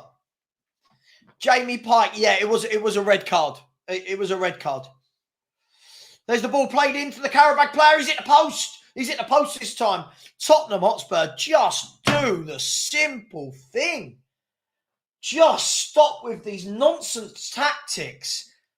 You're 2-0 up, and it's almost like we're asking them to score. It's almost like we're saying, go on, have a goal. What are we doing? Just relax. It is like Sunday League. It is. We're winning and cool, but if these guys could finish their dinner, whew.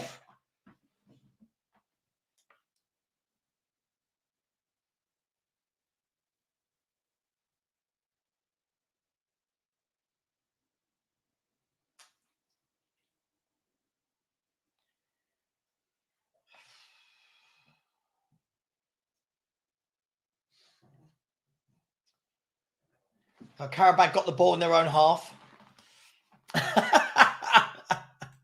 Let's put a bit for Ginny in January. The ball's played down the line. Van der Ven will mop this up. There he has. Oh my God. Morton Barley. I just find it funny now. I just find it funny.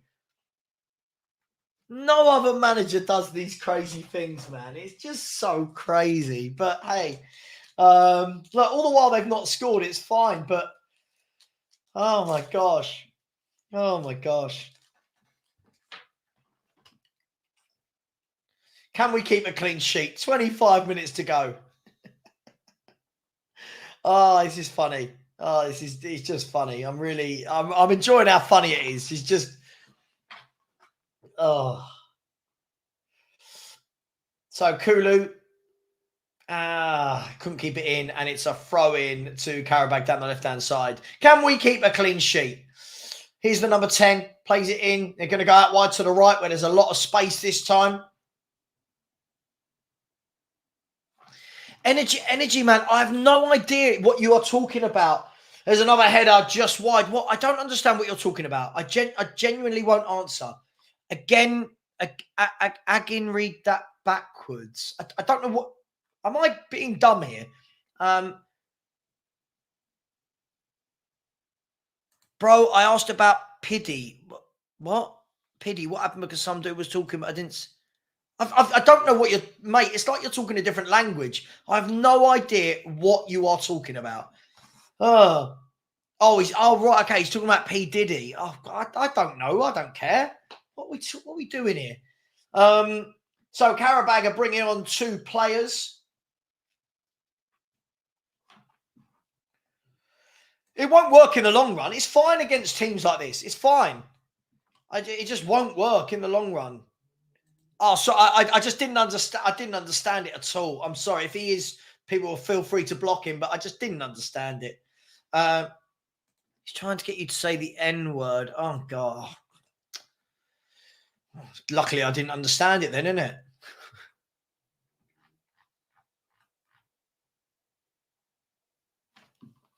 Thank you. Thanks, Steve.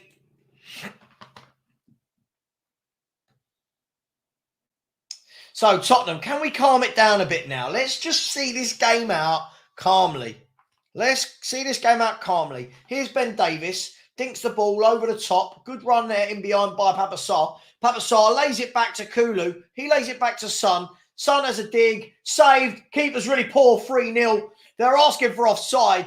Awful goalkeeping. Solanke won't care. It's his second tapping in 2 games. Tottenham 3, Qarabag 0. Game, set, match. Let's see Mikey Moore. Far too easy for Spurs there. Papa Sarr did really well. Got him down the left-hand side. Son's shot wasn't a difficult shot for the keeper. He parried it out. Solanke was the first one there. They're asking for offside. I don't know if they're asking for it against Sarr. Looked level to me. The shot from Son, everyone was definitely onside there. The only thing they can possibly be asking for was possibly Sarr, but it looked level to me. And Solanke in the 6-yard box, second goal, second tap-in 2 games. Hopefully his confidence will breed from that. Now, can we please see Mikey Moore? Can we, please? Lots of fans want to see this kid, and not for 3 minutes. So Tottenham 3, Qarabag 0. At the moment, my prediction is spot on. At the moment, is spot on. Can Spurs go and beat my prediction? 3-0, Qarabag. Lots of people before the game were telling me Qarabag were really good. I just find Spurs funny at the moment. I just find us quite funny. Like penalties, red cards, injuries, this, that, the other. It's just chaotic, isn't it? It's just chaos. It looks like Sonny's injured. Is Sonny coming off? Is Sonny coming off here? He's taken off his armband. He's coming off. Please be Mikey Moore. Please be Mikey Moore. Please be Mikey Moore. Please be Mikey Moore. If they turn the camera and it's Werner.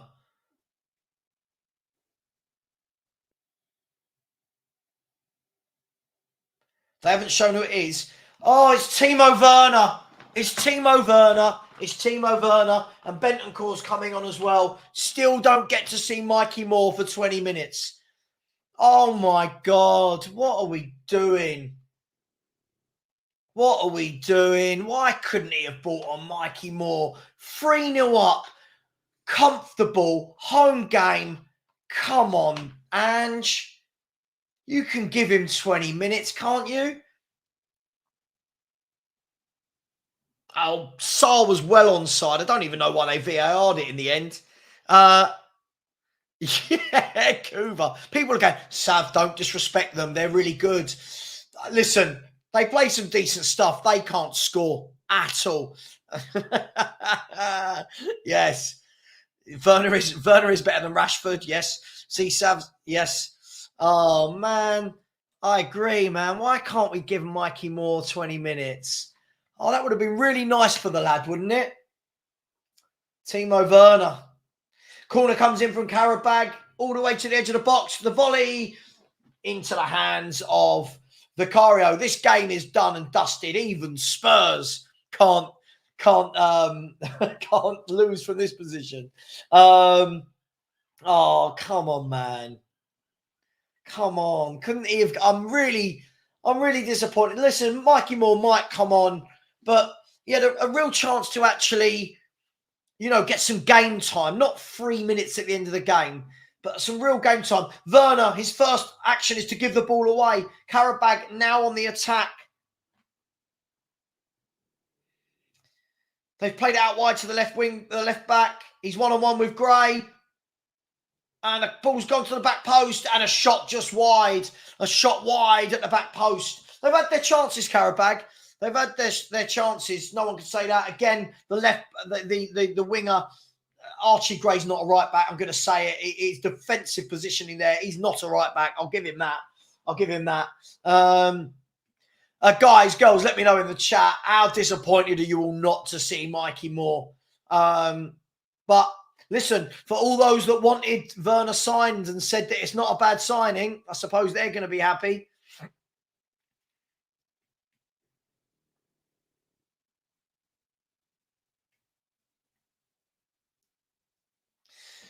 So Qarabag cleared the ball this time. Bentancur's trying to get to it, and it's a free kick given away by Rodrigo Bentancur. Anyone know what's happening with Rodrigo Bentancur? Isn't he meant to be getting banned soon? Or is that not happening?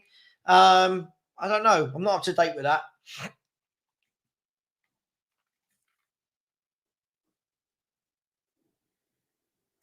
Why not? Why would you not think we're 3-0 up? I think people just wanted to see Mikey Moore, Jordan. People wanted to see Mikey Moore 3-0 up. We're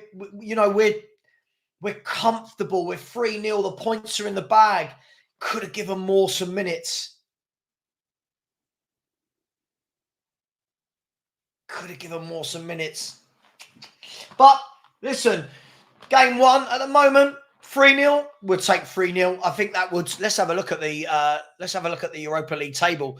At the moment, we're fourth. At the moment, we're top four. At the moment, we're top four. Ajax are top. They won 4-0. Ajax are top. Hang on, Qarabag are through on the attack. They've gone out to the right, left-hand side and a poor ball in. But Qarabag have had chance after chance after chance. They're going to kick themselves. And Spurs this time drive the ball forward and it's given away. At the moment, Ajax are top, followed by FCSB. They won 4-1. Lazio are third. Tottenham Hotspur are fourth, 3-0. And this is where goal difference truly does matter in this format.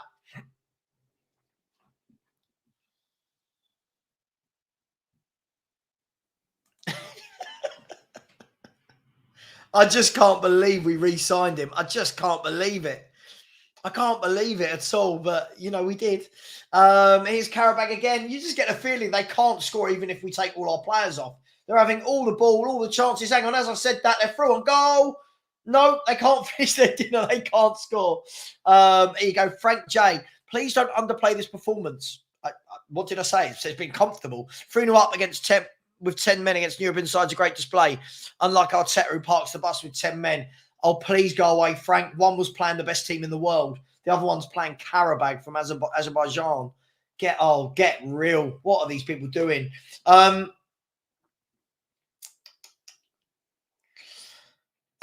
truly believe we could take off the keeper, and I don't think they'd score. They're getting in all the positions, they can't score, and we're going to go on the counter-attack again here, are we? Free kick given away this time for the foul on Papa Sarr. I'm a cow, Moo Moo. I really hope they make it back to 3-2 just for Frank J. Oh, gosh. Do I know? I don't know. Can anyone tell me how many chances Qarabag have had? That would be interesting to know. Anyone tell me how many chances they've had? Here's the number 10 again. Van der Ven goes out to him and gives away the free kick. It was a free kick. Van der Ven saying it wasn't. Yeah, Oliver. Exactly. You got Will Lancashire and Mikey Moore. 15 minutes. 3-0 up at home. Come on, get the young lads on. You know, come on, let's do it. If Arsenal can play a 16-year-old goalkeeper, we can bring on when we're 3-0 up, can't we? So,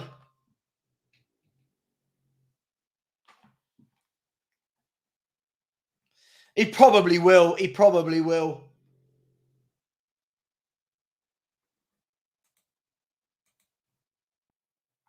They've only had 11 shots. That surprises me.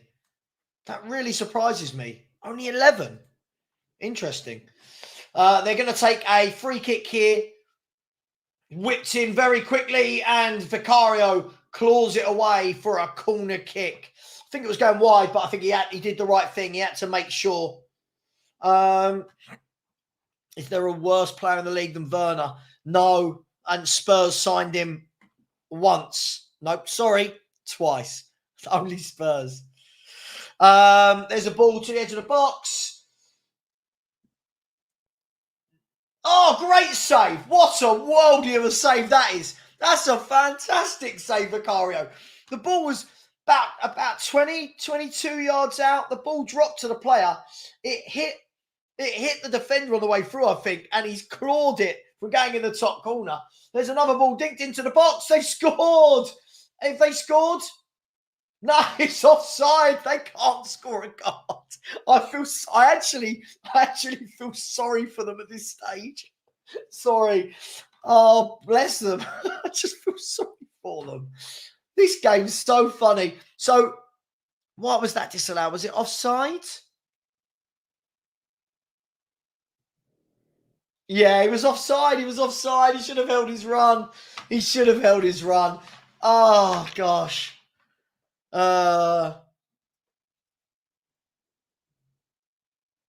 Bush Ranger, I'm not hearing anything. I'm not hearing any excuse, nothing. No.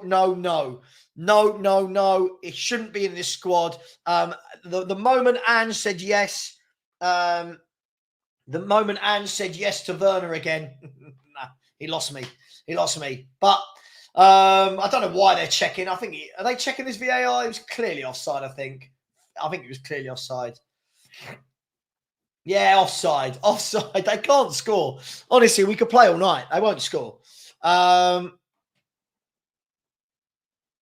Savva, why are you laughing? Be better than that.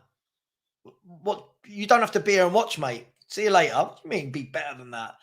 Sorry, no laughing allowed. God, no laughing allowed. I get judged on how I celebrate goals. Anything else? You get a bloody YouTube channel and do it then.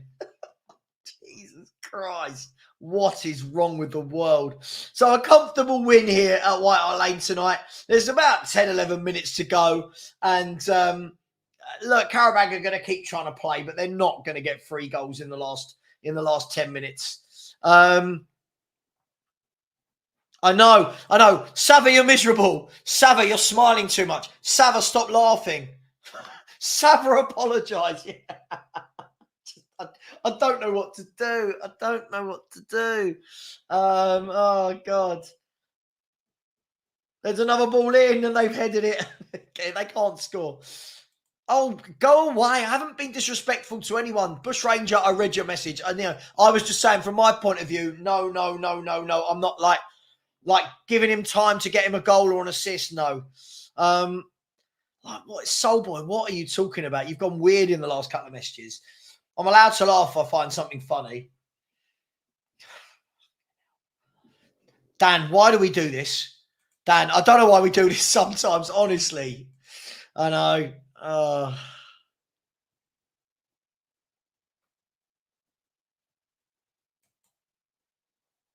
Savva, stop talking. I agree. I know. D-Tricks. I know. I was disappointed. 3-0. We're all sitting there going, more. Mikey Moore. Nope. Qarabag having all the ball now, but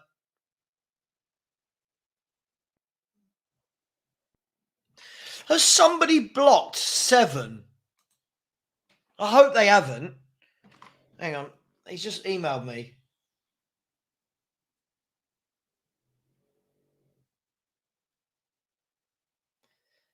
Did somebody block 7? I hope not. He's one of my most loyal. I'm just going to go into the back office and see if somebody's blocked him. Settings, community. Please only block people for really bad things. 7. Let's see if he's been blocked. Can't see that he's been blocked. 7. God, you wouldn't believe how many people have been blocked. Here's Qarabag again on the attack. Nope, giving it away. They can't score.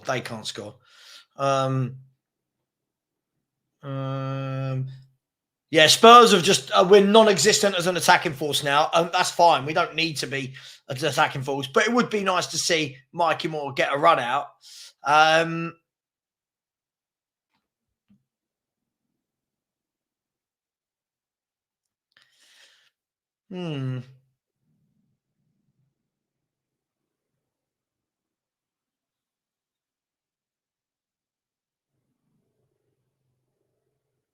There's a ball over the top. Qarabag on the left-hand side. He's one-on-one with Archie Gray. He's taken Archie Gray on far too easily. Dinks it to the back post. He's beaten everybody but gone all the way through to another Qarabag forward. They've huffed and puffed, to be fair to them. I just don't think they've got the quality at all. I wouldn't be surprised if they're near the bottom of this group.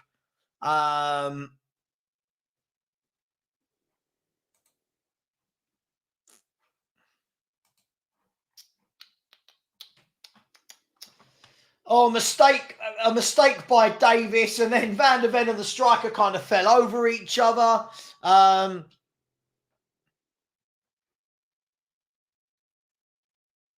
Yeah, the group. I mean, the table. That's what I meant. Like this, the whole thing. Yeah, the game's just.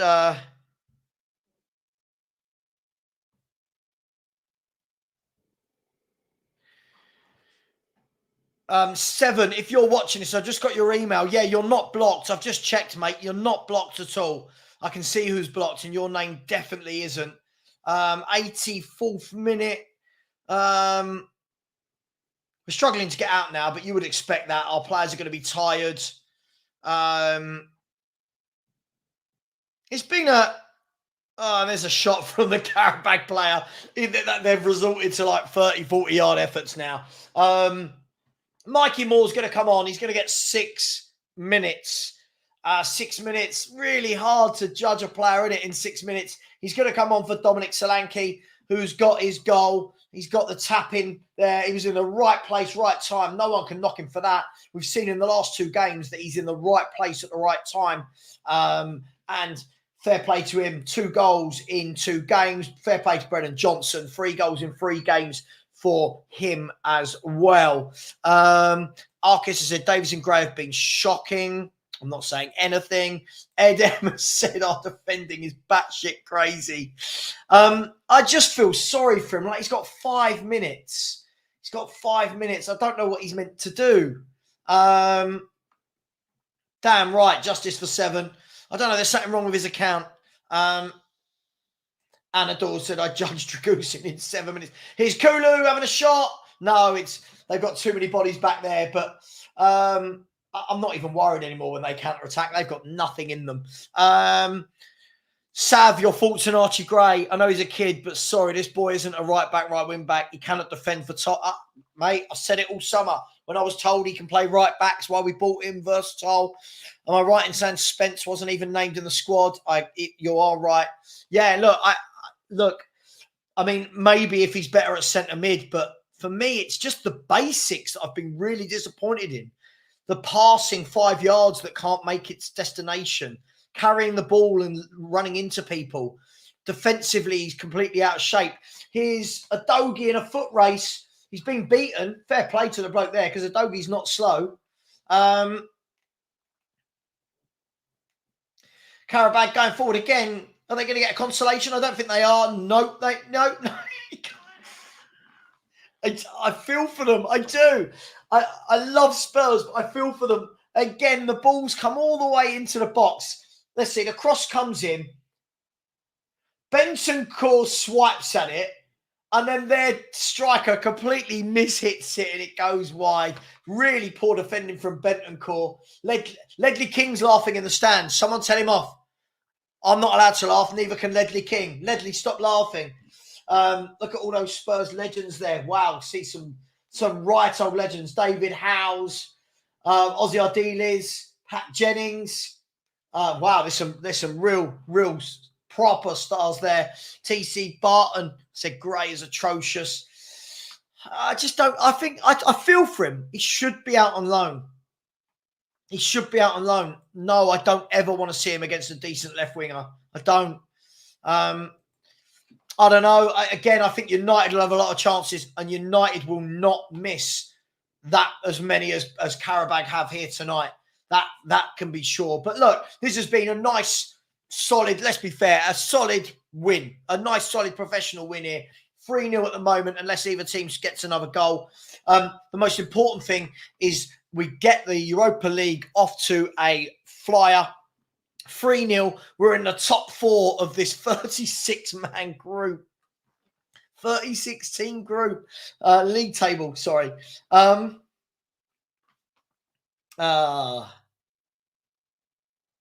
Gray looks like he's hobbling. Oh, it should have taken him off.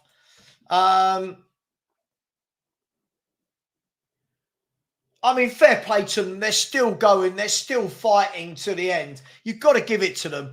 They've played some decent stuff.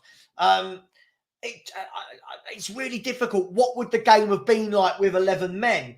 You know, would they have played out? Would they have left us as much space behind? Would we have scored more? I don't know. But there's the ball in. Then they're not going to score. Honestly, they're not going to score if they play all day. And Tottenham now, we're not an attacking force at the moment. We've literally, we've conceded 3-0, and I think that's the right thing to do.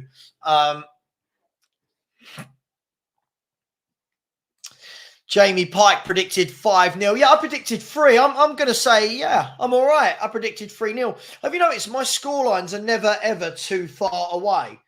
I know I get a lot of shit, but have you noticed my scorelines are never really too far away from what actually happens? Can I get the apology forms? Please do keep subscribing. There's over 500 of you in here. Please do keep subscribing. And we'll stay around for a little bit at the end. Here's Qarabag again on the right-hand side. They whipped it in. Are we going to deal with this one? Yes, Benson Core to Davis, who gets it cleared down the line. There's about a minute plus injury time to go. And I'll be honest, I think our players want to get in and rest up for the game on Sunday. Their players want to get in. I don't think they want any more of this. I know sometimes I'm too optimistic. Werner, ACL wouldn't be the worst. Listen, I don't wish injury on anyone, but I mean, he is dreadful. He is dreadful. And between Ange, Levy and Lang, they decided to sign this guy twice. It beggars belief. Hang on, here's Papa Sarr. We're going to get a fourth. Here's Papa Sarr. Twinkle toes is, but no. Talking about apologies, I think Savva was the first one who warned us against signing Gray as a risky one. Who's all the people now? Listen, I've got nothing against signing Gray. I just don't think he's ready for the first team. I just don't think he's ready. From what I've seen tonight, from what I've seen when he's come on, I don't think he's ready. I think he needs a loan. Has he done well there? He's actually brought that one down on his chest. He's going to play it out. Don't give it away. He just looks like he's running in treacle, the lad. He's down on the floor now.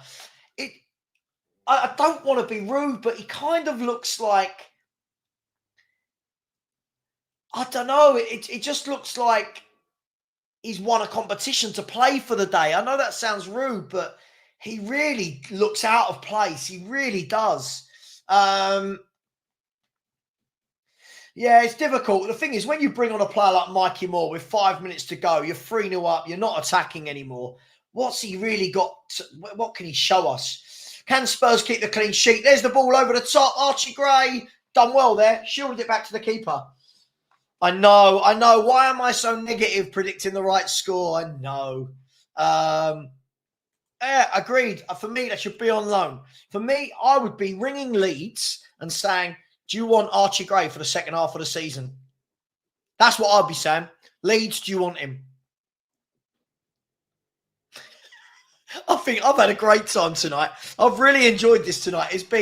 This is what Spurs are for me. I love the watch-alongs now. I'll be honest with you all. I used to hate watch-alongs. I didn't really do many of them.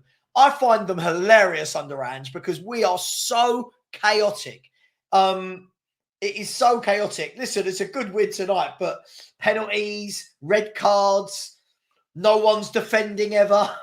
It's just funny. Yeah, maybe. But I don't think if he went to Ipswich, he's starting centre mid or Southampton. That's the problem. I don't think he starts for any Premier League team at centre mid. I'm not being rude. I just don't think he looks ready. And didn't his family say he was like Zidane? Please do keep subscribing, people. There's 1 minute left. Come on, I've been going for 4.5 hours now. All for you guys. Yeah, there is. Yes, absolutely.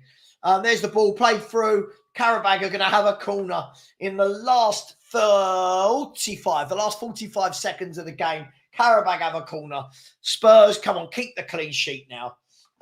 Dean Law said, I just find us funny. Like, when people say it's different under Ange, yeah, I think we're comical. It's just funny. Corner kick.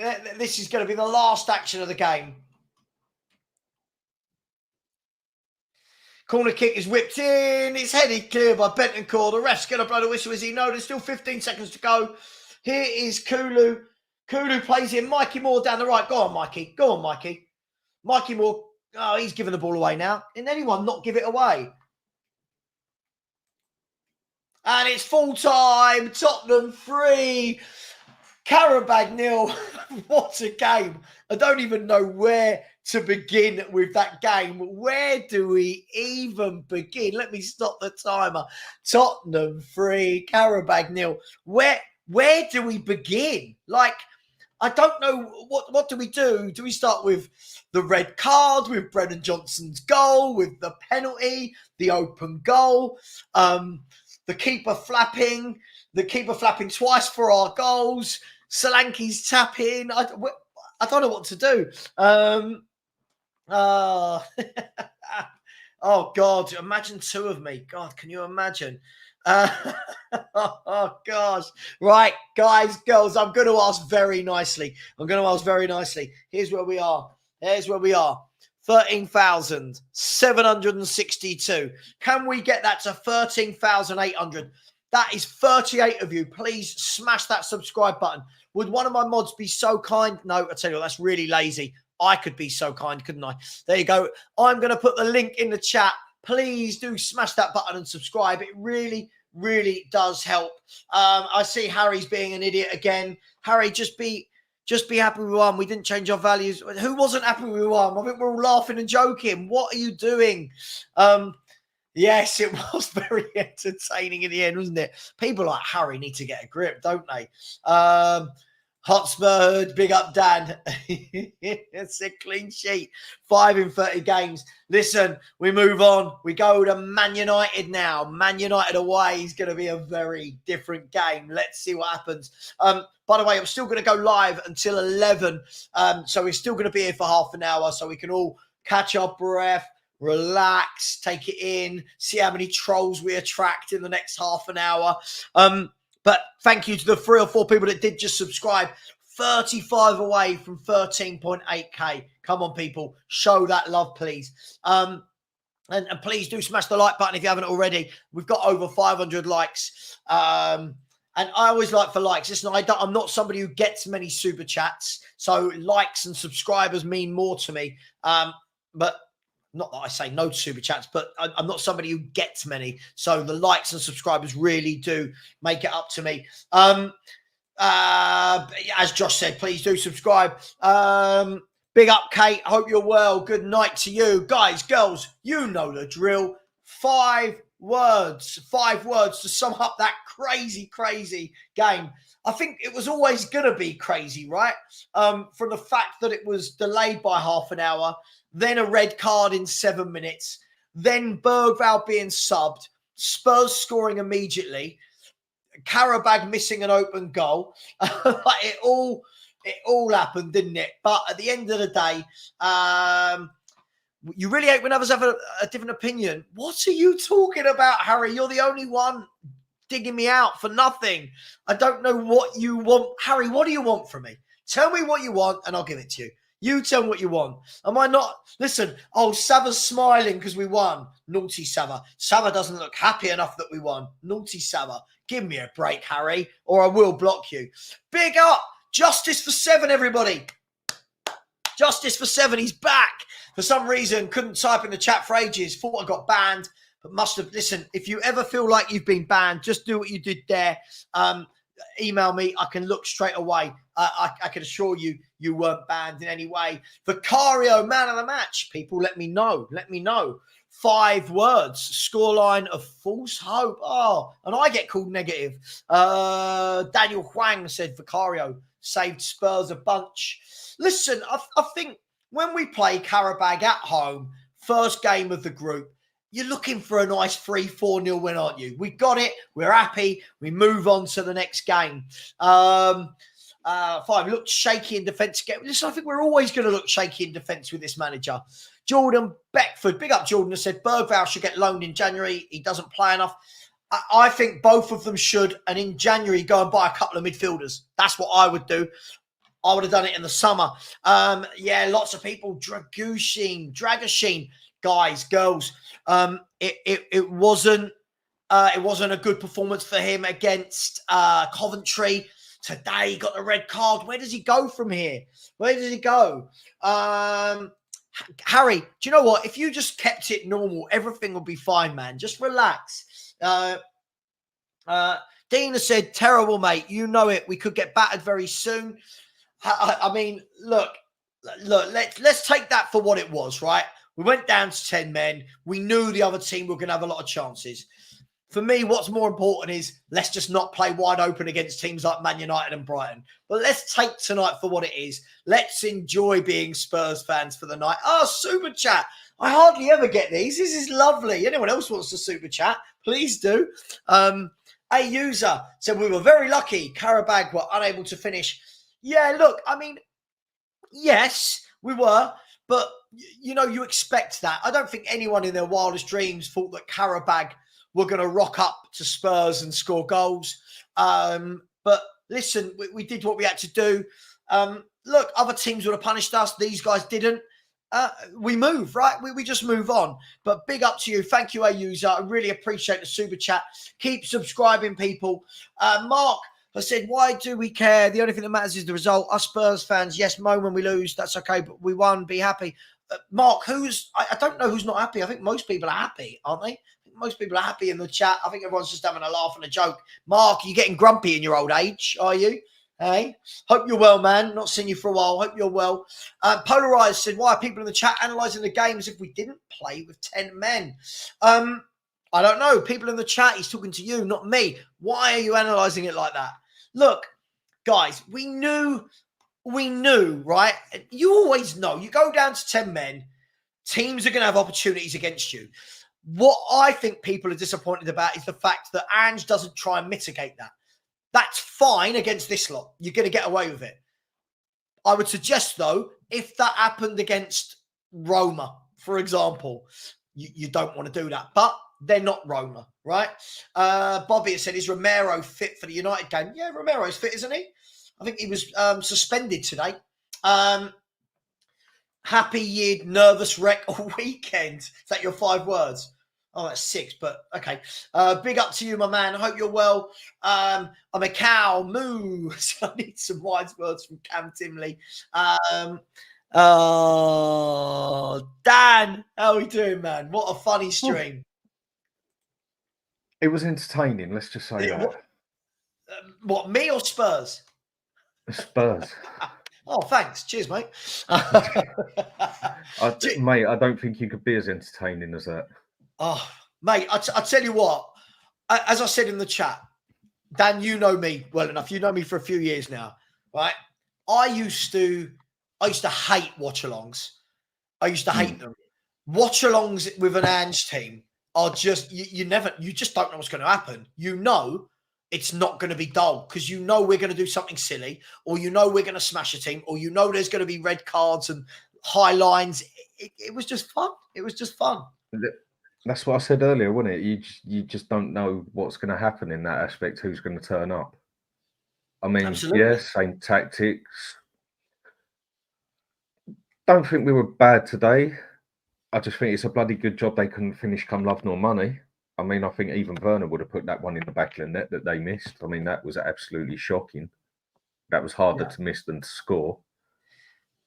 But fair play on Johnson again. Pardon? Fair play on Johnson again, getting the goal. Good finish. He's getting very good at getting in that position and scoring. As I've said, like Spurs, when I judge Spurs, I'll do it over time and against top teams. Same with Brennan Johnson for me, right? If we want to be a mid-table team, 7th, 8th, whatever, fine, we'll do this. For me, it's how we kick on. And that's the same with him. But tonight, look, 3-0. Hang on, let me remove the let me remove this, shall we? There we go. Let me bring up should we have a look at the Europa League table, Dan? Would you like to look at it? Go for it. Of course you would. It would be the best thing that's happened tonight. Let's have a look at this Europa League table. Oh, no, hang on. Stop screen. Present, share screen. That's right. Here we go. Here we go, everybody. Get excited. Oh my, what is going on there? Why has that gone there? Why are we behind that? What's going on? What's going on? Normally when you present it, it comes up, right? I thought so. I mean, I know they changed a couple of things on StreamYard, like the price. There we go. There we go. So if I go to the top of this table, you ready for it, Dan? There we go. Tottenham 4th, qualified. We are top 4, mate. Top 4. Everyone can see there. Ajax, FCSB, Lazio, Tottenham Hotspur, Galatasaray, Rangers, Slavia Prague, Lyon. And as we scroll down, you'll see this is where it's going to be interesting. So if it was to finish like this at the end of the 8 games, this is why goal difference is really going to count, Dan, isn't it? Because I think a lot of teams are going to end up on the same points here. So it was really important that we got the 3 goals and the clean sheet for me tonight. Yeah, I mean, I'm surprised we got the clean sheet. I mean, we're bloody lucky we got a clean sheet. I mean, God, how many chances do you want to give someone? But no, it went our way tonight. So 3-0, can't complain in that aspect. Yes, if you want to pick it apart, there's quite a few things you can say about that. But yeah, sure. 3-0's 3-0. I mean, Vicario, I thought he had a good game. This was why I thought it was a good idea that he played. He didn't look shaky at any point. Pulled off a world-class save as far as I'm concerned. That one in the top left was world-class, that save. Yeah. His distribution was pretty good, better than usual. I mean, Dragusin, what was he doing? But that's what happens when you leave one man sitting on the halfway line. Yeah. Yeah, I mean, I think this is the difficulty, right? I think to play a high line like that. Listen, I'm not taking anything away from Dragusin, right? That was on him. But that's the risk you take, right? You play it back to that one man. That one man makes a mistake. You've got no reinforcements. You've got no get out clause. And look, to be honest, I would have really liked to have seen that game 11v11. I don't like it when, not because it's Spurs. I said the same the other day for Arsenal City. When games go down to 10v11, they lose all rhythm and flow. You know, like that game. Would we have seen Qarabag come out and play that open if we had 11 men? I don't think we would have. We would have seen a different game. You know, would we have seen Bergvall pulling some strings? But listen, it is what it is, right? These things happen. I mean, sometimes when teams go down to 10 men, they actually come out of their shell a bit and play better. Yeah. I've seen that happen many a time as well. But it's always buts and maybes. Would it have been different? More than likely. But they had enough chances. And again, they just couldn't finish come love nor money. They'd struggle in a red light district in Amsterdam, for God's sake, by the look of it. Yeah. It weren't happening. Yeah. No, absolutely. Look, let's just quickly, I don't want to go for too long. So obviously I've been going for like 4 hours, 40 minutes. Let's just go through player-wise. Just give me a quick score out of 10 for each player. Archie Gray? If I'm going to be nice, I'm going to give him a 3. 4. I'll give him a 4 because he got doubled up on pretty badly down the side, and that's why they brought Johnson off. He looked knackered, mate. Absolutely knackered. Yeah, he just looked for me. Listen, as much as I got onto him, it wasn't even that he was out of position for me. It was simple things like first touch, 5-yard passing, control. And I just think, I blame the club, by the way. I just think he looks very much like a player that is not ready. I don't blame him. He does. I just don't think he looks ready. And all the noise that came out, do you remember the noise that came out from the club? Spurs aren't signing another midfielder because they've been so impressed with Bergvall and Gray. Okay, so impressed with Bergvall and Gray that Gray doesn't ever get a minute in central midfield. Dan, for me, got to go out on loan in January. I think he's got to. That's if we go and bring someone in, but will we? But that's where him and Bergvall should be in that aspect. What did Arsenal do with Saliba? What have Chelsea done with other players and that? You go get a player that young, who is blatantly not got Premiership experience or whatever, Premier League experience. You usually go and put them out on loan for a year or two.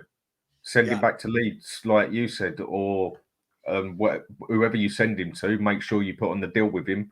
I want him as in that team 90% of the time because that's the sort of deals you can make with him, isn't it? Yeah, absolutely. He just needs more game time. You could see he's had no game time whatsoever. He was shattered. I agree. As I said, for me, it wasn't so much about that he got tired. For me, the issue was it was just the simple things.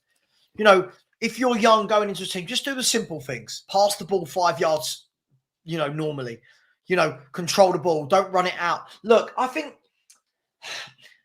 for me, I just think when they're 18 like that, I think you've either got to bring them on and play them in their position or put them out on loan. So for me, look, we'll move on from Gray. For me, I said it all summer. This isn't anything I've not said all summer.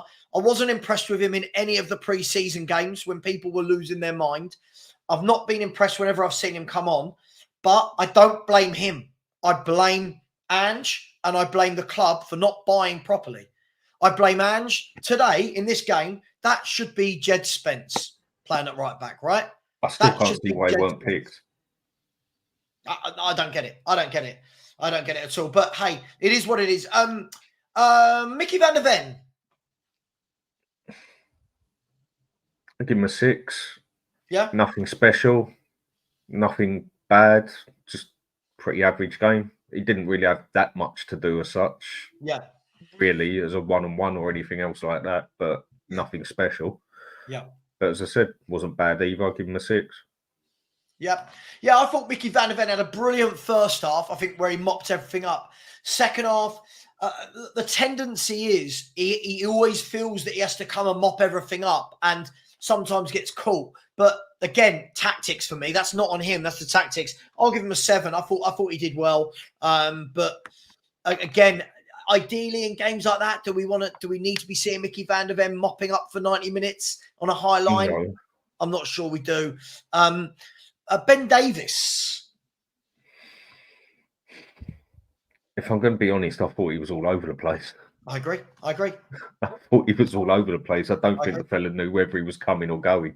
Yeah, I agree. I'd give him a 4, and that's being nice. I mean, he just looks like he's done, doesn't he? Like done and dusted. Yeah. Yeah, I mean, the problem is we keep hearing about Ange Ball. We keep hearing about buying players that can play the style. Ben Davies certainly can't. Ben Davies certainly can't play that style. Shouldn't be there. To be honest, tonight, I'd rather have seen Ashley Phillips rather than him being on loan at Stoke. I'd rather see him for 90 minutes in a game like that. But hey, it is what it is. And I think Dale here has said, I think we're a Mickey van der Ven injury away from being in deep trouble at the back. Yep. Dale. It's going to happen. I completely agree with you. And every time you see Mickey van der Ven lunging over, I think, oh my God, your hamstring. You start like a worried mother. All right, Ben Davies, for me, a 3 or 4. I did think it was poor. Let's go with Destiny Udogie. I'll give him a 7 because when he came on, I thought he was good. Mm-hmm. Lost the ball once or twice, but good on the attacking side. But he also got a couple of tackles in as well. Yeah, I think he was good. 7. Again, nothing spectacular. Don't think anyone was, but 7, I think, is a fair comment for him. Yeah, I thought he was exceptional defensively. And I thought losing the ball, but I see him every game give the ball away a lot, so it doesn't surprise me. I'd give him a 7. I thought defensively in the first half, when he came on, he put out a lot of fires for me. I thought he did really well when they were one-on-one. So yeah, I thought he did well. Who am I missing from the back line? Oh well, I mean, let's talk about don't count, does it? Well, look, without a score for Dragoshin, look, he came on. Look, by the way, any idiots like this will be blocked. This guy's got one more chance. I'm not doing idiots anymore. I don't know how Ange haters can be muddied when we predicted an easy win for Spurs. This has got to stop. You're a child. Grow up. Your parents are embarrassed that they're your parents. Okay? They're ashamed of you. I'm ashamed of you. What's more, Dan's not even ashamed of you. He's disappointed in you. And being disappointed is the worst that anyone can be in you.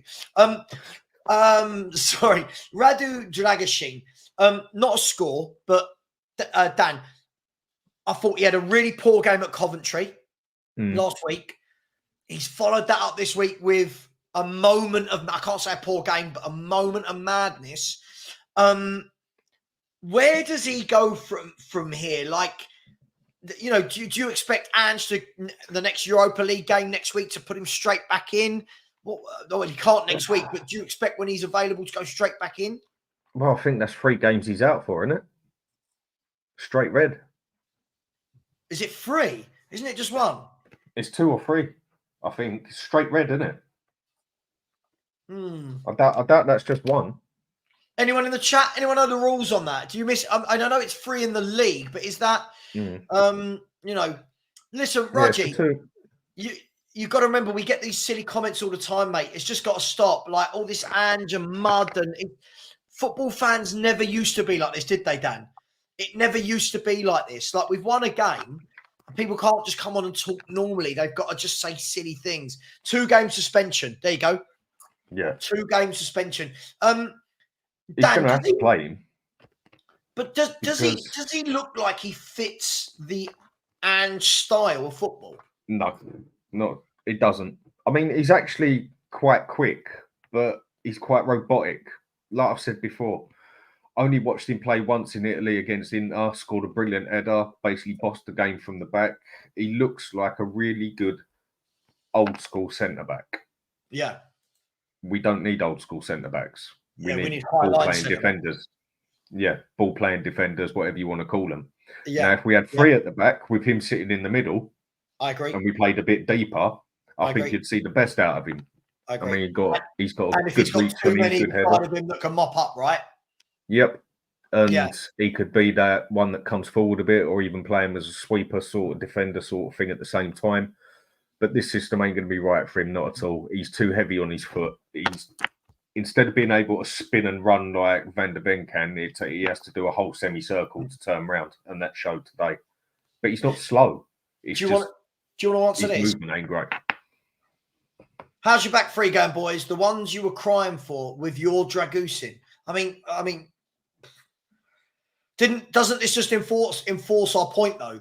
Radu Dragusin for me isn't a centre back in a centre back 2 playing a high line.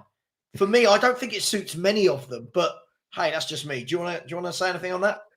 Well, no, on a back 3, I think he'd be perfectly fine if you ain't sitting on the high line. Yeah. But we're so far up the pitch.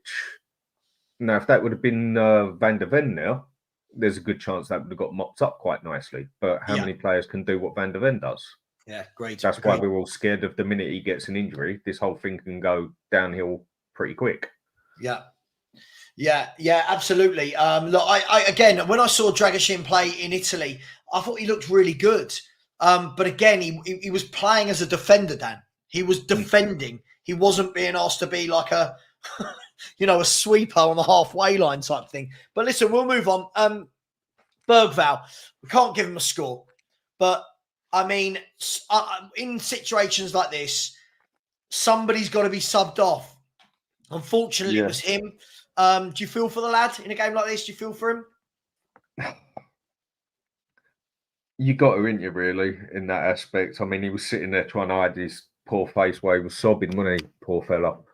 And, it looked like he was anyway. And you did feel for him. This was his chance to come on and start and have a game. Yeah, you had to feel for him that he had to come off. The way he walked off that pitch, he looked pissed off, to say the least.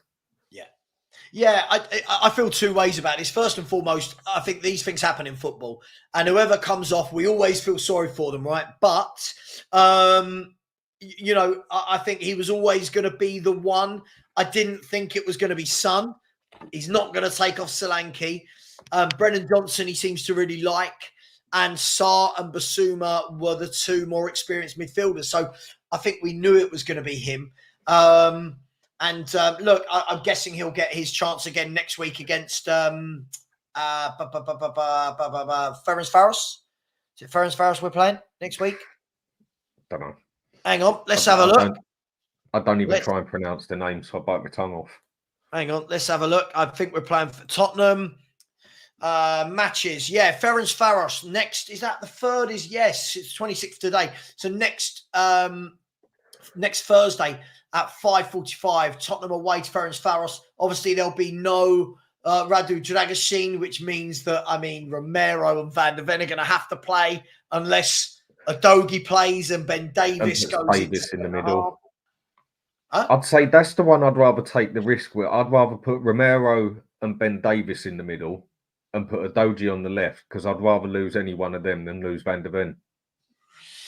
Yeah, not that I'd want to lose any of them. Yeah, it's a tough one, isn't it? But I think, again, it goes to show, doesn't it, that, again, this window, we all said it, got to get another centre-half in. Got to get another centre-half in. And then we get those lines coming out that, you know, Ange didn't want another centre-half because he didn't want to block the path to Vajkovic, who's not even here. He's out on loan. And then Ashley Phillips goes on loan, and you're like, hang on, what are we doing here? But listen, that's where some of this just makes no sense at all. No, I agree. Look, as the season goes on, we'll find out. When players are tired, when injuries creep in, we're going to see what happened with the transfer window, right? At the moment, we've been all right. At the moment, all right, Richarlison's out. Yeah. You know, Odeberg's out. I don't think it's a big deal, Odeberg being out. I don't really see a lot in him at the moment. But look, we'll see. The midfield pairing today of Papa Sarr and Basuma. What did you make of them today? I thought they was all right. I mean, Basuma, I thought that was definitely one of the better games he's had, and I thought he was actually having a very good game until that penalty was given. Was it a penalty? Watching it in slow motion, he did touch the fella's foot before he touched the ball. But it was a very soft penalty in that aspect as well.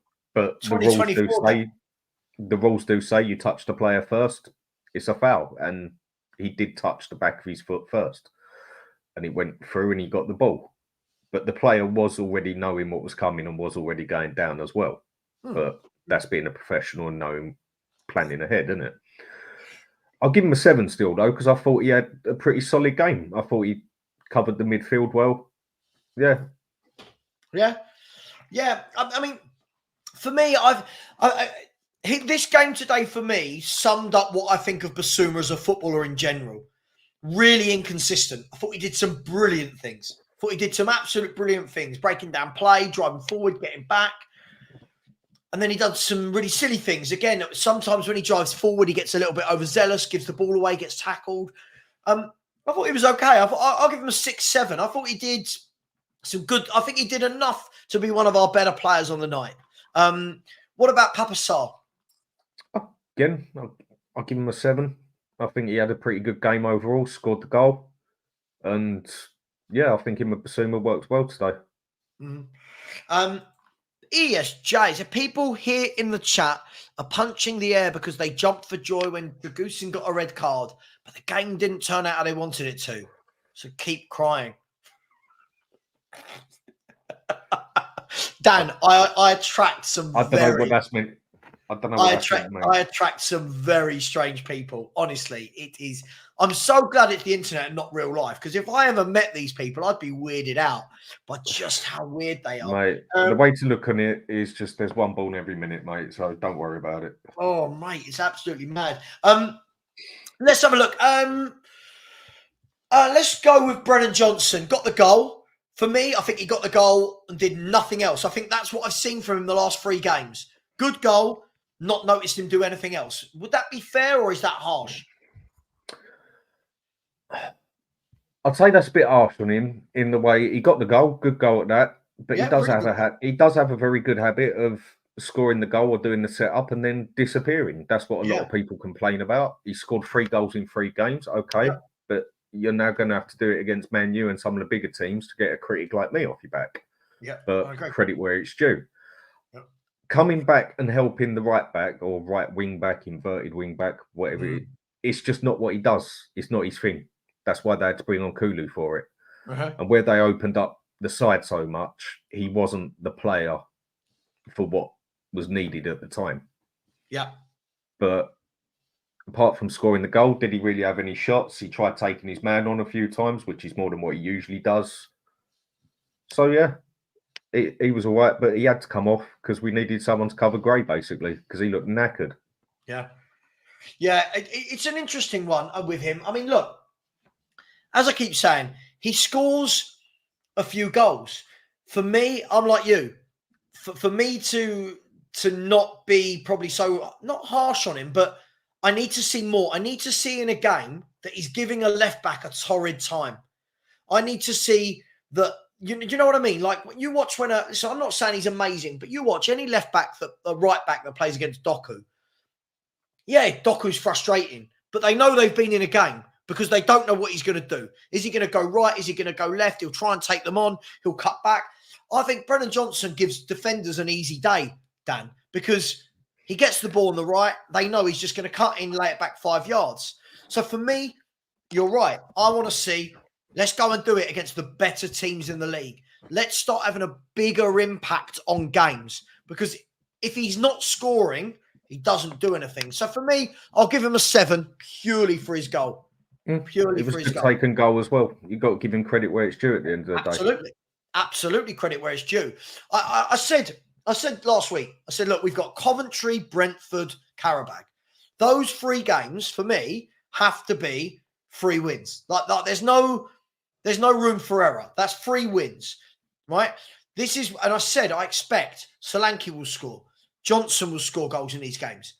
Now, I want to see, when we play the better teams, these guys now need to step up. Let's take that next level. Let's show that we don't just score against Brentford, Qarabag, Coventry.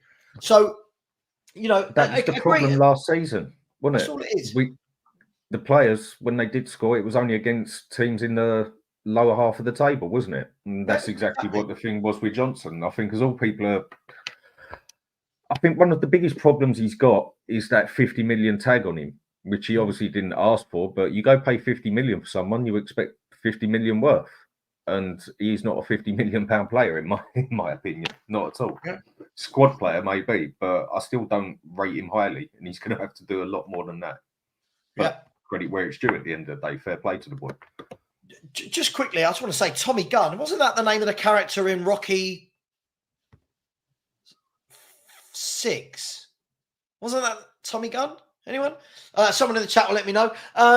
We seem to be better attacking with less possession. I'll tell you what, listen, for all of this all-out gung-ho football that everyone seems to love at Angeball, I thought we were better attacking against Brentford with less possession. Tonight, I thought we looked more decisive with less possession. Maybe there's something in it. Rocky 5, sorry, yeah, Rocky 5. Look, let's go to Dominic Solanke. Got his goal. Pressed well. What did you make of him? Yeah, I'd give him a 7 for the reason being that he still really didn't get much service. But you could see he was on the pitch trying to do things. He was trying to get in places. He even came back, did a few things in the middle, got out wide as well. I thought he had a good game. I'm just going to feel for this player a bit because we just don't seem to give whoever's in the middle much service, do we, really, overall? But you can definitely see he's got an engine on him. He's definitely a worker. Still, 65 million price tag on you. You're going to have a lot expected of you. But I'd say 7. Yeah, the goal, I think he had a good game. No, absolutely. Listen, I think the things I've been impressed with him since he joined Spurs is more the work rate than actual football ability. Now, I'm not saying that won't come. And like you, I agree. We're not someone that really for everyone that talks a lot about how attacking we are and how many chances we create, I don't think we actually create a lot of good chances. Do you know what I mean? Chances. I don't think we create a lot of chances, if you know what I mean. But his work rate is fantastic. And again, he's another one. Let's see. Bigger clubs, let's see what happens. Because that's what you pay 50 million for Johnson, 60 million for Solanke. That's why you pay the big money for players, right? For the big games. So let's see. For me, he did well, though. Son. Son. What did you make of him? Son and done, basically. It's to me, well, I'll give him a 5, and I honestly didn't think he had a good game. He tried, he really did try, but I think this is where a few people need to start accepting it's not Son anymore. He's past that bit now. There's still a player there who can score goals, but him out on the left wing or inverted forward, whatever you want to call him, that's just not him anymore. He's lost a yard of pace. Still quick as, but one thing you can definitely see he's losing is stamina. Oh. And I think he was injured at the end, wasn't he? I mean, I don't know whether that was an injury, whether that was a planned sub, whether he was just went down for. I don't know. I mean, look, I think the thing for me is I saw somebody. I'm not going to say who. I saw somebody the other day on a YouTube channel say, "Oh my God, everyone said Son's lost his pace, but did you see that run he made?" And the difference for me is there's a difference between having pace, Dan, like outright pace, and having pace with the ball. Do you know what I mean? Like he used to be absolutely frightening with the ball at his feet, didn't he? He'd get the ball and you'd think, this is going to end up in the back of the net. This is going to be a cut inside. It's going to... Now, again, if this is a tactic from Ange, because Johnson does this a lot, he gets the ball, cuts in, 5-yard pass. Gets the ball, cuts in, 5-yard pass. But I don't know. It's just, I'm not saying he's bad. I'm not saying he's a bad player. I'm not saying sell him, whatever. It's not Son that we know and love, is it? This isn't, you don't watch Tottenham now. I mean, I don't watch Tottenham now and say that's one of our better players. I don't know about you. For me, Van de Ven stands out. For me, even Maddison, when he gets on the ball, stands out. Romero does more than him. Porro does. I just don't look at him now as one of the main men. Sorry. I mean, I've always thought he was a quality player, but I've always been one of the ones who's... I've never thought he's world-class. World-class finisher, yeah, but world-class footballer? Oh, no. Not quite there. No. I mean, when people have rated him to Salah and that, I just think, no. But the problem Son's going to have, which is starting to show, I think, is the one I always refer him to is Michael Owen. Michael Owen was quick as, and he could finish it. But then as soon as he had those injuries, lost his pace, he lost a lot of his game. And people who rely on their pace so much, their sprint power, their actual pace, as they get older, they start, well, where do they turn sort of thing? Whereas you look at slower strikers like Teddy Sheringham, Harry Kane, they can lose more of their pace, but their pace wasn't what their game was based on. They're already 3 steps ahead of themselves because they haven't got the pace to be there as such. And with a player like Son, losing his pace bit by bit and his stamina is really going to affect him. He needs to now try and adapt to a sort of different style, if you get what I'm saying.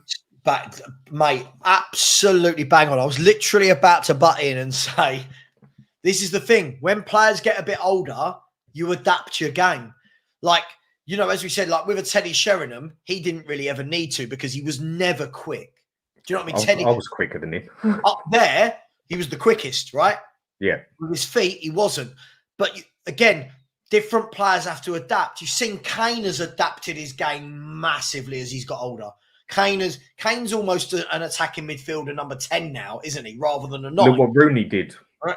Rooney adapted. I think the thing is, I've always said this about Son. Son was absolutely brilliant at what Son did. Yes. And I'm not saying he's not going to score goals, because you know what will happen. You know what our fan base is like. The next time Son scores a goal, oh, Son, everyone said he's finished. I'm not saying he's finished.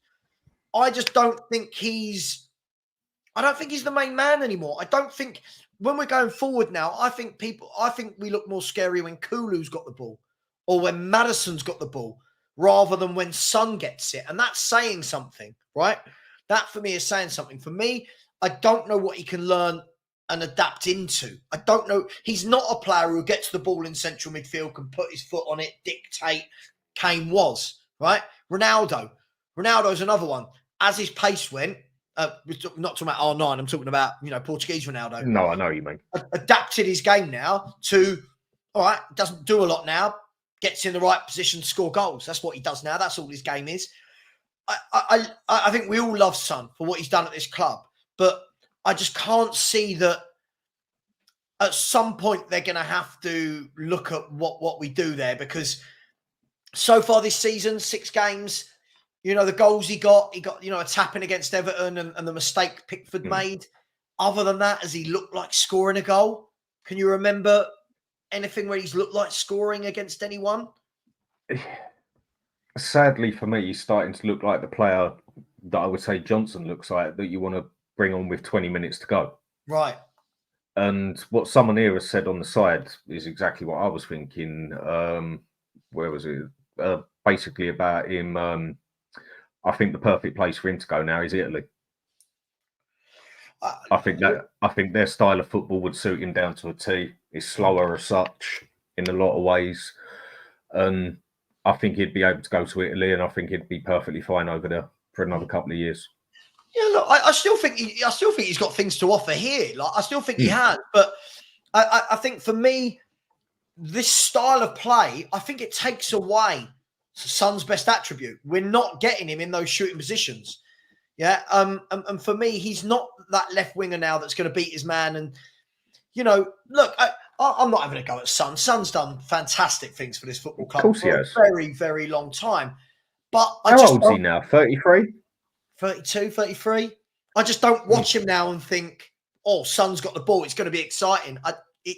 It's kind of like he's another player, does that make sense?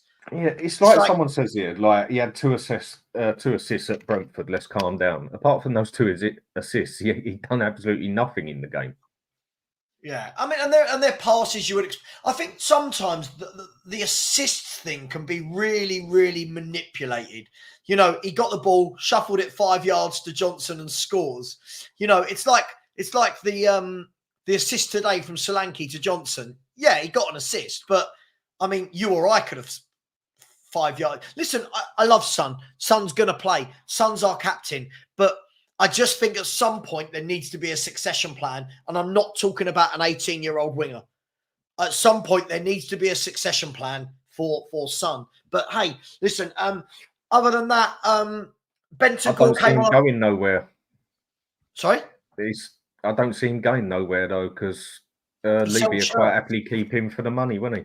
Of course they will. This is the problem. But look, I mean, I'd love to know. Hang on. I just want to, sorry, bear with me 1 second. I just want to have a look at Mo Salah. And I mean, Mo Salah of Liverpool is 32. He's 33 in June, right? Son is, sorry, bear with me a second. Son is 32 and he's 33 in July. So they're the same age, right? Give or take 30 days, they're the same age. I watch Mo Salah. He's got so much to offer. Like, he offers so much for me. He's a world-class player. Right? That's what a world-class player is. And then when I look at Son now, it's just not what it was. Listen, maybe it is because we were so used to seeing the brilliant Son that now it's not the brilliant Son. It's like, oh, but all good things come to an end, Dan. It's like what I said about Man U, isn't it? Yes, Basically, exactly. people are still looking at them like they are Man U of 10, 15 years ago, which they're not. Whether people like it or not, age catches up on you, especially when it comes to stamina and pace. Yeah, you can be the hardest athlete out there, and you will still lose your pace. No, absolutely. I think he's got to find his way that suits him to play, basically. But will it be with Ange Ball? I just don't think he's a left winger inverted left anymore. No, absolutely, absolutely. Look, Bentancur came on. I thought he had one of his poorer games tonight. Kept giving the ball away, slicing at it. What did you make of Bentancur when he came on? I'll give him a 5. He didn't really make a serious mistake, but yeah, like you say, he was a bit hacking.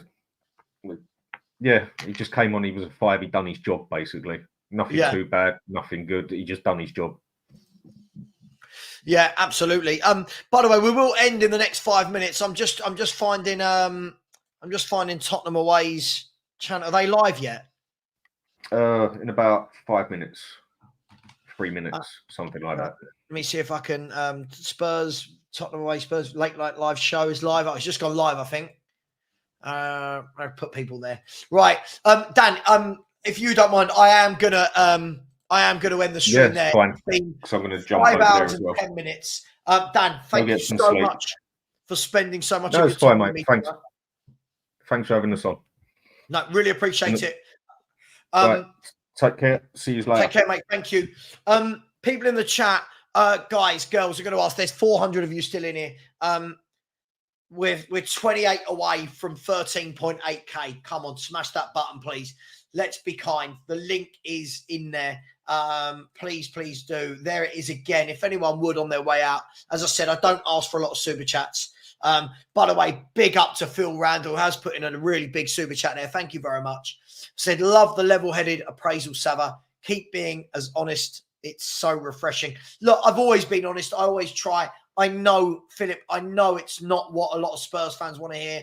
I know they want me to just say loads and loads of nice things. I know they want me to just praise Ange and every single player, but I'll always be honest. And that's my channel, right? There's other channels to watch if people don't like it. But listen, thank you so much, Philip. I really appreciate that. That's very, very, very kind of you. Guys, girls, I am losing my voice now. I'm tired. I'm hungry. Great win for Spurs. We're sitting in that top 8. That's all we need the whole way through. Sit in that top 8 of the Europa League group. We move onwards and upwards towards Manchester United on Sunday. We'll do a show before then. But thank you very much. Please smash the like button. Please subscribe. And as always, come on, you Spurs.